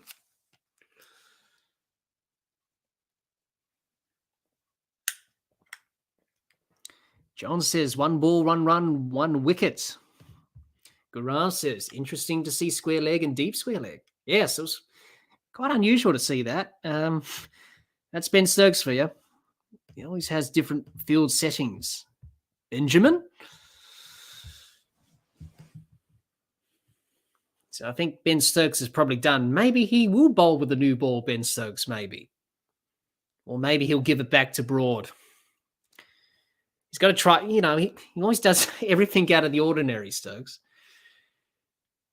Now, people in the chat, in the poll, 45% say England to win, 10% for the draw, 5% for a tie. I don't think it could be a tie.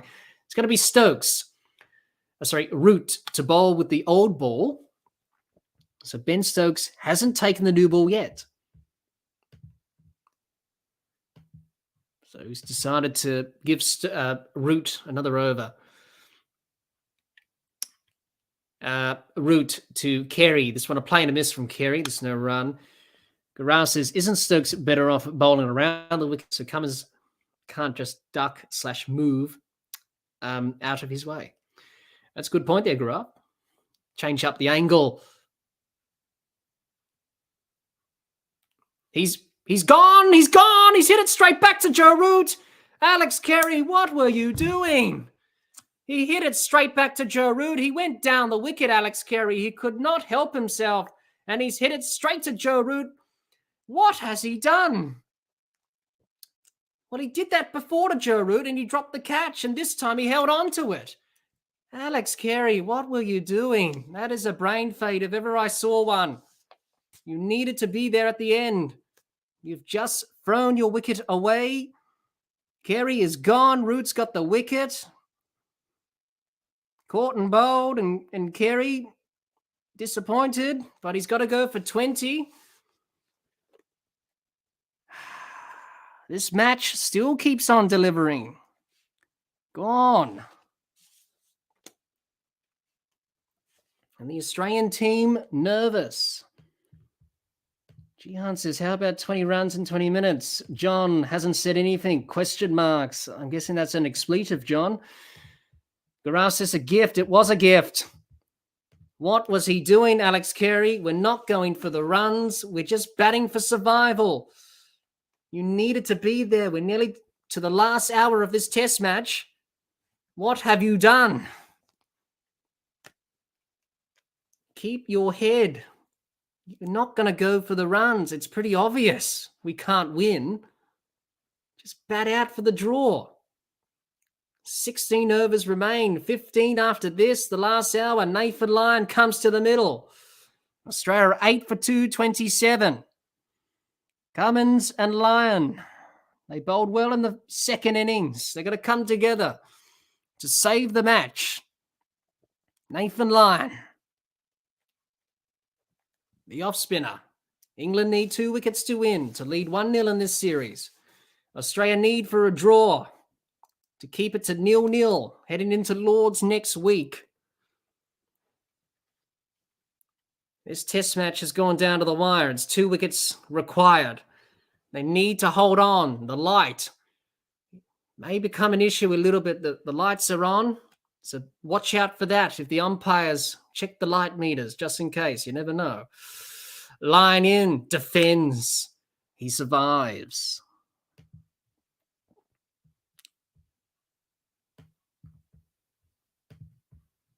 Jihan says, can't blame Carey. They needed a partnership. No one could say with Khawaja long enough.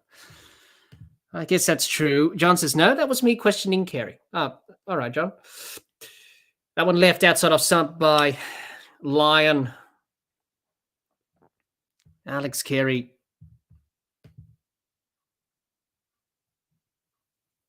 Just went down the wicket and he hit it straight back to Root, who juggled it, but he held on to it. Lyon plays it out to the offside. He gets a single.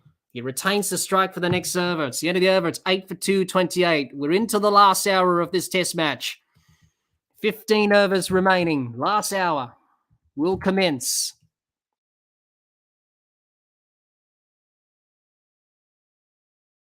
$15 overs remaining. Australia just need to bash out 15 overs. England, the time is ticking for them. Well, we can say that Ben Stokes has definitely lived up to his promise of entertainment. Gaurav says, I was just questioning Stokes' decision of persisting with Root. Boy, oh boy, he quieted me up.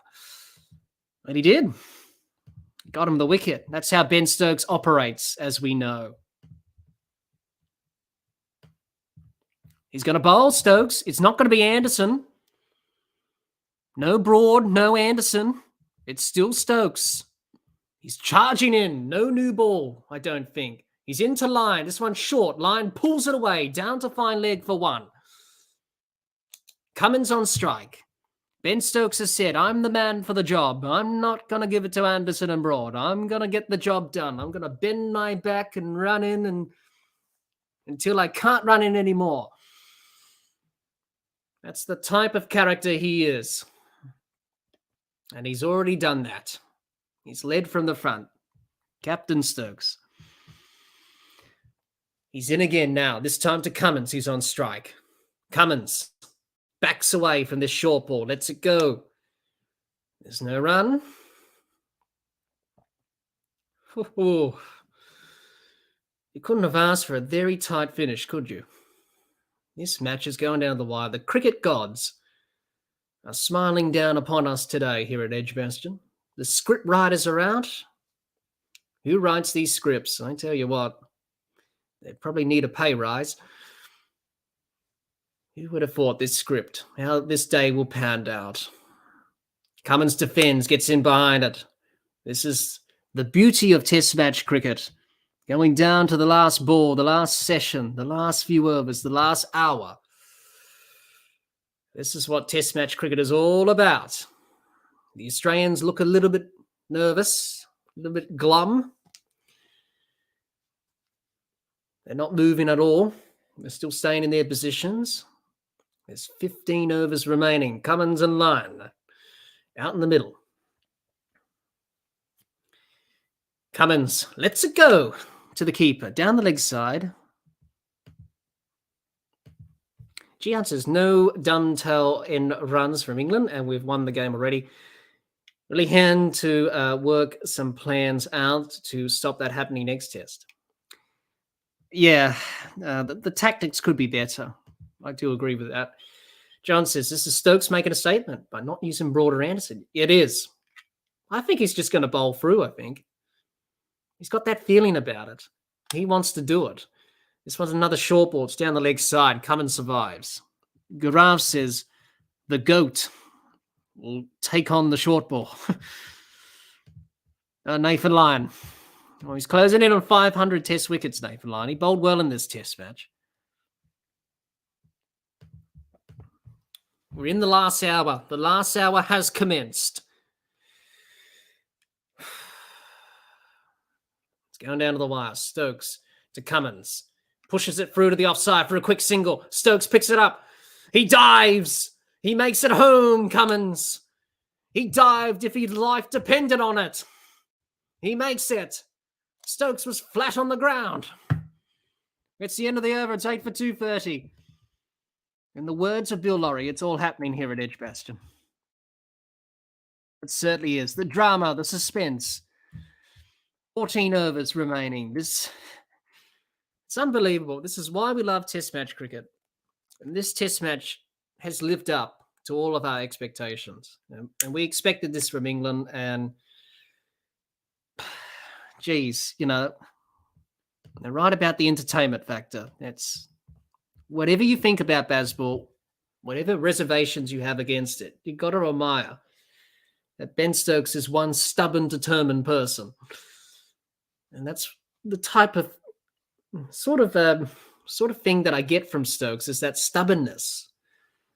He's stubborn and he wants to do things his way. John says, I misread that for a minute, Jihan. Thought you meant handing out homework.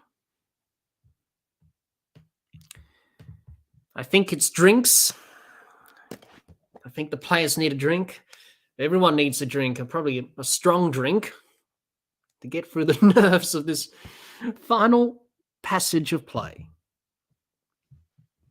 The Test match soon approaching its conclusion. Jihan says, I think Australia can take some comfort from the fact that apart from Khawaja and Lyon Cummins in the second innings, they've been pretty poor, yet still within 50 runs of England. Yeah, better tactics, I think, for the next test with the ball, I think. There's some positives, of course, as you mentioned there. Jihan, Khawaja, Lyon, Cummins. Everyone else was a little bit off colour in terms of their performance, a little bit poor. They could have done better. Maybe, probably a bit of a hangover from the WTC. Probably not really switched on for this first test, which can happen. But there's an opportunity in the next test to turn it around. But let's focus on this test match because it's not done yet. It's drinks. We're in the last hour. Australia are 8 for 230. There's 15 overs remaining. Sorry. So I was one short. So 15 overs remaining. We're in the last hour of the match.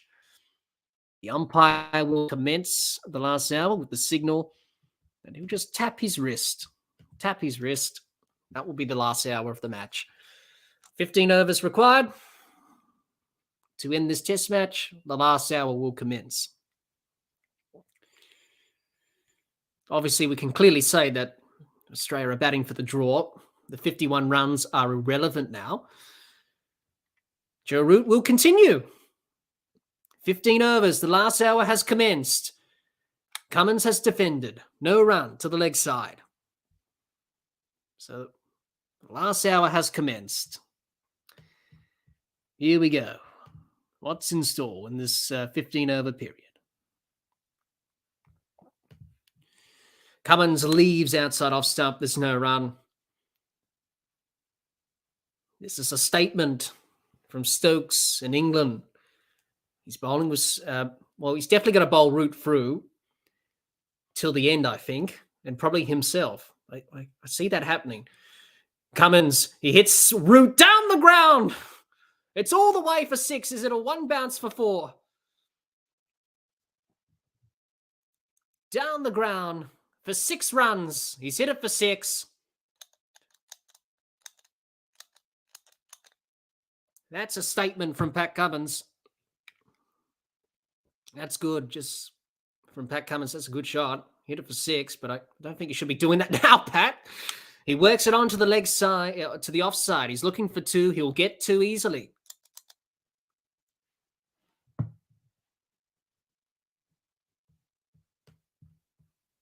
My word, what a test match this has been. Thrilling finish. Jihan says the tail end of runs in the Ashes series in England is an ongoing theme. Swan, get back to that in a minute. Broad to Cummins. He hits it over to the long off boundary for 6 again. Back-to-back 6s for Pat Cummins. Hang on. Is this a turn and a twist in this match? Pat Cummins thinks so. He believes. It's now 37.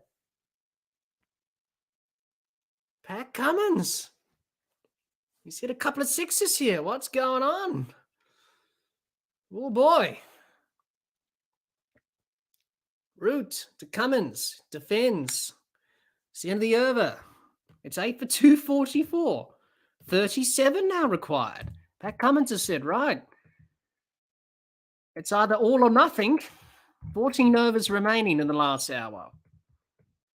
Ihan, your comment. You say the tail end runs thing in Ashes series in England. It's an ongoing theme. Swan and Broad used to just start slogging at the end, and often would be the difference. Hard to bounce them out on these slow decks. Thank you for that, Jihan. Garav says the Aussies need to find a new pair of openers. Warner and Usman are at the brink of their careers. Yeah, Garav, obviously, in due course, you would definitely think about that as Ben Stokes is out of the attack and Stuart Broad is in. Well, I thought Stokes was going to have another over, but he's decided, no, I'm going to bring in my enforcer, Stuart Broad. Maybe Anderson from the other end, maybe, or he's going to keep bowling Root. We'll have to wait and see. John says, cold comfort indeed, and if that's the takeaway from the team, I give up. The second new ball's available. England have not taken it. Ben Stokes has said, I don't want the new ball yet. Stephen says, we lost it on day 1. We allowed them to play risk-free, easy singles. I agree with that, Stephen. There was too many easy singles. Not much pressure being built. It was just too easy from England. Broad to Lyon. This one short. Lyon gets in behind it. Plays it back to Broad. No run. Jihan says, I think Australia have to either say we're going to play long innings like Khawaja or we'll show intent through the innings and all get 30s and 50s like England. They're kind of in between now. Yeah, they sort of are. They're sort of unsure. Either we show intent or play the long innings or, play the long game. I think I agree with you there, Pat. Steven says, don't tease us, Pat. Brought into Lyon.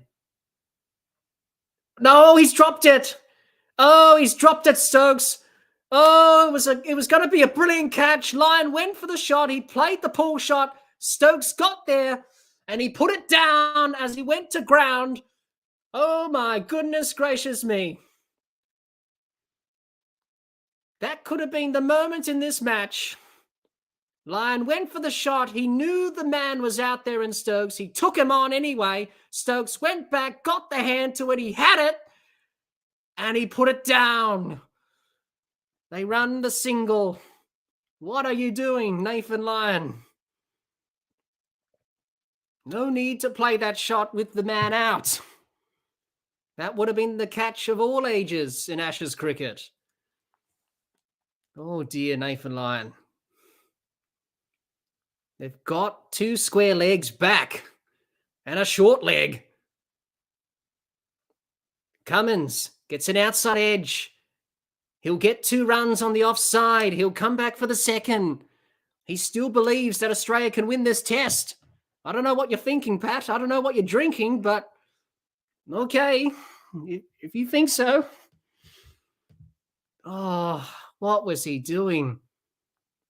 Oh, that would have been a good effort from Stokes. Look at Stuart Broad's reaction. He's saying, catch that, catch that. And he's saying, oh, no. And Stokes was like, oh, cannot write a better script than this. It's come down to 5 days. Last session, Pat Cummins, he's flagged that through the offside for a point for 4. Cummins, he believes still. This test match doesn't give up. It's 8 for 251, 30 required. Pat Cummins. What are you doing? He's saying we're not batting for the draw. Oh my goodness me. He's taken on Stuart Broad. He's cut him through point for 4. My word, what is going on?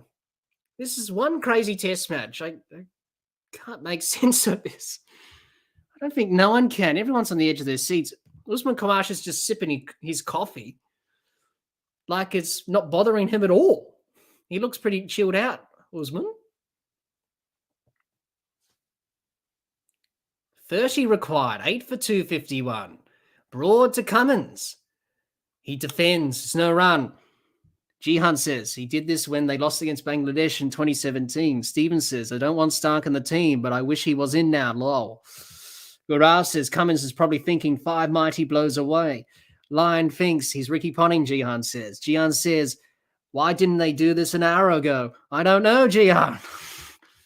I don't know. You got to ask the batters about that. Gurav says, I called it. The GOAT would take on the short ball and pull it. He did, but he nearly got out. My word, what a conclusion to this test match. It's like Edgbaston 2005 all over again. It's like Pat Cummins is Brett Lee and Nathan Lyon is Michael Kasparov.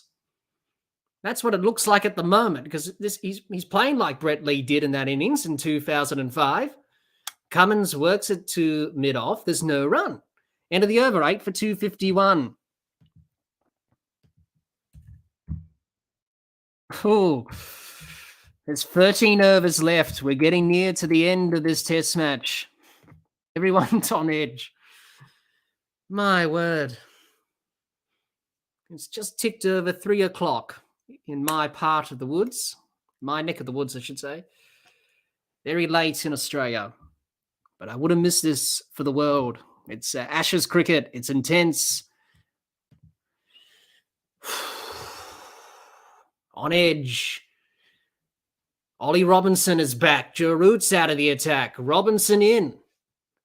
They're not bowling with the second new ball, England. Ben Stokes has said, we're still going to bowl with the old ball. It's a bit odd, but he reckons that we're going to get a little bit of movement with this old ball. Ollie Robinson into the attack. Replaces Joe Root from the far end.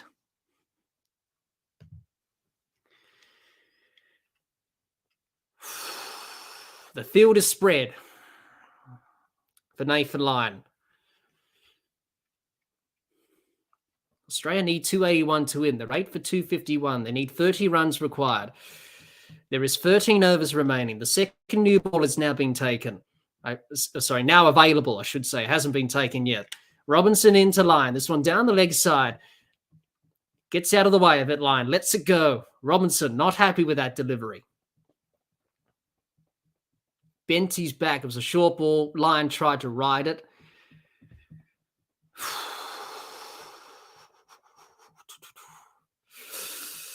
Hands on heads from Robinson. Jihan says, These silly runs they let Robinson, Anderson and Broad get are looking so dumb now. Sorry to keep going on about it. That's all right, Jihan. Just vent your frustration, Jihan. Let it all out. It's good to let it out. Short ball from Robinson. Lyon leaves. Through to the keeper. No run. There's 12 overs remaining after this.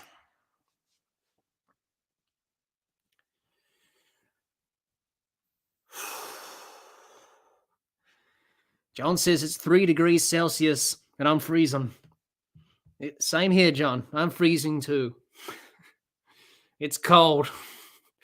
But you can't turn away from this test match. It doesn't let up. Lyon takes it on, out of reach of Bairstow. He stuck out the one hand. Did it come off the helmet or the arm? I don't know. What's the call from Murray Erasmus? Is it leg buys or runs? They'll get through for a single anyway. Doesn't matter. Nathan Lyon's at the other end. Is it buys? Has he given it as buys?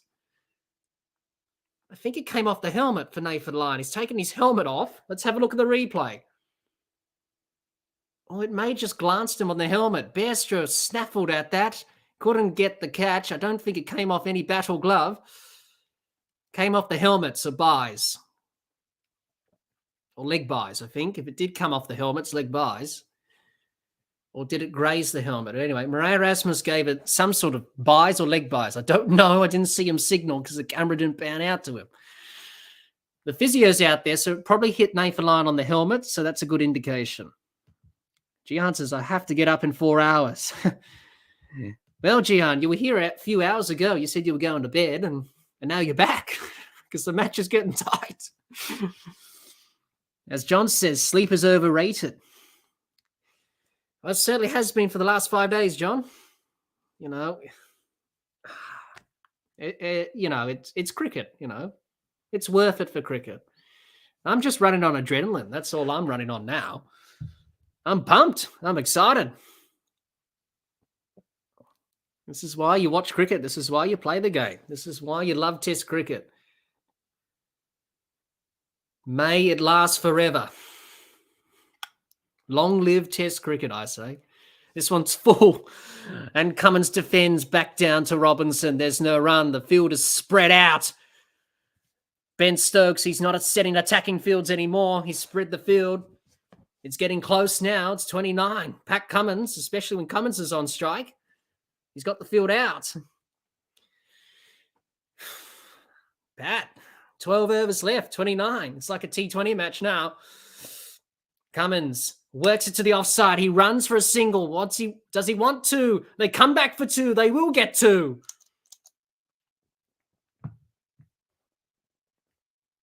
$27. Oh. Pat, what did you drink in the dressing room? You've come out with positive intent. You've played some good shots. You're running hard. Setting the example. He's saying, we're not going to back down. That's for sure now. It's a tight game still. Crowd must be loving this at Edgbaston. Geez, just to be at the ground at this stage of the match, the crowd going off. But watching it on TV is the next best thing, please. 12 overs remain after this. Robinson in now to Cummins. This one full. Cummins digs it out to mid-off. There's no run. It's the end of the over. It's 8 for 254. 27 required. 12 overs remain. 85 overs have been bowled. 12 overs remain. You cannot write a better script than this.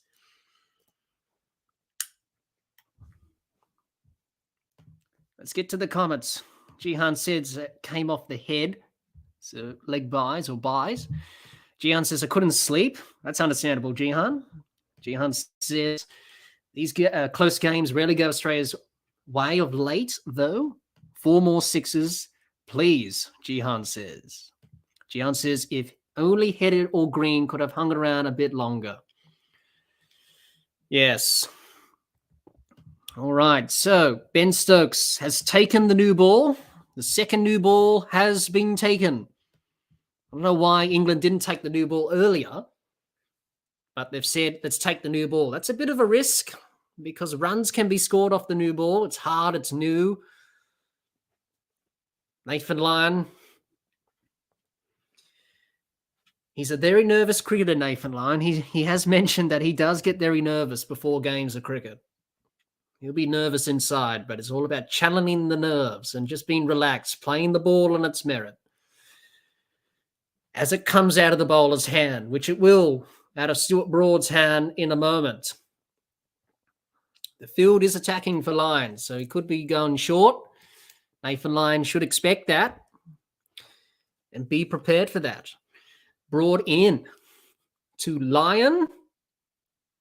This one full. Lyon defends to the offside. He survives.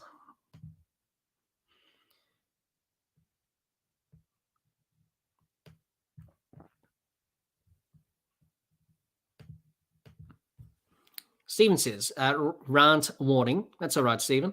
Get the frustration out. My number one pet hate is the free cheap single. They give a high order batter when batting with the tail order batter. If we lose by 10 runs, that will be the reason. Yeah, that was a little bit frustrating. Brought into Lyon. This one, a play and a miss from Lyon.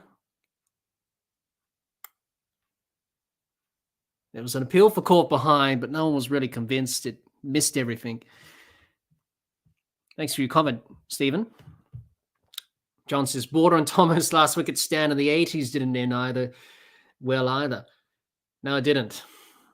But that was a great last wicket stand by Tomo and Alan Border, of course. Tomo still has nightmares about that. Doesn't really talk about it these days. Lyon defends back to Broad, no run. Gaurav says if Australia wins, then it'll be one for the ages. Scholars and pundits will start questioning baseball. I think you're probably right there, Gaurav. I think they will. 11 overs remaining. Well, I think people will definitely question Ben Stokes and his declaration on day one. They'll definitely question that. And they've already made some comments about that during this test match. Line in to Broad. This one down the ground for 4. It's past mid-off for 4. Nathan Lyon's hit it for a boundary. It's 23 required now. 23. Nathan Lyon's just driven Stuart Broad straight back down the ground. Pass mid-off for 4. It was a good shot for Nathan Lyon. Broad couldn't stop it. He tumbled in his follow-through like a piece of tumbleweed tumbling across a field.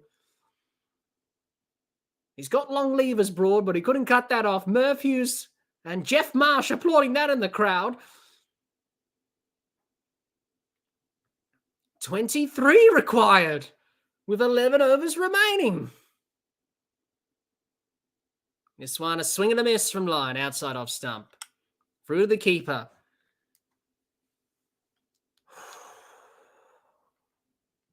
Well, all 4 results are possible. I said Australia a few moments ago will not win this test, but with Pat Cummins and Nathan Lyon batting the way they are, you can't rule it out.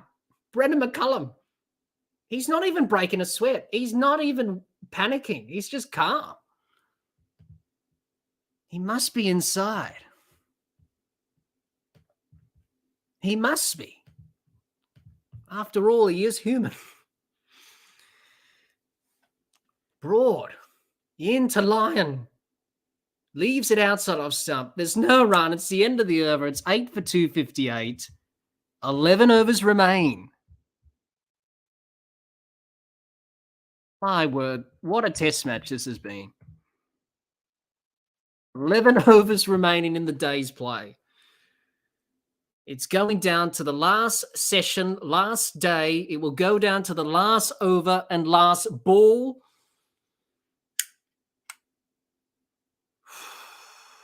Ollie Robinson gives his cap to Murray Erasmus. He will bowl again.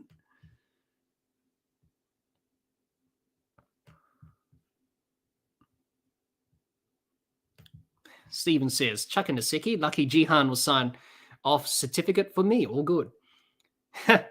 Yeah, you probably will, Stephen. But, oh, well, chuck a sickie. The cricket's on. It's a tight game. I'm not going to work tomorrow. Can't be bothered. Jihan says, all good, Stephen?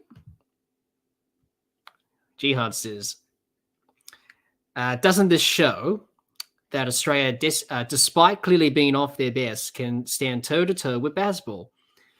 It does, with positive intent, it can definitely show that. Cummins works a single off to the offside for one. It's 22 required. One of my lucky numbers, 22.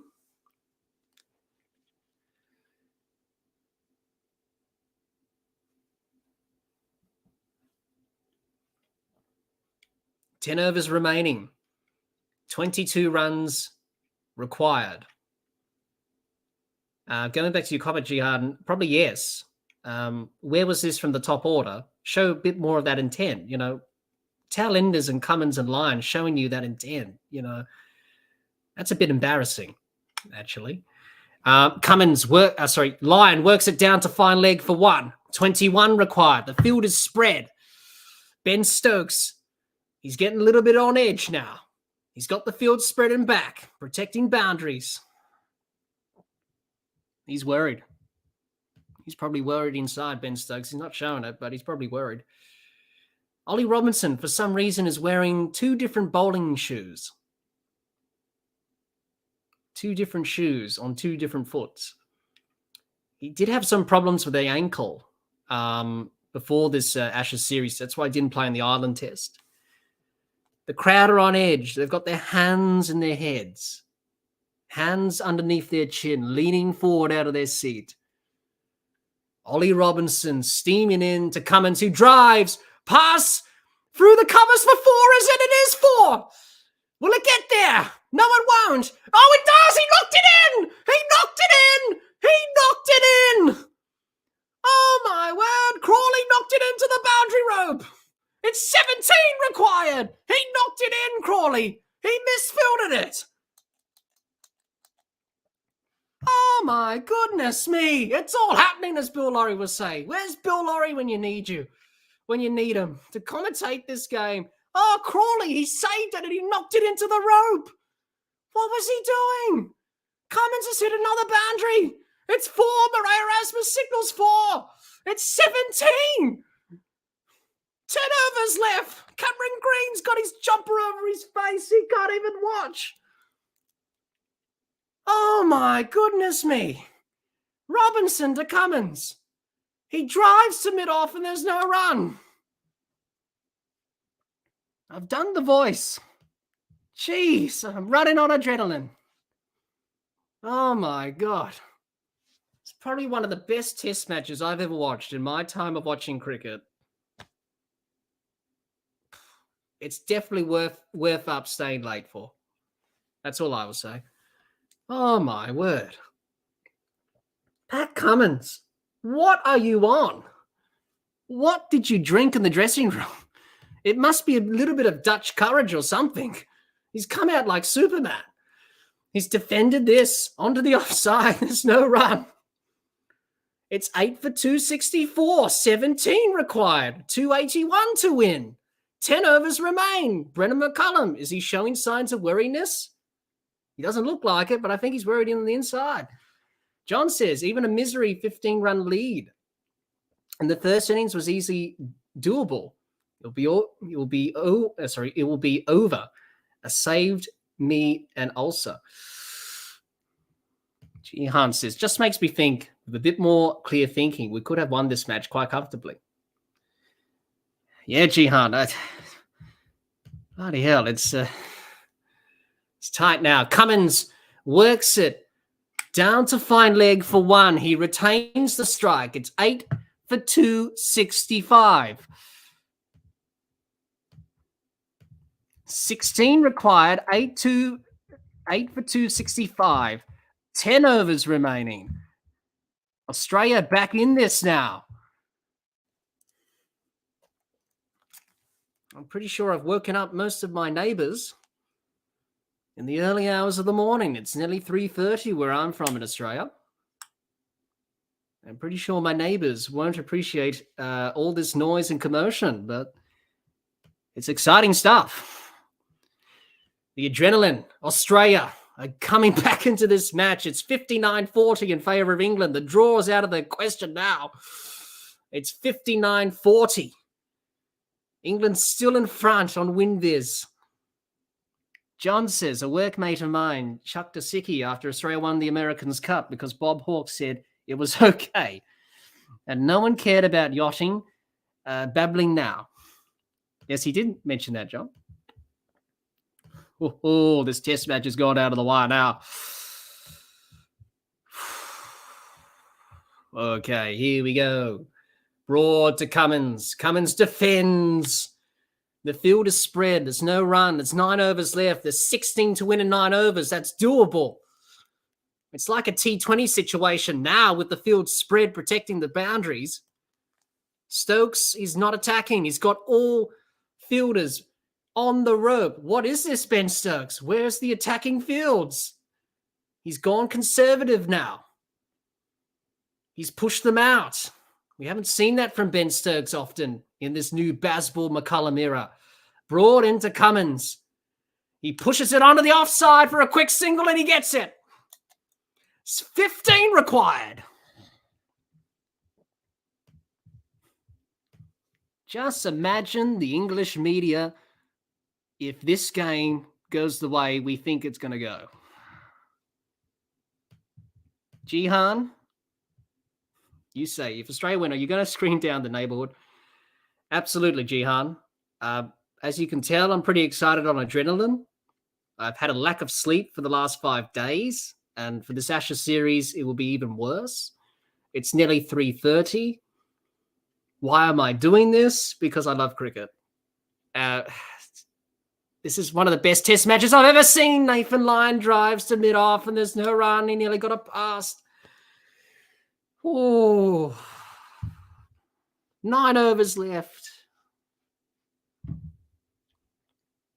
The crowd are still there. It's a full house at Edgbaston. No one's left their seat. You cannot leave. You cannot watch. John says, shh, don't jinx it.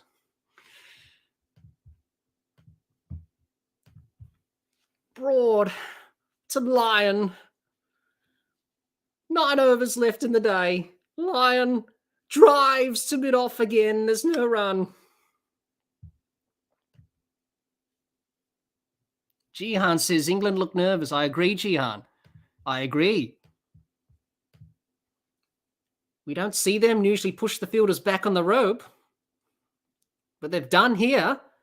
They've pushed everyone back. They've got a few fielders up, mid-on, mid-off, up, mid-wicket is up. They've got cover up. They've got a deep backward point. Mid-off and mid-on are going back. So they're pushing the field back, England. They are looking a little bit tense and nervous. They're on edge because Australia have come back from nowhere. Broad to Lyon. Plays and misses. Passes outside edge. There's no run. Guraf says the GOAT is eating England like grass. That's very good there, Guraf. He is. He's capable, Nathan Lyon. He's capable. He can hold the willow. He's capable. You know, he's got a 40 in Test match cricket. He can bat. Stephen says that was fair enough, John. To John's comment, America's Cup was held by the Americans for over 100 plus years. It's also probably oldest continuous sporting event, a bit like the Ashes. Yeah, it is.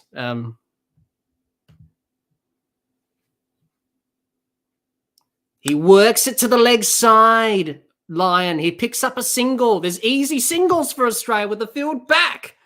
It's 14 required. It's the end of the over. 8 for 267. Oh, my word. What have we... It's like Edgbaston 2005 all over again. There's 9 overs left. Pat Cummins reminds me of Brett Lee, and Nathan Lyon's doing a Michael Kasparovich. or a Shane Warne, I should say, because Shane Warne did bat well in that innings at Edgbaston. He top scored, he got 40 odd. So Pat Cummins is sort of like a Brett Lee, Shane Warne, and Nathan Lyon's like Casper, batting up the other end, doing his bit. The similarities are just the same. The crowd applauding. They're getting into it. Robinson. They've pushed the field back, England. They're just going to give the easy single away to Australia here. They have some fielders up, but there's some protection on the boundary. Brendan McCullum, he's looked the same for the last hour or so. He has not moved a muscle. Jihan says, man of the match to Khawaja. Definitely, you would think. Stephen says, I'm going for a run if we win. Can't sleep. Yeah, bloody oath, Stephen. They scamper through for a single, do they? No, they don't. Or do they? No, they don't.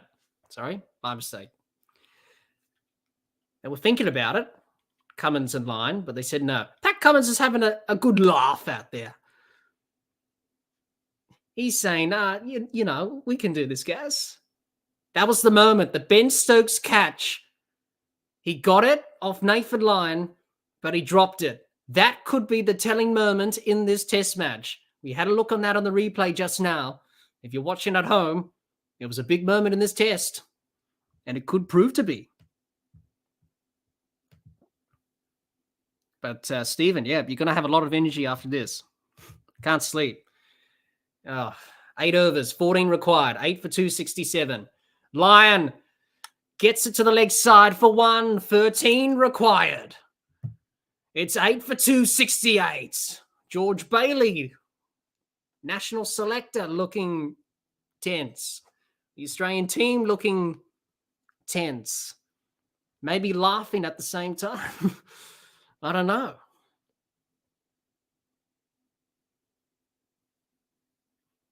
Good thing, Jihan says. Australia still have 3 reviews left, so they can't mess this one up.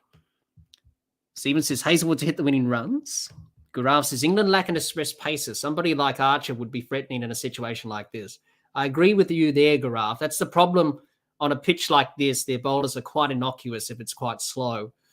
So they definitely miss Mark Wood in this test match. But they didn't want to risk it. John says, either way, this will put paid to Bazball's win at all cost mentality. Yeah, John. It will. They've got the field back. There's some protection on the boundary. Pat Cummins. I don't even know what Pat Cummins is on because they're not showing the score of him and Lyon. They're just showing the overs remaining and the runs to win. That's all you get. I'm not sure what Pat Cummins is on, but he must be 30 or something. Just guessing from the top of my head. I'm not looking at ESPN cricket film, too focused on. He blocks it out to the offside. There's no run. I'm not sure what he's on. Thank you, Jihan. He's on 37. Yeah, it's just flashed up now. Thanks for that, Jihan. Jihan says Stokes should use his umbrella field again now. I dare him. I don't think he will.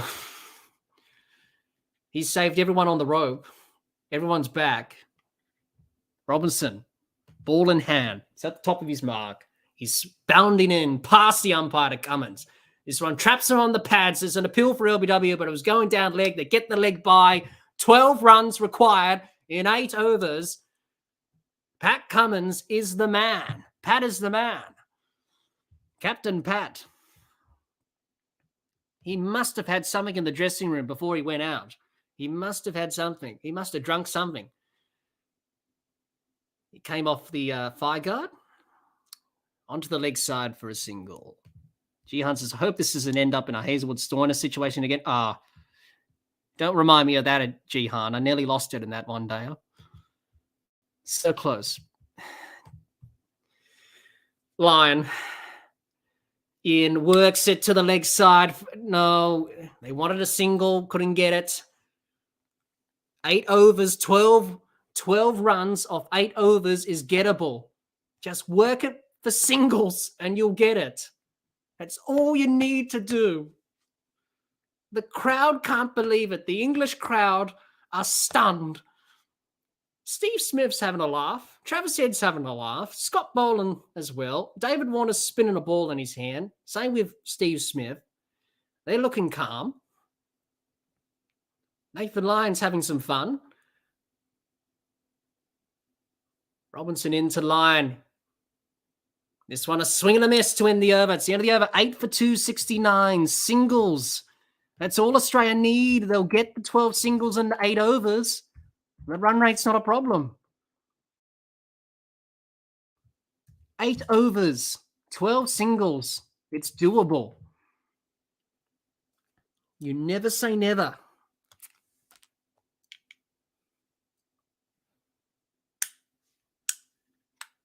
What a test match. What a finish. This has gone down to the over. To the last 8 overs of the day.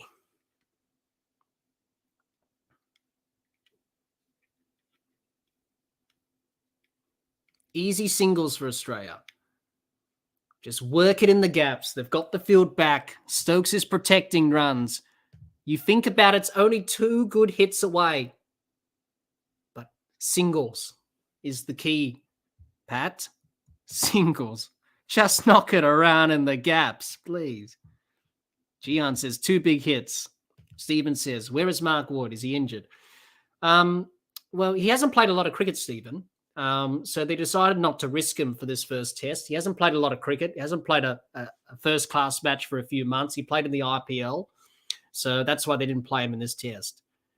Cummins defends to the offside. There's no run.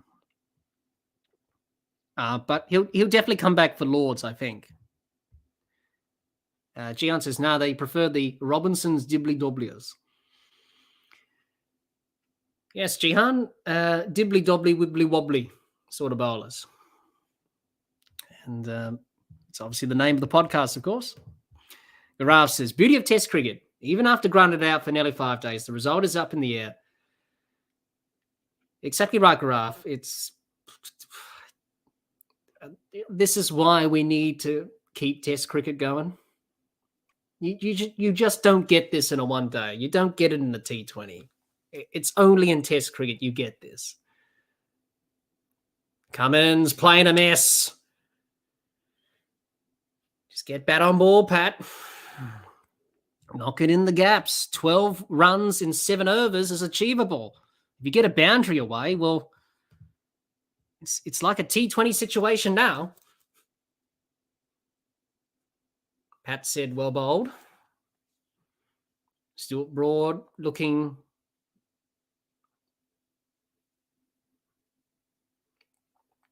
pleased or not pleased. This has gone down to the wire. This has been an amazing test match. Gian says only 3 teams care about Test cricket, though. Yeah, that's the thing. We need to do more in that area. As brought into Cummins, he whips it off his pads. Behind square on the leg side for a single. 11 required with 7 overs remaining. Stuart Broad's got his hands on his head. He's scratching his head. He's trying everything. He's given it his all. Pat Cummins has led from the front. This is what captains need to do. They need to lead from the front. Set the example. He did that with the ball in the second innings. He's doing it now here with the bat. Stephen says, please, let's win. I can't have another 05. I agree with you there, Stephen. Pat Cummins is batting like the late Shane Warne and Brett Lee. And Nathan Lyon's Michael Kasparich at the other end. That's what it feels like now. Broad to Lyon. He's flicked it over the top. Has it gone for 4? And now it's gone for 4. It's gone for 4. It's hit for a boundary. It's 7 to win. He flicked it over the top, Nathan Lyon, and he's got a boundary. It's 7 runs to win off 7 overs. Australia have got this now, you would think. Oh, my goodness me. He's flicked Broad over the leg side. Down to that mid-wicket region for 4. The Australian team are cheering him on. Broad looking disgusted. He said, good shot.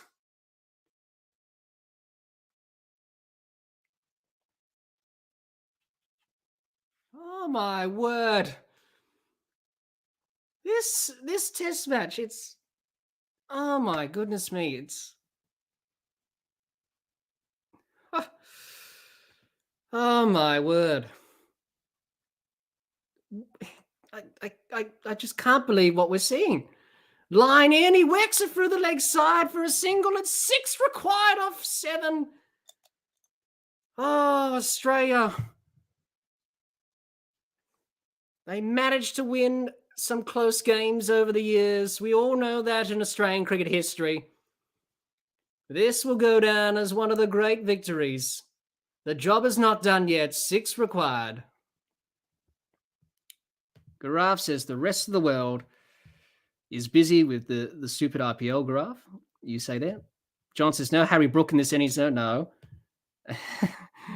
Thanks for that comment, Jihan. I'm very excited, as you can tell. So passionate about cricket. I love cricket. It's my life. It's a great game. That's why I love it. That's why I do the podcast. That's why we have fun like this. I'm sure everyone's having fun watching this great game, experiencing what cricket's all about and the Ashes and Test cricket. It's just wonderful. It's just showing the passion, Jihan. I'm sure you're the same as well. But funny comment there, Jihan. But yeah. Absolutely, Jihan. Yeah. I know you'll be excited. You're fist pumping and saying, come on, Pat, come on, Gaz. Oh, my word. What a test match. Garaf says the GOAT doing GOAT things. Cool, as you like. Absolutely, Garaf. Brought in to Cummins. He works it to the leg side for 1. There's 5 runs required. 7 overs left. The overs are not irrelevant now. The overs are irrelevant. Australia are closing in on this victory now. It will be a great victory for the ages.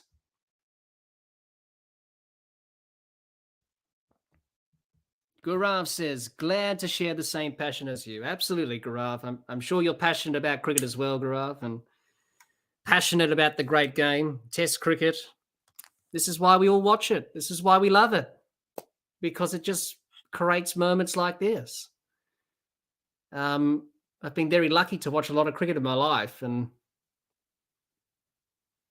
I think this is probably the best Test I've ever seen, to be honest. Gian says, I'm going to be pumped at work tomorrow if they win this. Yes, Jihan, absolutely. Absolutely. You got a pep in your step. Oh, my word. God, Jihan, imagine if Gabe was right here, right now with me. He will be losing his mind. We need Gabe here, Jihan. The only thing that's missing is Gabe. We need him here right now. He will be losing his mind. And it'll be interesting to see what Nick's doing now at the moment. Tearing his hair out and saying, if Nick and Gabe were streaming, that would have been good if they were. Oh, my word. Gaurav says, I screamed in joy and woke my wife up after that 4 from Lyon. Oh, that's not very nice, Gaurav, but hey, it's great. It's what cricket does, I suppose. Gian says, not over yet. Let's do it. That's right, Gian. That's the spirit. Not over yet. 5 more singles to go. Just work it in the gaps. That's all it is. 5 singles. Here we go. Robinson to Cummins. He backs away. This one down the leg side. He lets it go.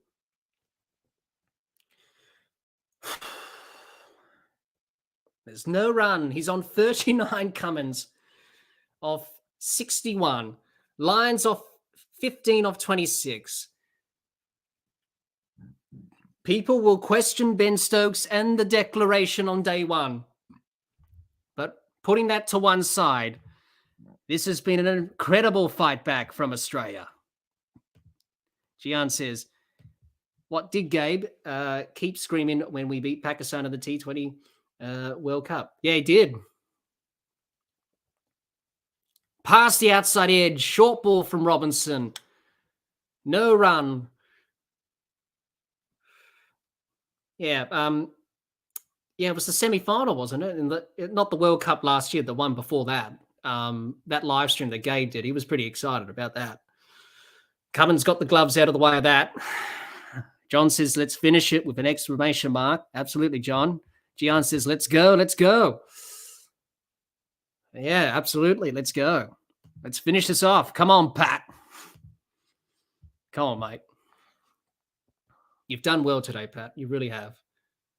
Ducked underneath this short ball, no run. I wasn't planning on streaming this last bit of the match. I was just going to watch it by myself, just, without streaming it. But I'm glad I did, because we have seen one of the greatest test matches of all time. There's been a lot in test cricket, but this one's really up there. Certainly in Ashes cricket. Grau says, I'm playing Seven Nation Army to set the mood right. Gian says, still wanting to play for the draw? No, Gian. I said that a few hours ago. Not now. Only 5 runs to win. This one full, a Yorker from Robinson. He digs it out, Cummins, but straight to mid-on, no run. They wanted the single. Not going for the draw now, Jihan. For 5 runs to win and 7 overs?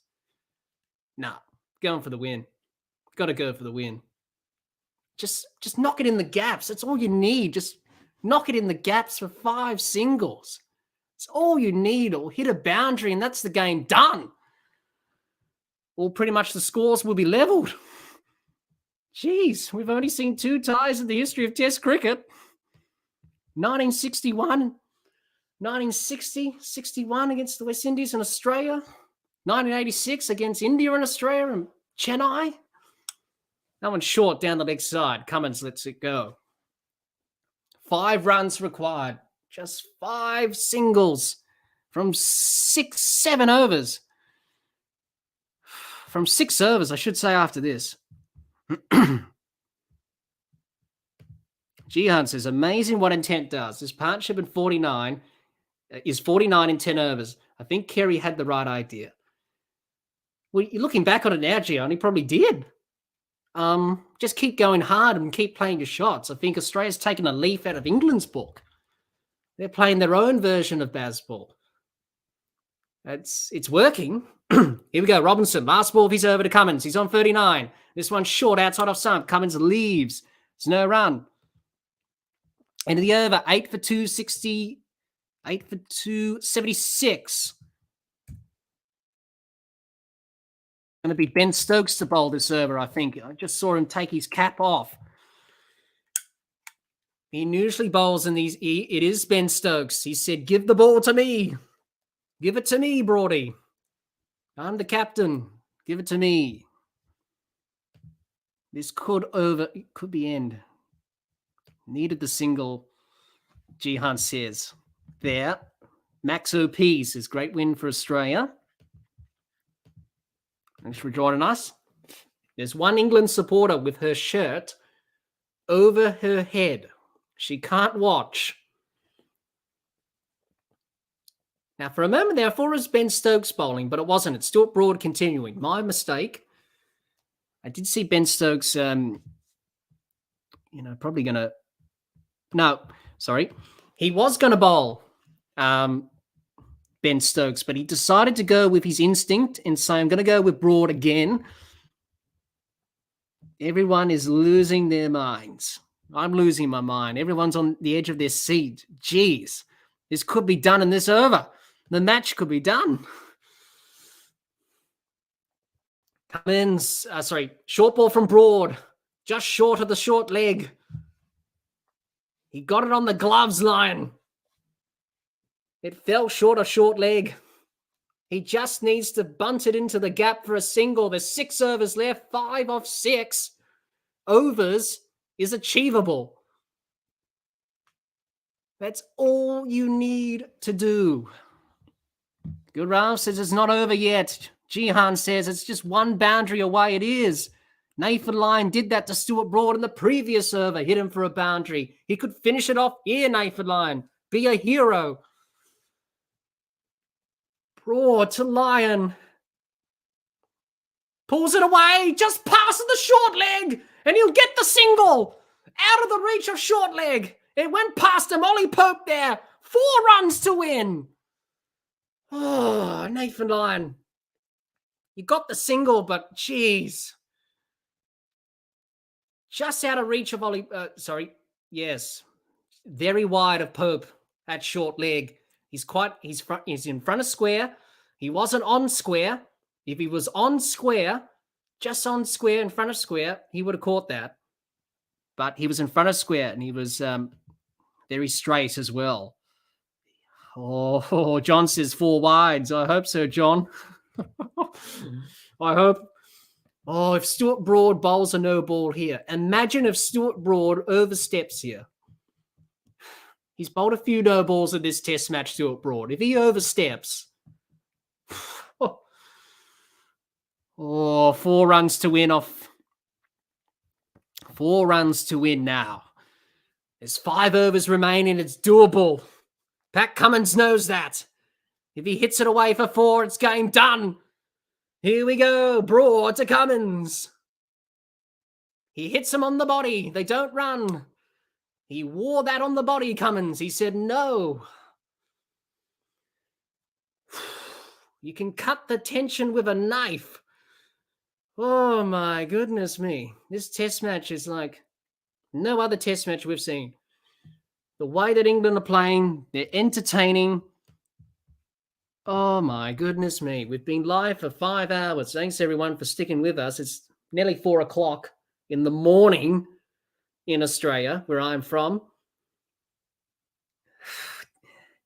Come on, Pat. Come on. Finish it off, mate. Hits him on the body again. This one down the leg side from Broad. Hits Cummins on the body again. One good ball here, Pat. Just one good shot. One good shot, as Rakesh says. One good shot away. Thanks for joining us. Jihan says, struggling to get the last few. It always is, Jihan. It's always, you find it a little bit difficult for the handful of runs, but no need to panic. There's 5 overs left, 4 singles, two runs in an over. It's doable. Merv Hughes, Jeff Marsh, watching in the stands. Former Australian Test cricketers. One an opening batsman, one a very good fast bowler. Broad in now to Cummins. Plays it back to Broad. He dives across to save it. It's no run. Last ball left. Stuart Broad is spent. He's tiring now, Broad. This is like the spell that he did last night on day 4. Jihan says, single off the last ball. Come on. Yes, Jihan. Come on, Pat. Single off the last. Come on. Come on, Pat Cummins. The Australian team are nervous. They're on edge. 39 for Pat. 16 for Lyon. 4 runs required. 8 for 277. There's 5 overs remaining. Who said Test cricket was boring? It's not. Brought in to Cummins. He works it for a single. 3 runs required. 8 for 278. 3 required. 5 overs remain. He did it, Jihan. He read your mind. He read your message. Got the message loud and clear. He got the single. Good. That's good. That's good from Pat. Garal says the nerves. Jihan says yes. Come on. Yes, come on. Come on, Australia. The one thing I want to see on a Wednesday morning is the face of the England players looking glum and sad. That's probably the best sight in world cricket. Broad is spent. You got to admire his courage. He gave it his all. That's what it's all about, Test match cricket. It's about giving it your all until there's nothing left in the tank. He's running on empty now, but he's going to keep steaming in. Robinson, 3 to win. Cummins just needs to get 3 singles in this over. He's on 40. He wants to get the job done. The field is spread back. Easy singles, easy gaps. The field is back. Oh, Robinson, short ball. Cummins doesn't get it past Pope at short leg. He cuts it off. No run.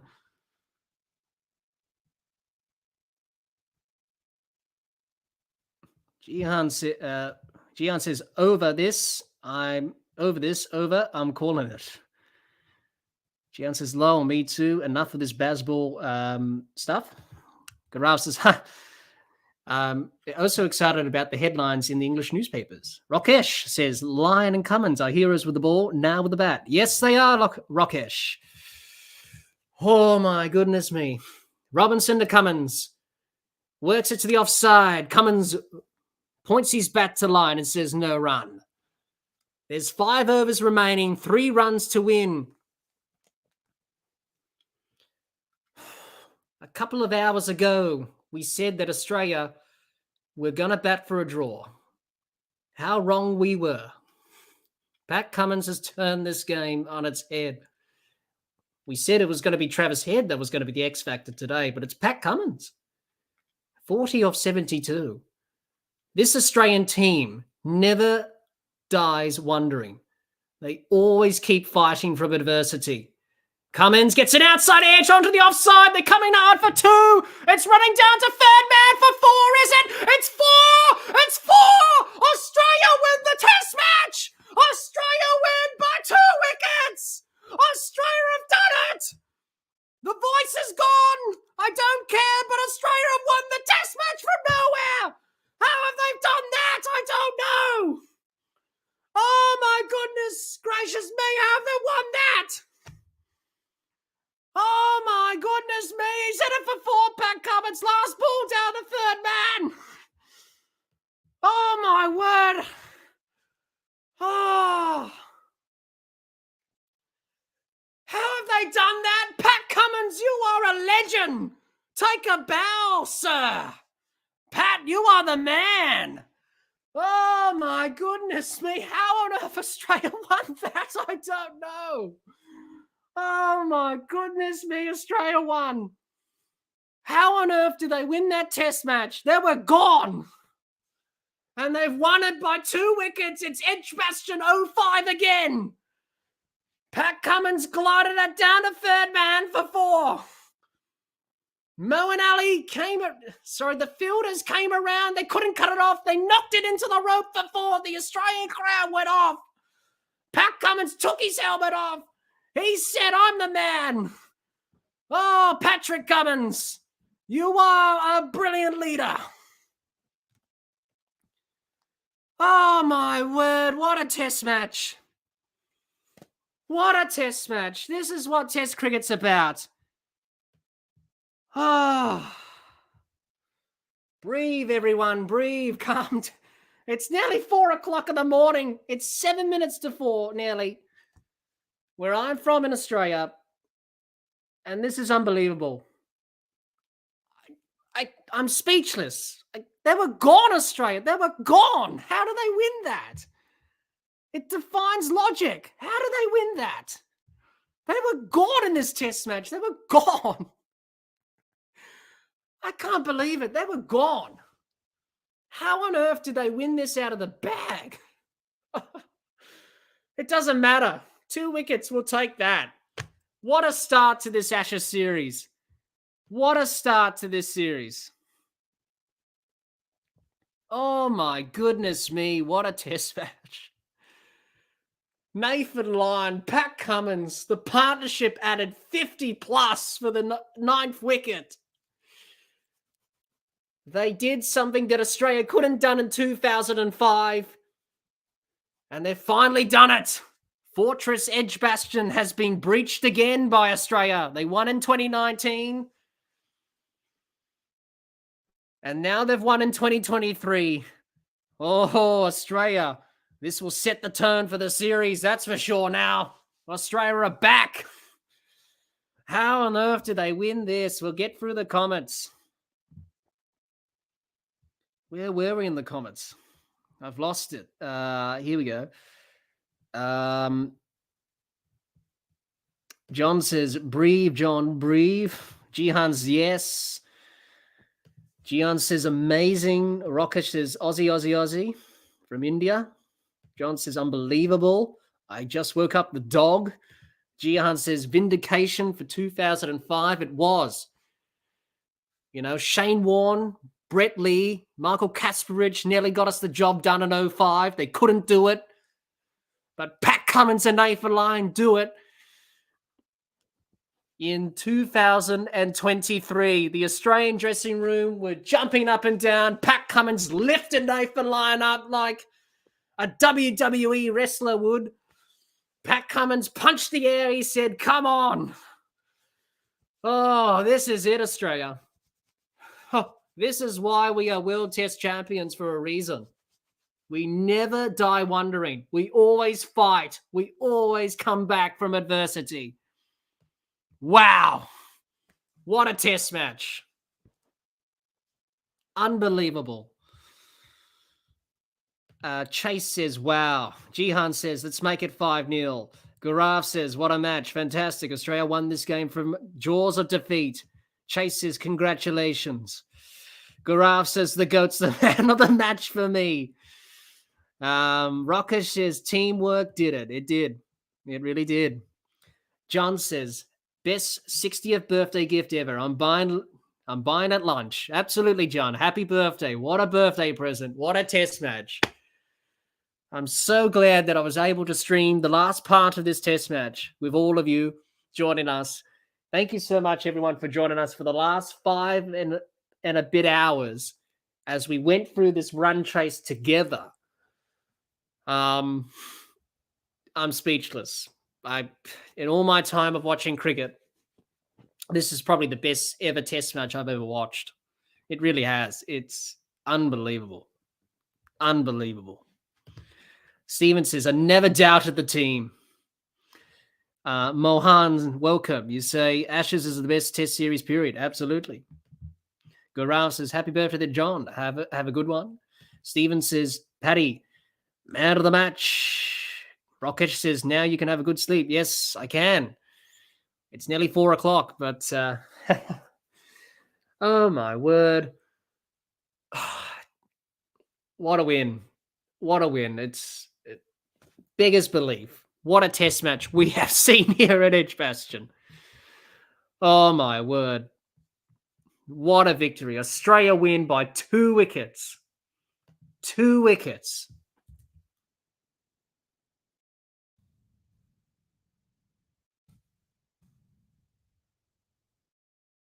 Oh my word. Oh.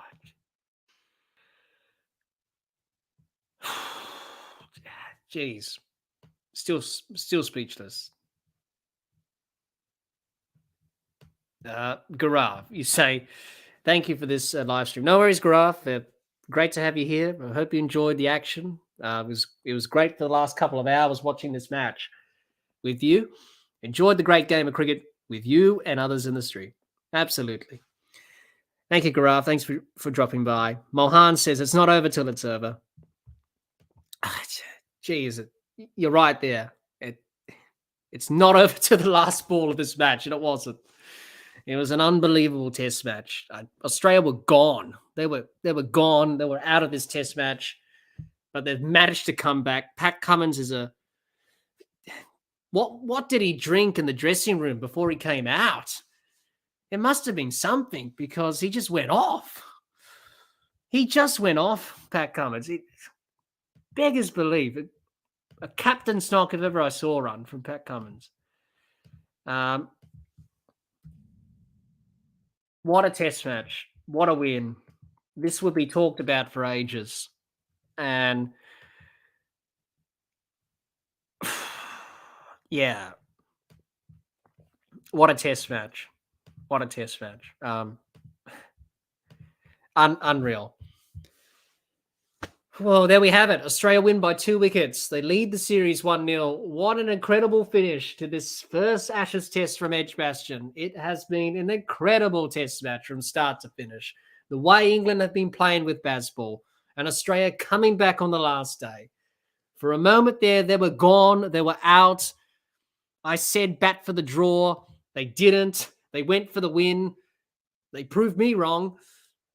Pat Cummins, definitely the man. He could be man of the match. He's player of the match, I should say. He's one of those contenders, but it's going to be a tough decision to give that award.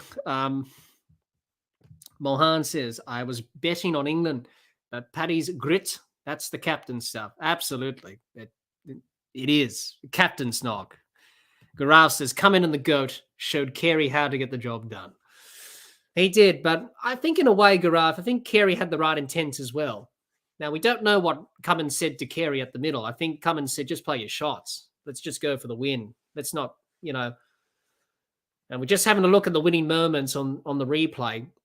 The outside edge down to third man will forever be etched in our minds for as long as we live. Pat Cummins, you are the man. You are the legend. Jeez. I still can't believe it. I still can't, but I'm still shocked. I'm still speechless. That cannot happen. Australia were gone and they just came back. And you can just not do that. But they did. Oh, my word. Cricket's a funny game, isn't it? John says, I think Wada might be sending Pat a cup this evening. He might. I don't know what he drank, John, but it must have been some Dutch courage or something. He must have had a glass of scotch before he went out to bat because he must have drunk something. He's 44 of 73. He was the second top scorer, Pat Cummins. He batted well in the first innings and got 30 odd. In the second innings, he backed it up, not out. And Nathan Lyon did well, 16. You just can't fathom it. You just can't imagine what we just saw tonight or today over there in England. Unbelievable. Unbelievable. What a test match. Speechless. Still I cannot believe what we have just seen. Oh my word. I need to take a drink myself. Jeez. The voice is gone. David, hello, welcome. You say, what a match. What a match. Yeah, what a match. What a match. Rakesh says, do you think the declaration by England in the first innings was slightly overconfident? That's going to be talked about a lot, Rakesh. That's going to be talked about a lot. I think it will be.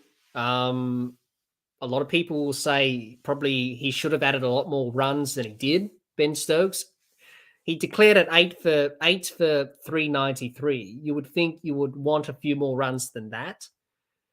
But that's just the way Ben Stokes plays. That's just the way he approaches it with baseball.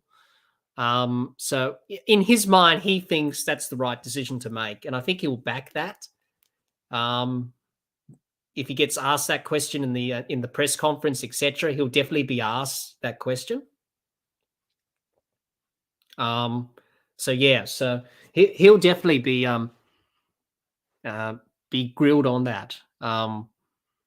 But maybe a little bit of overconfidence, maybe probably just the way that they're playing at the moment. Mohan says, had Stokes taken that catch off line, the result would have. Exactly right, Mohan. That was the key moment in the match. He took on the short ball and Stokes went back for that catch. He caught it too, Stokes. Going back, he's a wonderful fielder. He went back, he dropped the catch. That was the game right there. That was the key moment in this match that decided this run chase, decided Australia winning this test match by 2 wickets. It was. Jeez. That was the key moment. I'm still speechless. I cannot believe what we have just seen in the last couple of hours or so. Australia chasing down these runs. It's England had this game in the bag. They did. They had it in the bag and they just let it go. And Australia just capitalized on it. Unreal.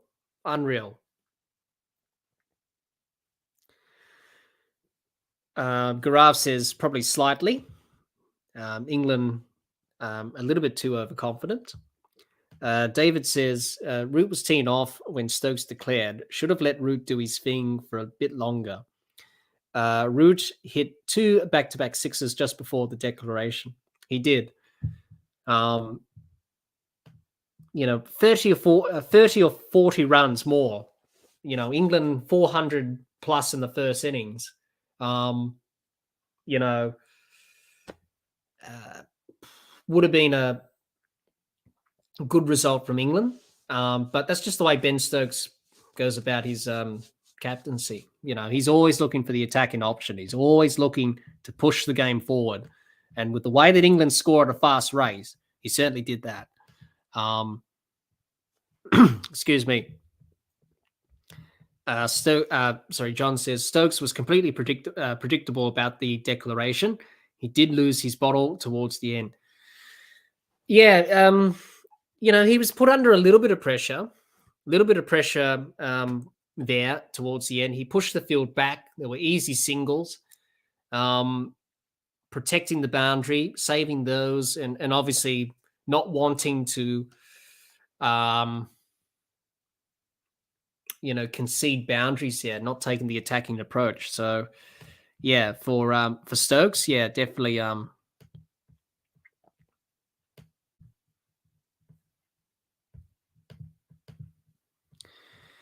He'll definitely look back on this and say what he could have done better. But yeah, what a test match! What a test match! Gaurav says there's a method to the madness, but I felt England had no method, but just madness. Yeah, there is method to the madness. Sometimes it can get them a little bit unstuck, I think. But yeah. Oh, well, what a test match. What a test match. And just unreal. Unbelievable from Australia. How on earth did England lose that? We don't know. How on earth Australia won that? We don't know.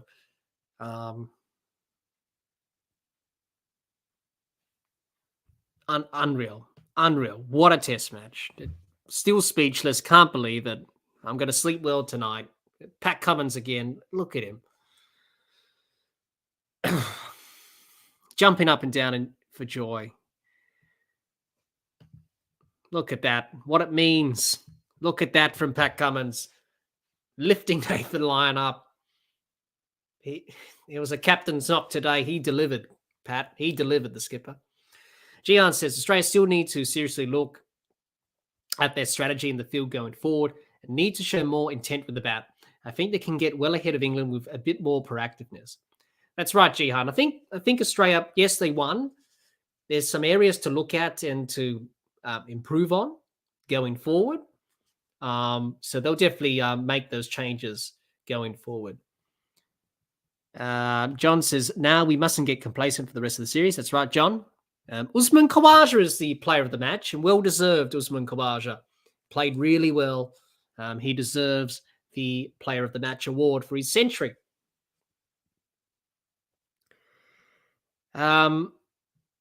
Maresh, you say Bazball need not be promoted. Root playing like Pant is the saddest part of the match. Thanks for your comment, Maresh. Alrighty, everyone. Thanks, everyone, for joining us for the last 5 hours. I'm spent. I'm done. It's pretty late for me. So we'll call it quits here. But what a test match. What an unbelievable test match. Australia were down and out today. They lost early wickets. It looked like it was going to be one-way traffic. It looked like Australia were going to lose this match badly. But Pat Cummins and Nathan Lyon, what a partnership towards the end. The Australians have got the beers out already. Why not? It was an incredible win. And they're going to sing the team song very proudly today. That's for sure. Nathan Lyon's the song master. He will give a good rendition of Under the Southern Cross I Stand. And they're going to sing it in the middle of the pitch. I think so. John says it was always going to be Usman or Joe, depending on who won. Yeah, it was. They both played well. David says, peace out. Thank you, David. Thanks for joining. We hope to see you back. Gaurav says, Australia handled the clutch moments better. This test match kind of reminded me of 2019 Djokovic versus Federer Wimbledon final. Yeah, they did. They sort of handled the pressure moments a bit better, Australia, and that's what they tend to do. It's like the WTC final. You know, going into the last day against India, they took those wickets. They were calm. They handled that pressure. And even in this run chase, they handled it well as well. So, yeah, pretty good. So, yeah, unreal. Thanks, everyone, for joining us. Australia won by 2 wickets. They lead the series 1-0. They go to Lords with a 1-0 series lead. How on earth did they win that test? I don't know. I still don't know, but they've won. It's going to be pretty interesting to see the reaction from this test. But nonetheless, what a test match we have seen. Ben Stokes has delivered on his promise of entertaining cricket. He certainly lived up to that today. Thanks, everyone, for joining us. We've been here for 5 hours. I'm going to call it quits. A reminder, we are going to be back. We're going to be back for the next test, which will be at Lords. Also, we're going to be doing some live streaming for the Women's Ashes test, which is coming up in the next few days. So do join us for that as well. This Ashes series has gotten off to a brilliant start. And for Australia, the quest to win the Ashes in England for the first time since 2001 is on, certainly. John says, might see if I can scrounge up some breakfast and a hot shower. Catch you next time. Thank you, John. I hope you have a great morning. Gaurav, you say, have a great sleep. Peace out. Thank you, Gaurav. Thanks, everyone, for watching. If we don't have any more comments left before I go, if you have any last thoughts that you want to say, do say them now before we sign off, if you want me to answer them or anything like that. But if you don't have anything to say, then we'll sign out. And we'll see you next time for the next test at Lords, which is starting next week. And Australia lead 1-0 in the series. They won by 2 wickets. Australia have won this first test match at Edgbaston by 2 wickets. Pat Cummins, Nathan Lyon have won this game for Australia single-handedly. And it was an incredible test match. Alrighty then, thanks everyone for joining us. I hope to see you next time. Make sure you subscribe to our YouTube channel. Follow us on Twitter and Instagram. The podcast is available on Anchor, Spotify, and on Apple Podcasts. And make sure you subscribe and do all those good things.